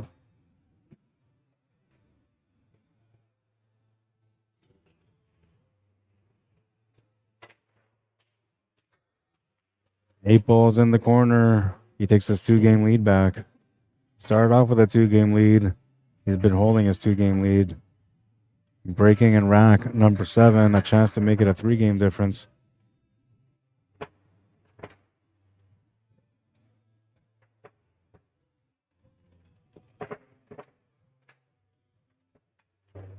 He's heating up, says Jason McNish. What a shot. Ozzy Cotton, welcome to the stream. Ron Meekin, welcome to the stream.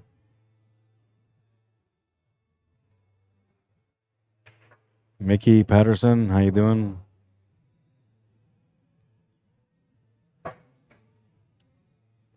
The battle is on. Championship match. 4-2 is the score. We're moving into rack number 7. Mike Delgado to break. Wants some action off the cue ball here. Wants to get something in the pocket and a chance to be able to shoot at something. Lost the cue ball though. And that's going to bring Derek Gledhill to the table. A great opportunity for him to be able to get within one again. This is a nice table, man. This is a really nice table. Especially if you're looking at high ball. Which I'm pretty sure he's going to look at high ball. Yeah, he's not even taking his time here. He just knows he needs to go for it. It's the right call to make.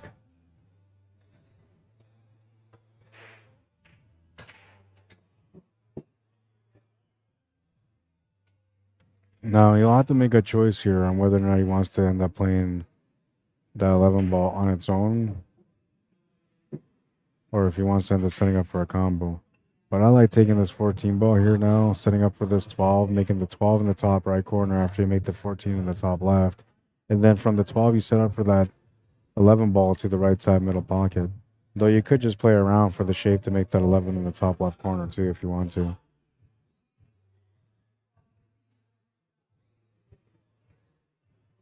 I don't know about making the 13 ball, but I guess he could. Maybe the 11 goes past the 14 on its own. Looks like he's taking the 12 ball on.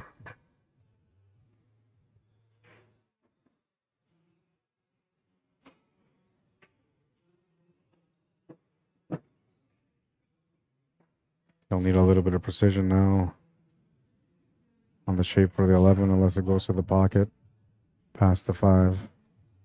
Looks like it does. He's aiming for it. And it does.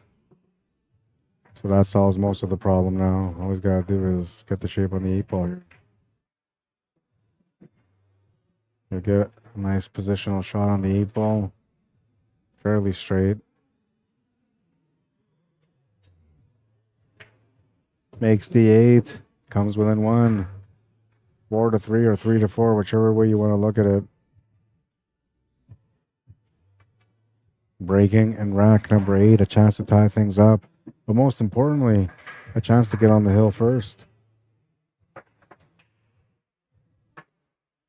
Sean Veiths, how you doing? Jason McNicious, hey Ron.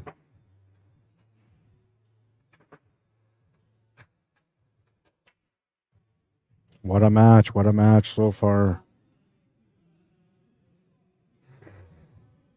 Now, a part of me kind of wants to go to second set, you know, but a part of me just wants to go home to my little guy again, man. I've been getting spoiled.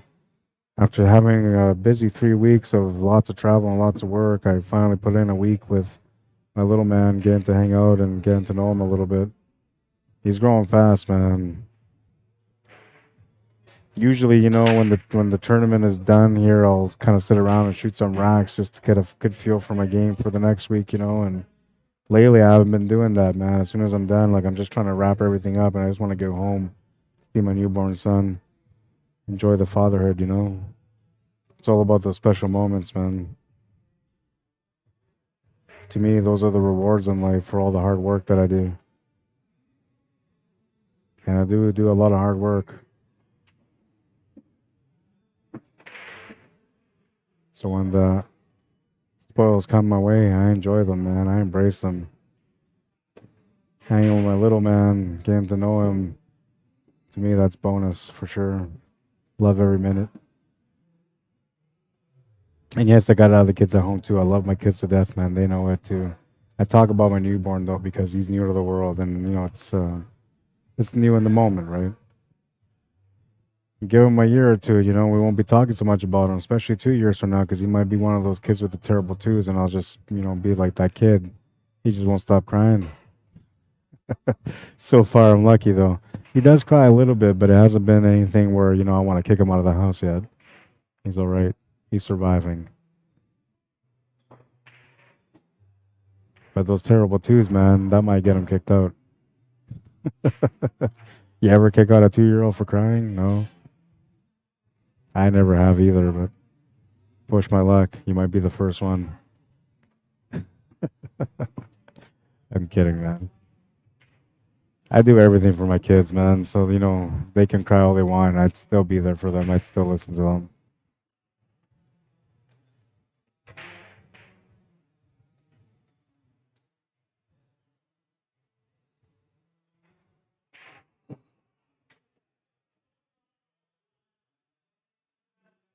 He's going to have no choice but to back cut this to the bottom left corner.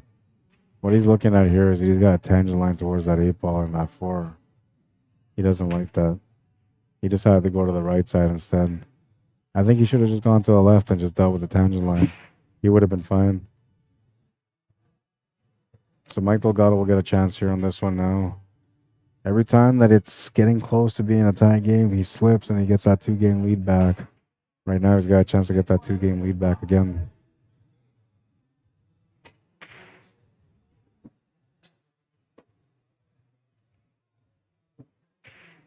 Joey Horn says, congratulations. Oh, for my newborn son. Thank you. I appreciate that. You know, next weekend, I'm going to bring some pictures. I'll load up some pictures for you guys so you guys can see my little guy. He's going to be the future of the future, you know, and we'll see. I'm hoping that one of my kids will pick up my habits and become the next promoter of the game. Sean V says, thanks for the show from Minnesota. Nicely pronounced my name correctly. That's rare. Congratulations on the new kid. Thanks, man. I appreciate that, Sean. Yeah, you know, I'm kind of a hit and miss, man. I'll butcher your name, but, you know, I'll try not to, but... Oh, no. I gotta fix this. I'll be right back.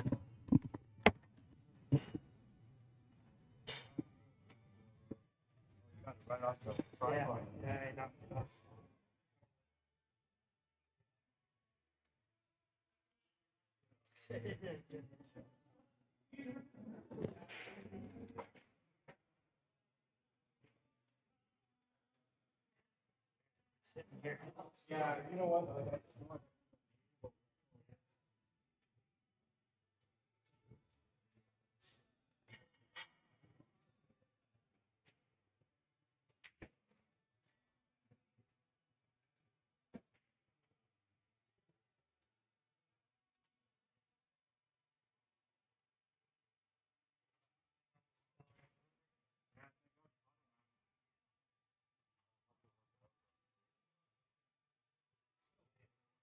Yeah, you guys can still play. I mean, I got the side view, so it's no problem.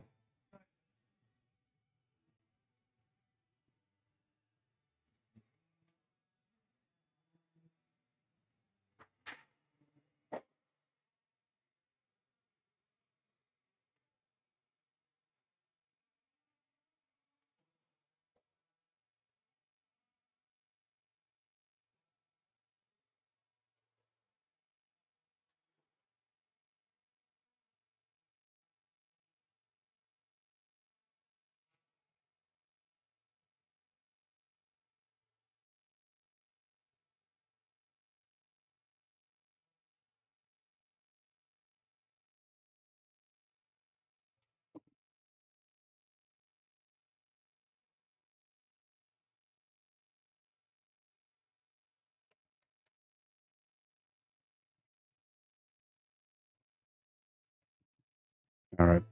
There, I fixed it. Whew. I mean, it's not straight and centered, man, but it's better than what it was.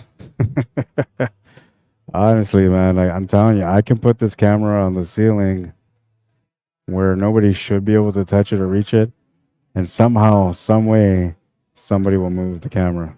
It just happens, man. In Swan Lake, I was going nuts with it. It got pretty bad, man. I remember, like, on day one, I think it was like the 7th time somebody moved my tripod. Like, that was it. I wanted to go grab a bat and just whack somebody. It didn't matter who it was. I just wanted to whack somebody and get it over with. What a shot. I always have my patience, though, man. But people will get the dirty look, you know. And I think the worst thing about it is when people, like, move the tripod, they try to, like, I understand it's human nature. You just try to correct things and make things right. So that's what they try to do. But the problem is, as they can't see the camera on the screen, so they have no idea what they're doing when they're adjusting. It's a straight blind man's thing. It's almost like you're just trying to remember what it was positioned like, and that's what you're trying to do, is just position it back to where it was. But they can never do it, right? I understand the intentions, and, you know, when they try to fix it, like, instead of me getting mad, it's like, okay, well, you try to correct it, you made it worse, but we'll work it out. And usually I'll go back there and try to reset my camera angle. This one's slightly off, and it kind of bothers me, but it's all right. We'll accept it for today. I'm trying to deal with my OCD, you know. I'm trying to get over it. But I'm glad that he caught that camera because, you know, it could have been a bad tip over. And he's just looking at me like, oh my God, like a building's falling down. He's holding on the building before it falls down. That's the look he had on his face, man. So I know he was genuinely concerned about it. Needs to get a little bit of luck here. Oh, he's got peak at the 14. Tough shot. Tough shape. He'll do his best here, calling the bank side.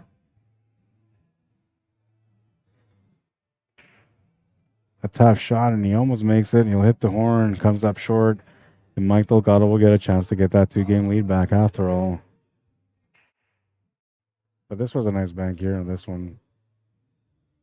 He's highly accurate when it comes to the bank shots. One of the things that I consider when I'm playing against players like him, you know, like I pay attention to those that are good with the banks and those that are good with the kicks, and that helps me more or less for when I'm making decisions as far as safety play.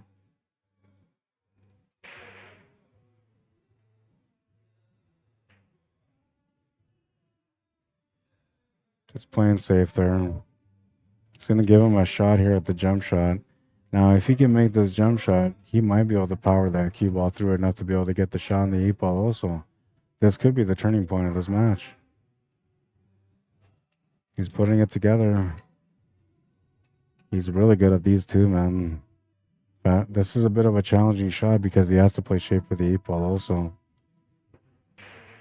If he just focuses on making the shot only, with a little bit of extra push, he might be able to get perfect on his 8.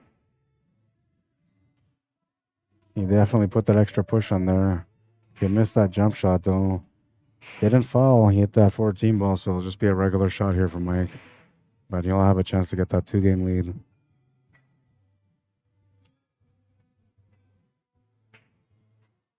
Just playing safety once again.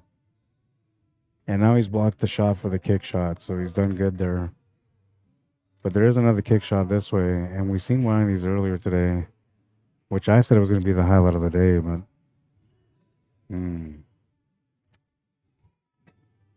only because it was such a rare shot. That was from Tracy.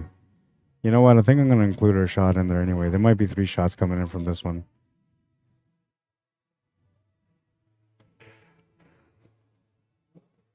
I forgot about that shot till I just seen Derek having to face that kick shot. Tracy did a bank from the right side to the top rail to the left side middle. It was a perfect shot. It didn't even rattle off the horns or anything. Went straight to the heart of the pocket. I think that's what made the shot more impressive.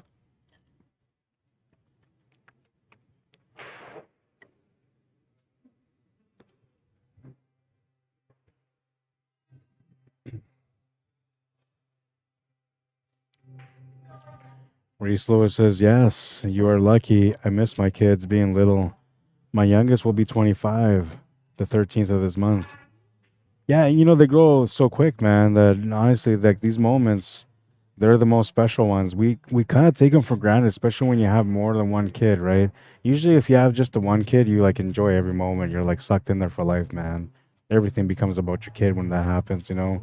But when you have more kids, you know, sometimes we almost kind of take it for granted because we already went through the special moments with the first child, right? And for me, fortunately, it's never been like that. I've enjoyed every one of them. But you're right, you know, the moments they're fast. You blink and suddenly your kid's already finishing high school, man. You know, it's just that quick. Next thing you know, they're getting married and you're looking at yourself saying, wow, where does time go, man?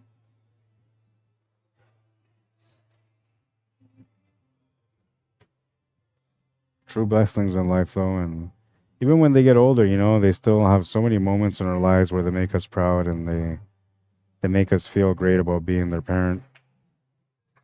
Doesn't matter how old they are. There's always different ways to enjoy them growing up.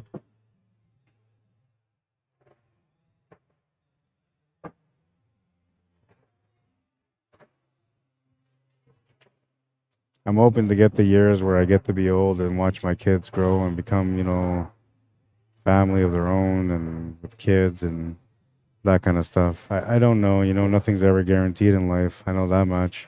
But I'm hoping that I get the opportunity to grow old and um, watch them grow through life, dealing with the obstacles that come their way.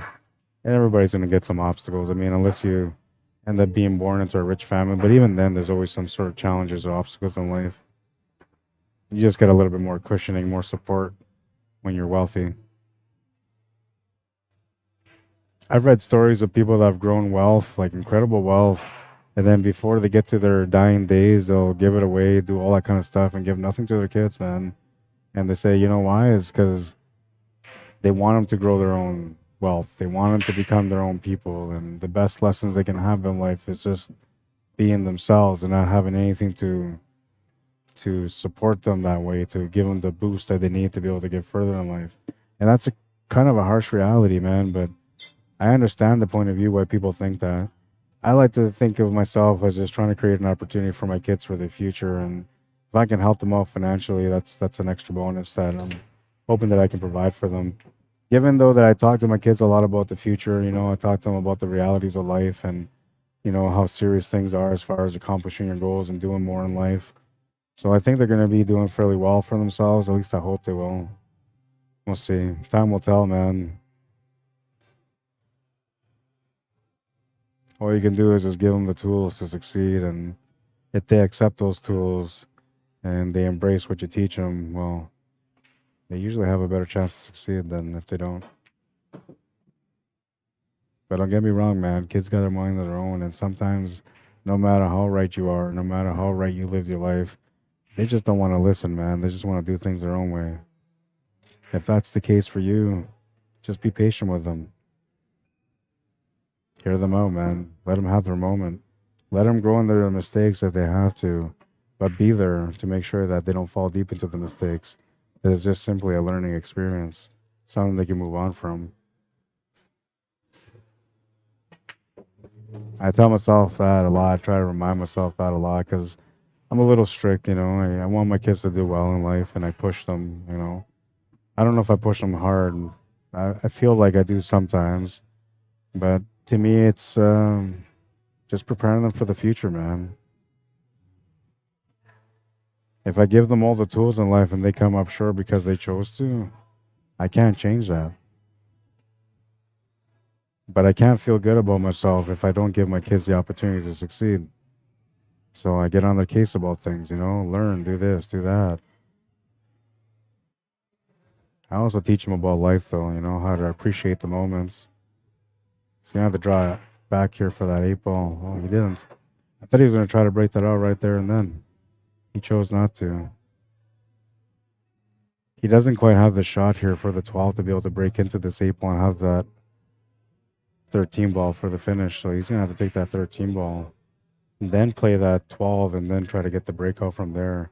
Never the way that I recommend to play the game, but sometimes you can work out the puzzle that way.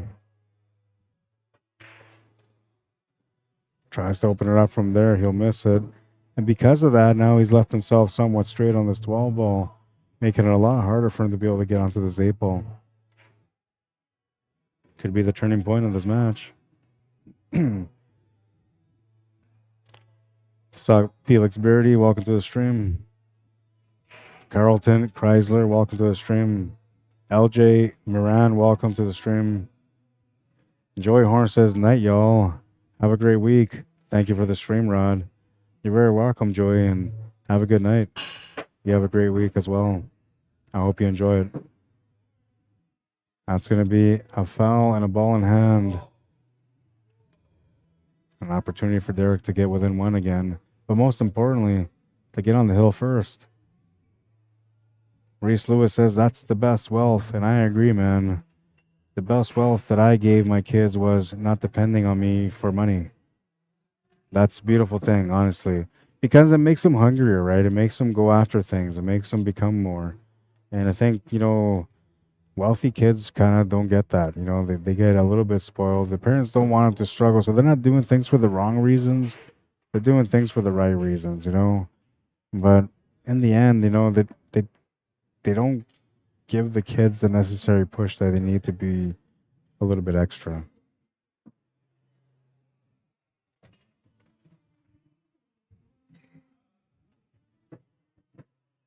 I remember watching that interview. I can't remember who it was though. It was somebody celebrity. I can't remember who it was though, but they were talking about it. You know, they were saying that they were going to give away all their wealth and their kids weren't going to get a dime. You know, he says that he gave them the start that they needed, and after that, it's all on them. And the kids were kind of mad too, you know, because they were kind of expecting to get all this wealth, right? And suddenly they get a wake up call, realizing they're not getting that wealth, and they got to make things on their own. Now, usually when people get upset, it's not because of any other reason except for they had plans for that, right? They had plans for that money. There was certain agendas on the line that, you know, suddenly got taken off the table when the parents said, no, you ain't getting nothing from me, man. That was a tough lesson for those kids, but in the end, you know, it's going to push them to be successful. And when it comes down to their time to cash out and, you know, look at what they've done in life, they're going to feel a little bit more prouder of the accomplishments that they accomplished through their own efforts because of the situation they got put in. They could have had it easy, you know, the parent could have done them wrong. I mean, it's not really wrong if you set up your kids for life either, but I feel like when you're pushing them to create their own wealth, to create their own success, you're helping them more than when you're giving them the support financially to be able to get there a little bit faster. Part of being successful is, you know, growing the thick skin on your back as you go through the motions of trying to succeed. And you can only do that, you know, by going through the moments, man, on your own. I mean, you're never really on your own, because I'm sure, like, if your parent was the kind of guy that, you know, didn't leave you money, he would sort of leave you protected still. In case something went wrong, there would be a bailout plan. You may not be aware of that bailout plan, but I'm sure there is one.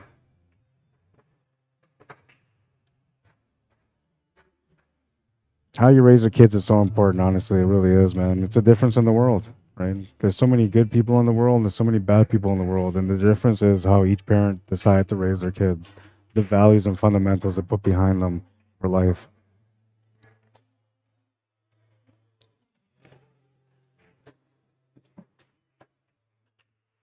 Mohammed Rashid, welcome to the stream.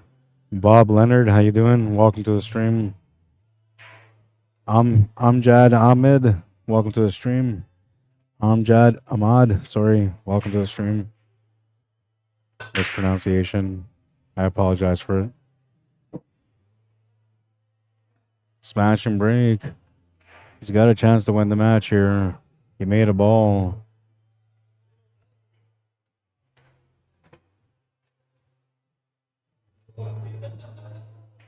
Made a ball. He's got a chance. He's got to work it out, though.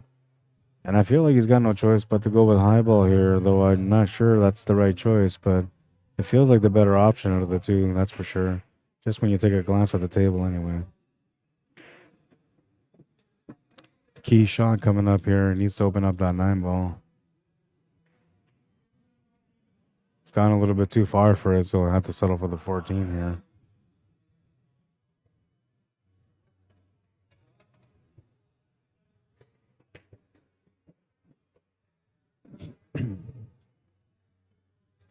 Not sure what he was thinking about here.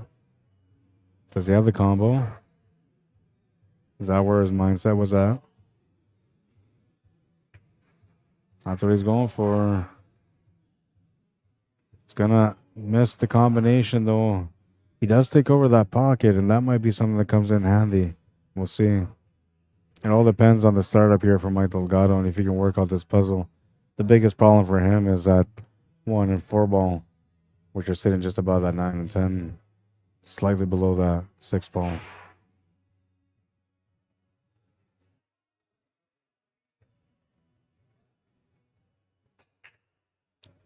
Reese Lewis says, both of my kids have done just fine learning how to take care of yourself. Now I've helped them a little here and there, but for the most part, they have done well taking care of themselves and now have their own families. Yeah, you know, honestly, it really helps them. It makes them feel a little bit more accomplished, more independent. You want your kids to be more independent, man. And yeah, you know, you still help them out. You know, you still, when they need let's say they need a loan to get their business started, you know, you can help them out with that.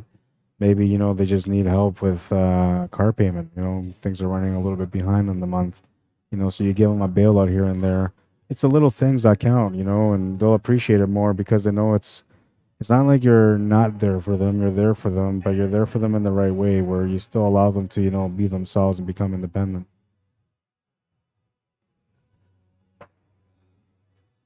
It's gonna miss everything here except for the 8 ball. That will be a ball in hand. Mike Delgado trying to grind out a hill matchup here. If he can win this game, that's exactly what's going to happen. We'll go down to the last rack of this first set. This is the championship match, by the way, those of you that are just tuning in.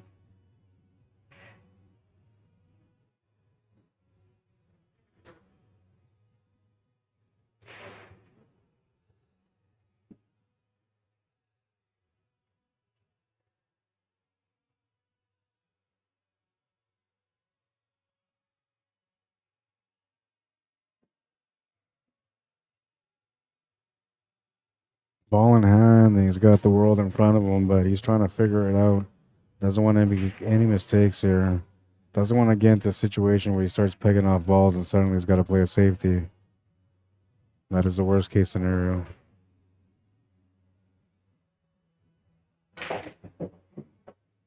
Trying to open everything up. That 4 and 1 are being stubborn though.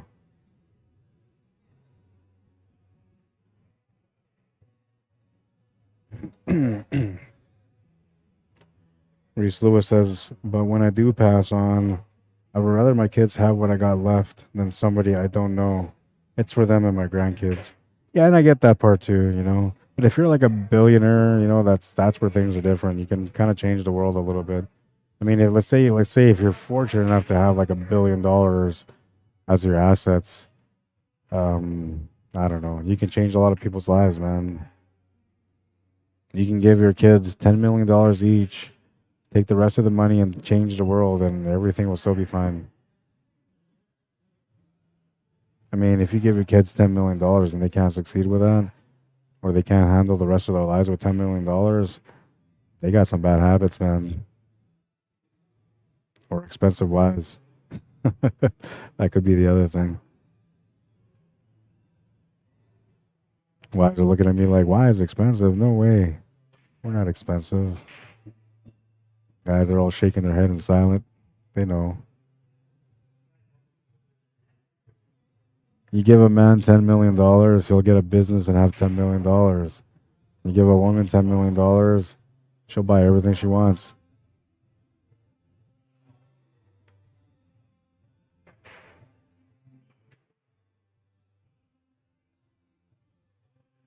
Not all women are like that, though. I try to teach my girl to, be different like that, too. Both of them. Nice attempt. Good hit.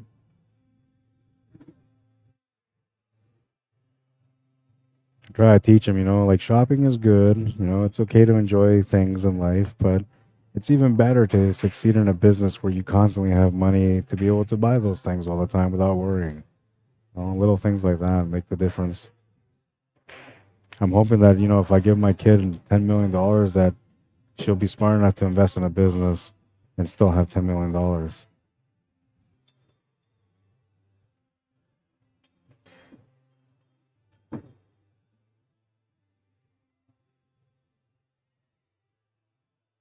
And no, I don't have $10 million. That's just a round number.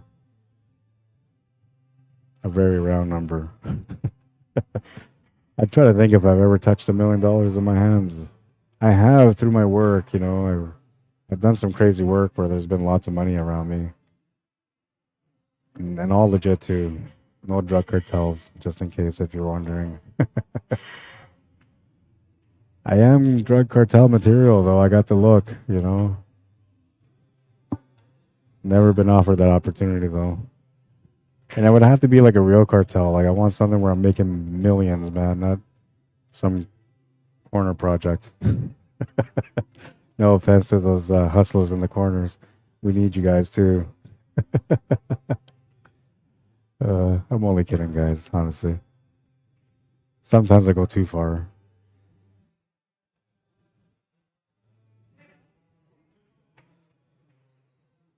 I'll get my wife messaging me every now and then, like, you're talking too much. You're saying the wrong things. Like, okay, thank you. I'm not even aware sometimes, man. I'm just going off. Maybe that's why I'm never going to get a chance with Matchroom. I'm a little too wild for their expectation.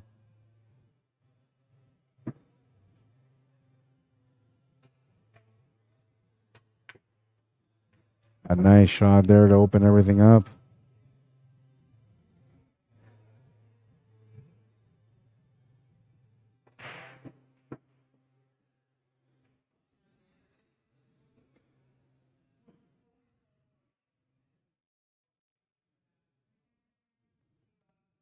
Simple, but to the point.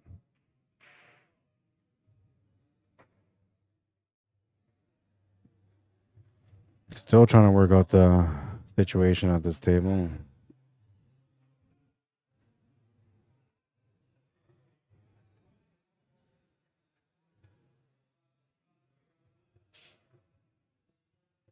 We all said shot number 1 for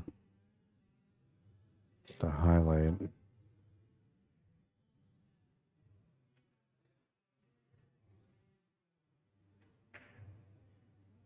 I'll have to go and try to find the shot now.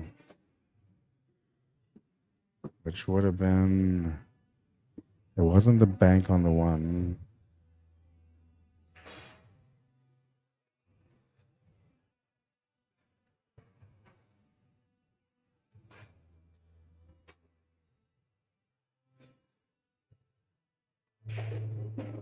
I have to go through a few shots here till I find it.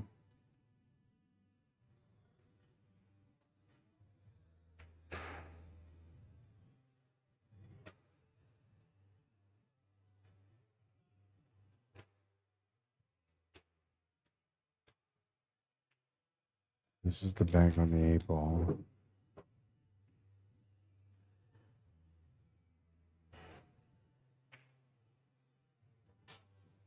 Oh, it was the kick shot on the 8 ball, which was the one.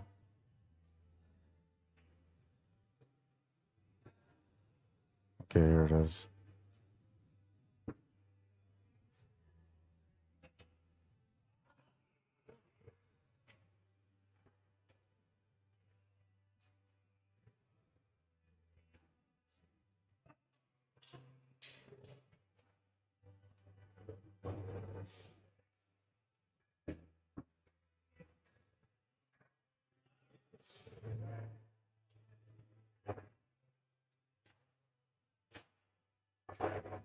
All right, so the shot is loaded up now.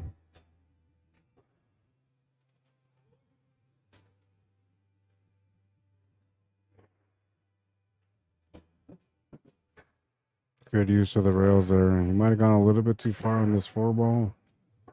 He can still make the shot, obviously, but for the shape on the 8 ball, he might have gone a little bit too far on this one.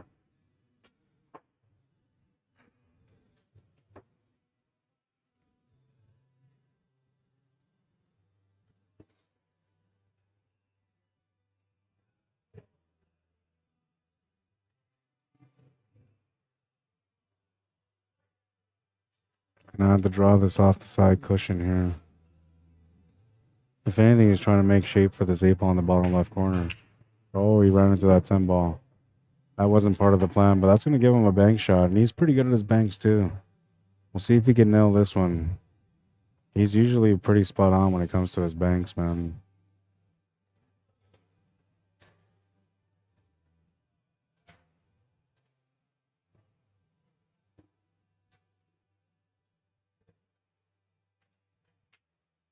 He's going to miss that one, though. And Derek will get a chance to close out the match now. Everything's opened up here for him.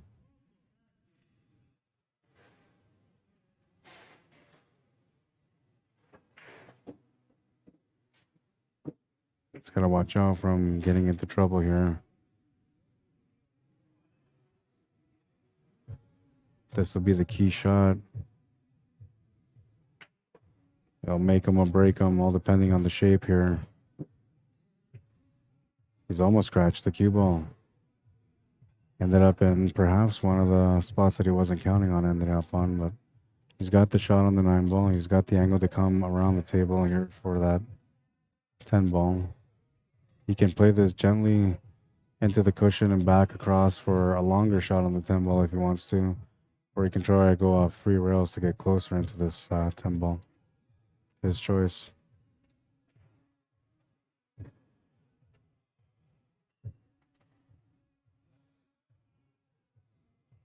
He's not comfortable with it, so he's got to take a little walk around and try to decide what he wants to do.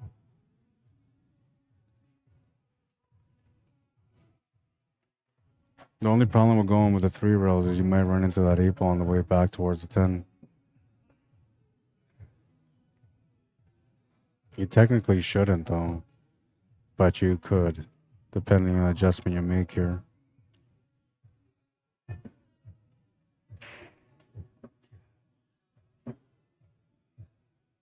He could really let into this one and just try to get below this 10 ball. So going 3 rails, almost 4 rails to be able to get the 10 ball to the left side middle.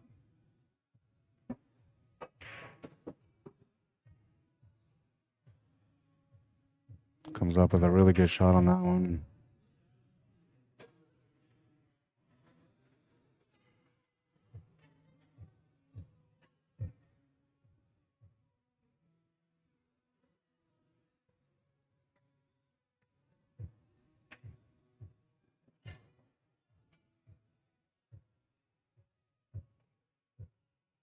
See, the tangent line here is available for him to be able to just stun over to the right side of this shot, making the 8 ball in the same pocket. He's going to miss the shot, though. He's going to give Mike a chance here.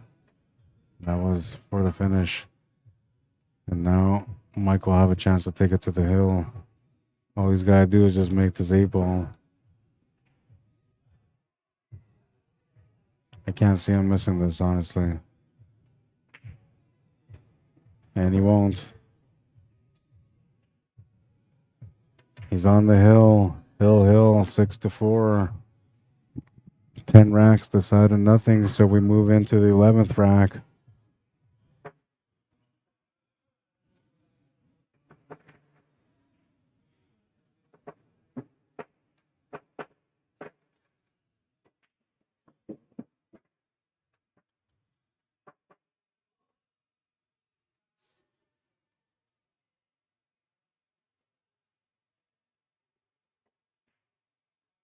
What a match so far.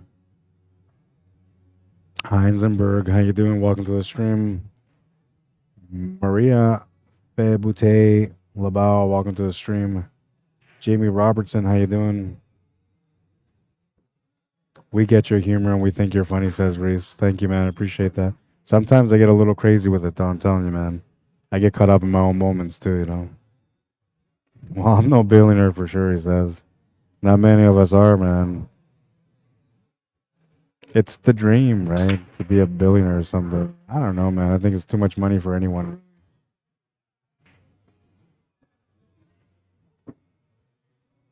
See, for me, I'm hoping to succeed in life because I want to make a difference in other people's lives, right? That's important. And I think that's what would happen, you know, if I was to get fortunate enough, let's say I won a lotto, you know, by some chance and won $30 million, for example, you know. I don't really need that 30 million. I mean, I'd probably take $1.5 million and open up one of the greatest pool halls in Canada, right at the hop. And it would be a huge pool hall, man. Actually, I might invest $2 million in a pool hall if I won 10 million. The other 8, well, whatever, man. Take care of my family and however many people I can on the way. But I would like to create some real opportunities, you know, for pool players. That would be one of my biggest goals. I gotta play the lotto a little bit more often. I play it whenever the jackpots are high, but I don't play it every week. And maybe, you know, being greedy, right?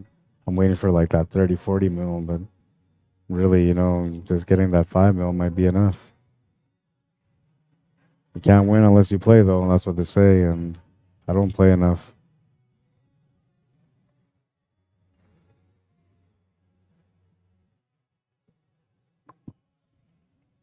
But yeah, you know, if I ever came across that kind of money, man, you'd be ready for one of the biggest pool halls in Canada. It'd be packed every day, too. all sorts of promotions. I'd be throwing money into tournaments all the time too.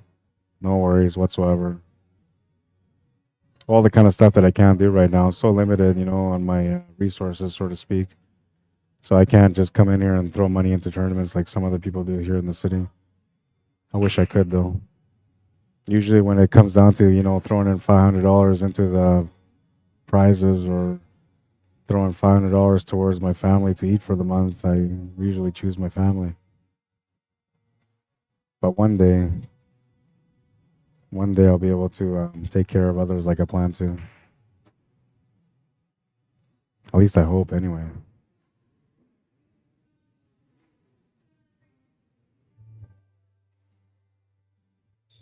He's got himself into a bit of a situation here, so he'll have to sort it out.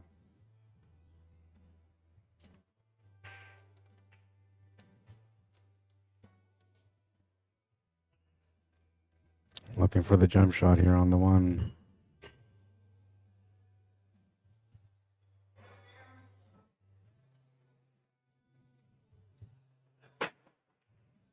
It's going to hit that 9 ball, though. That's going to be a foul and a ball in hand. A chance for Mike Delgado to be able to close out this first set. Now, like I said, a part of me kind of wants to go home here, but if they go to the second set, it is what it is. I'll never turn down a good battle.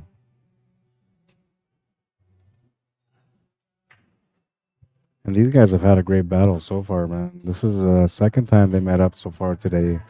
The first one went to the hill. The second one looks like it's going to the hill too, because it already is.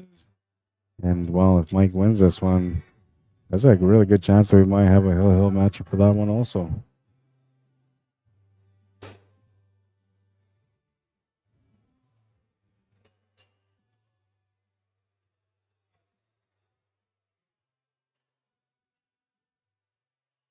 Really important situation here, so he's taking his time trying to figure out the puzzle.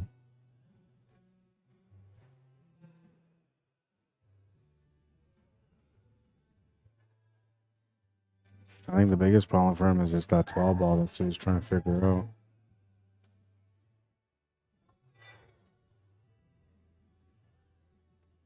He's got a little bit of comfort here because of where that 8 ball is, but it's not necessarily a security blanket, so he still has to earn the win.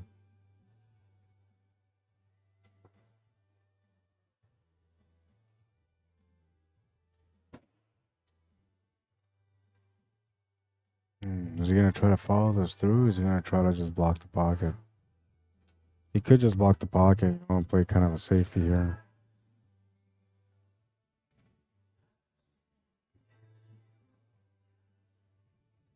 Can't make up his mind now. He's looking at something different here. Might still be looking at a safety.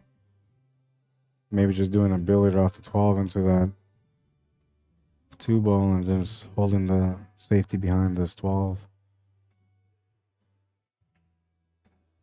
Yeah, that was it. That was the shot he was looking at. Smart shot, you know, because even if he doesn't get a ball in hand, he's got a great opportunity on this table now.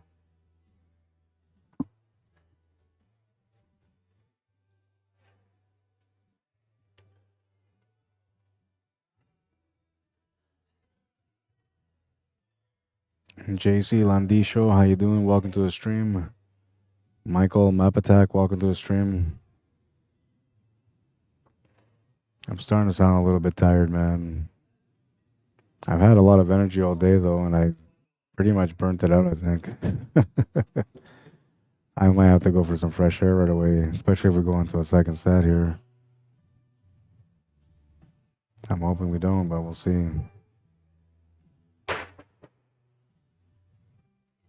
Great jump on the 1 ball. He avoids the ball in hand. He will turn the table over to Mike, though. And he will definitely have a chance here to be able to win this game. I had to start off with that 15 ball just because that 14 is key for the 8 ball.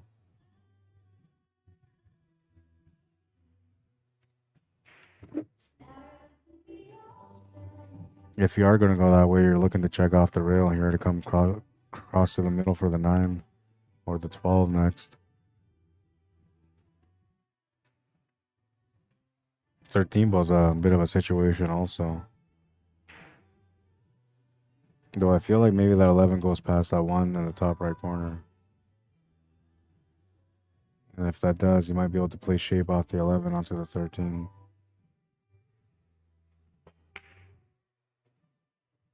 Coming across the middle here, just as I explained earlier.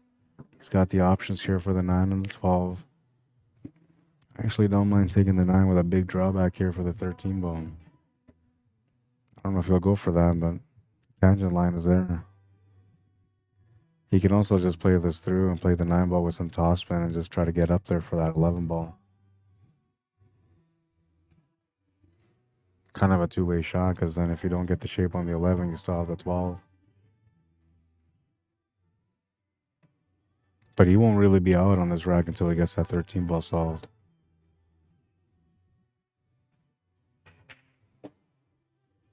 Looking to solve it here and getting set up for a bank side on the 13 ball. Risky play, man, when you're playing these banks, but if you know them, you know it's a great shot to take on. I'm not very comfortable with these yet, so I'm kind of, you know, still in the learning process, but I really appreciate when these players decide to go for these big shots like this to play the shape for a bank, and they end up making it and getting out. He's going to not make that one, though, and that's going to be perhaps a costly mistake.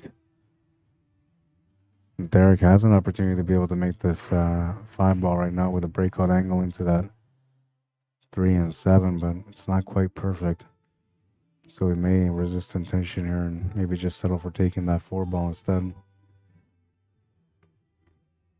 He's going to call the 5 ball though. Or no, is he calling the 3 ball? He might be going off the rail, off the 14 here, playing the combination.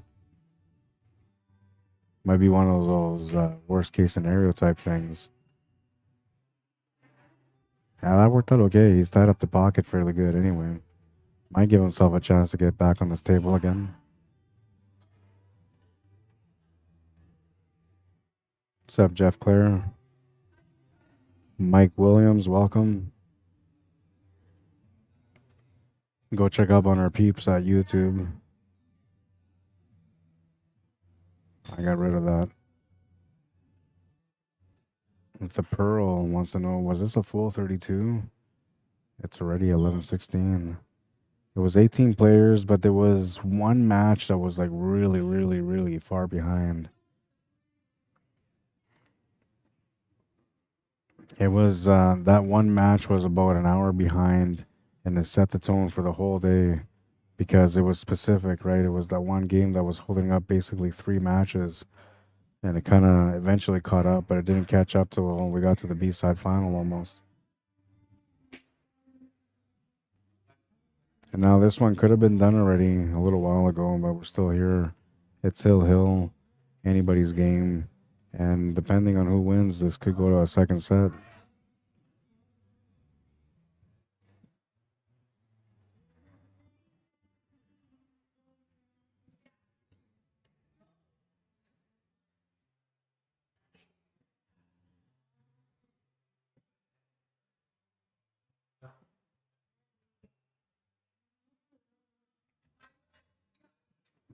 He doesn't like that pocket's taking over here, so he's kind of trying to figure this out. Might want to just take this pocket back.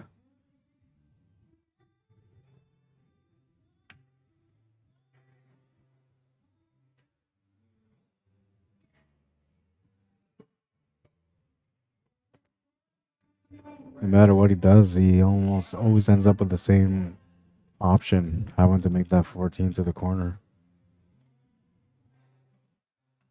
Looks like he's trying to back cut this 12 to the side, though. This could change things up.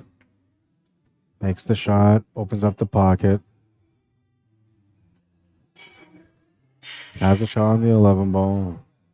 Will have a shot on the combination from there. Not guaranteed that he's going to have a shot on the 14 ball after the combination, though. All depends on how he plays the shape off this 11 ball.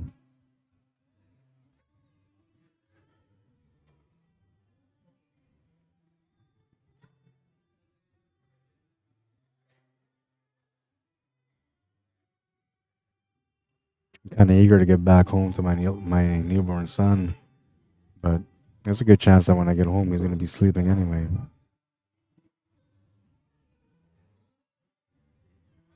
I love the moments in the middle of the night, though, when I wake up and I can just hear him moving around on the bed, you know, grunting and stuff. I'll take a look at him, give him a couple of kisses, and hold him for a little bit. To me, those are the favorite moments of the day, man, whenever I wake up to my son in the middle of the night. It's a little creepy when I wake up in the morning and he's just kind of like wide awake, looking around, staring at me like, why are you still sleeping? I had that experience today a little bit. He woke me up. I looked and there he was, just wide awake, staring right at me. Needless to say, I couldn't go back to sleep after that. A little bit too much pace on that one, but he's got the shot on the 9-ball still. He almost scratched the cue ball. That would have been the last mistake on this set.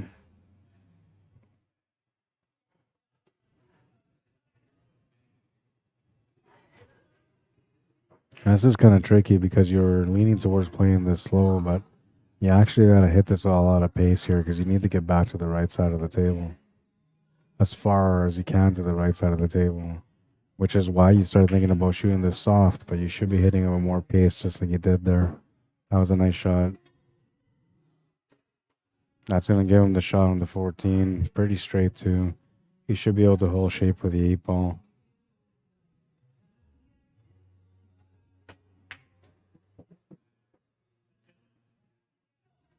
Mike says that's good. They're going to chop? Okay. So Mike Delgado will win that first set, and they're going to chop. And a good call, you know, it was a good battle. It's now almost midnight, so it's a good time to call it a night. I get to go home and see my little guy. I'm happy about that. I won't see my other kids because they got to go to school in the morning, so they better not be awake when I get home. If you are, you got your final warning, kids. I'm on my way home. Get to sleep. But for you, little man, I'll be home soon. You can be awake all you want. I'll hold you for a while before you go to sleep. You get spoiled now because you're not going to school yet. Still got a few years away from that. Thank God. But all right, let's go back to the last replay.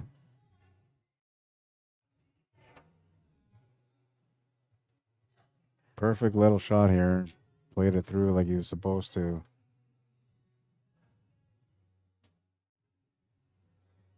And now we'll take a look at our highlight of the day. This is a beautiful kick shot, man. True beauty here. What a shot. What a shot. He put his hands up too, man. He knew that was a champion moment right there. Play your best game with CUESPORTS Live. I'll be waiting for you. All right, so we got to do the closeout now. And we're going to try to do this real quick, you know, super, super quick. But before I do, let's do this again real quick here. Those of you who are looking to get some of that cool gear at jamupapparel.com, go check out their website. Right now, they have a special. If you're looking for team shirts, this is a great special, man. Use code CSI23, and that's going to get you a buy 4, get the 5th one free special. It's a great deal for your team. You're saving basically about $100. Really nice deal, man. And if you do decide to order your team shirts, message me, Rod at jamupapparel.com. Let me know that you ordered your stuff. Give me your name. Let me know when you ordered it. And then I'll make sure that I keep track of it. I'll look into it, make sure that you know that the process is going through, that you're not waiting too long. Wait time is roughly about 2 weeks for most items. Every now and then, if you're personalizing things, depending how backed up they are, it may be up to 3 weeks. But for the most part, 2 weeks, you know. When I ordered my hat came like within a week and a half. It was like fast. So if you're ordering hats, that's a little bit faster. But jamupapparel.com is where you want to go for that.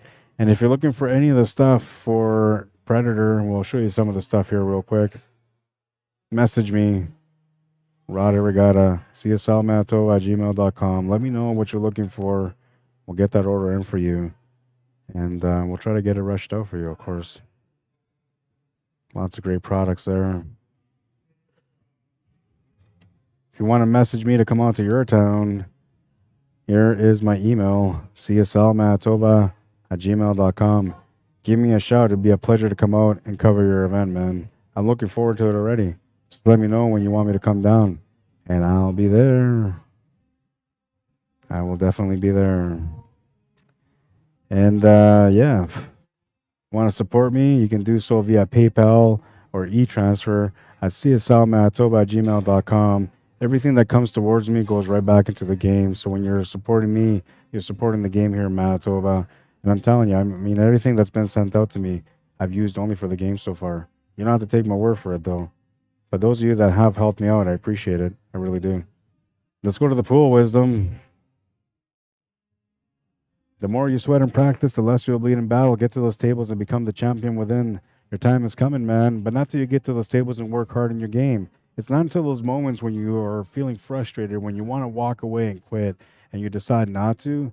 Those are the moments that you grow into the champion within, because that's when you understand the mental toughness that it takes to become that champion. Until you learn that, you're always going to have a tough time getting there. I hope you guys enjoyed this stream. That's going to be it for today. I appreciate everybody tuning in, liking, and sharing the stream. You guys are awesome. Those of you that just tuned in for the first time, go to my YouTube channel, subscribe to my channel, help a brother out, man. I need to get to 1,000 subscribers, and I'm slowly making my way there. I appreciate everything, though. My name is Rod Arriagada. If you guys want to add me or follow me on Facebook, you can do so. If you want me to come out to your town to cover an event, message me, cslmanitoba@gmail.com. First time checking us out on YouTube, make sure you subscribe to the channel. First time checking us out on Facebook, make sure you hit that follow and notification button. You'll get notified every time that we go live, guys. You don't want to miss any of the action. That's going to be it, though. I got to go pay these guys out. I got to update the challenge bracket. I got to get everything done, take down my equipment, and call it a night. I hope you guys enjoyed it. We'll see you guys at the tables next time, which is going to be next week for the King of the Hill 2-day event. It's going to be a great one. I'll see you guys then. Have a good night, everyone. Cheers.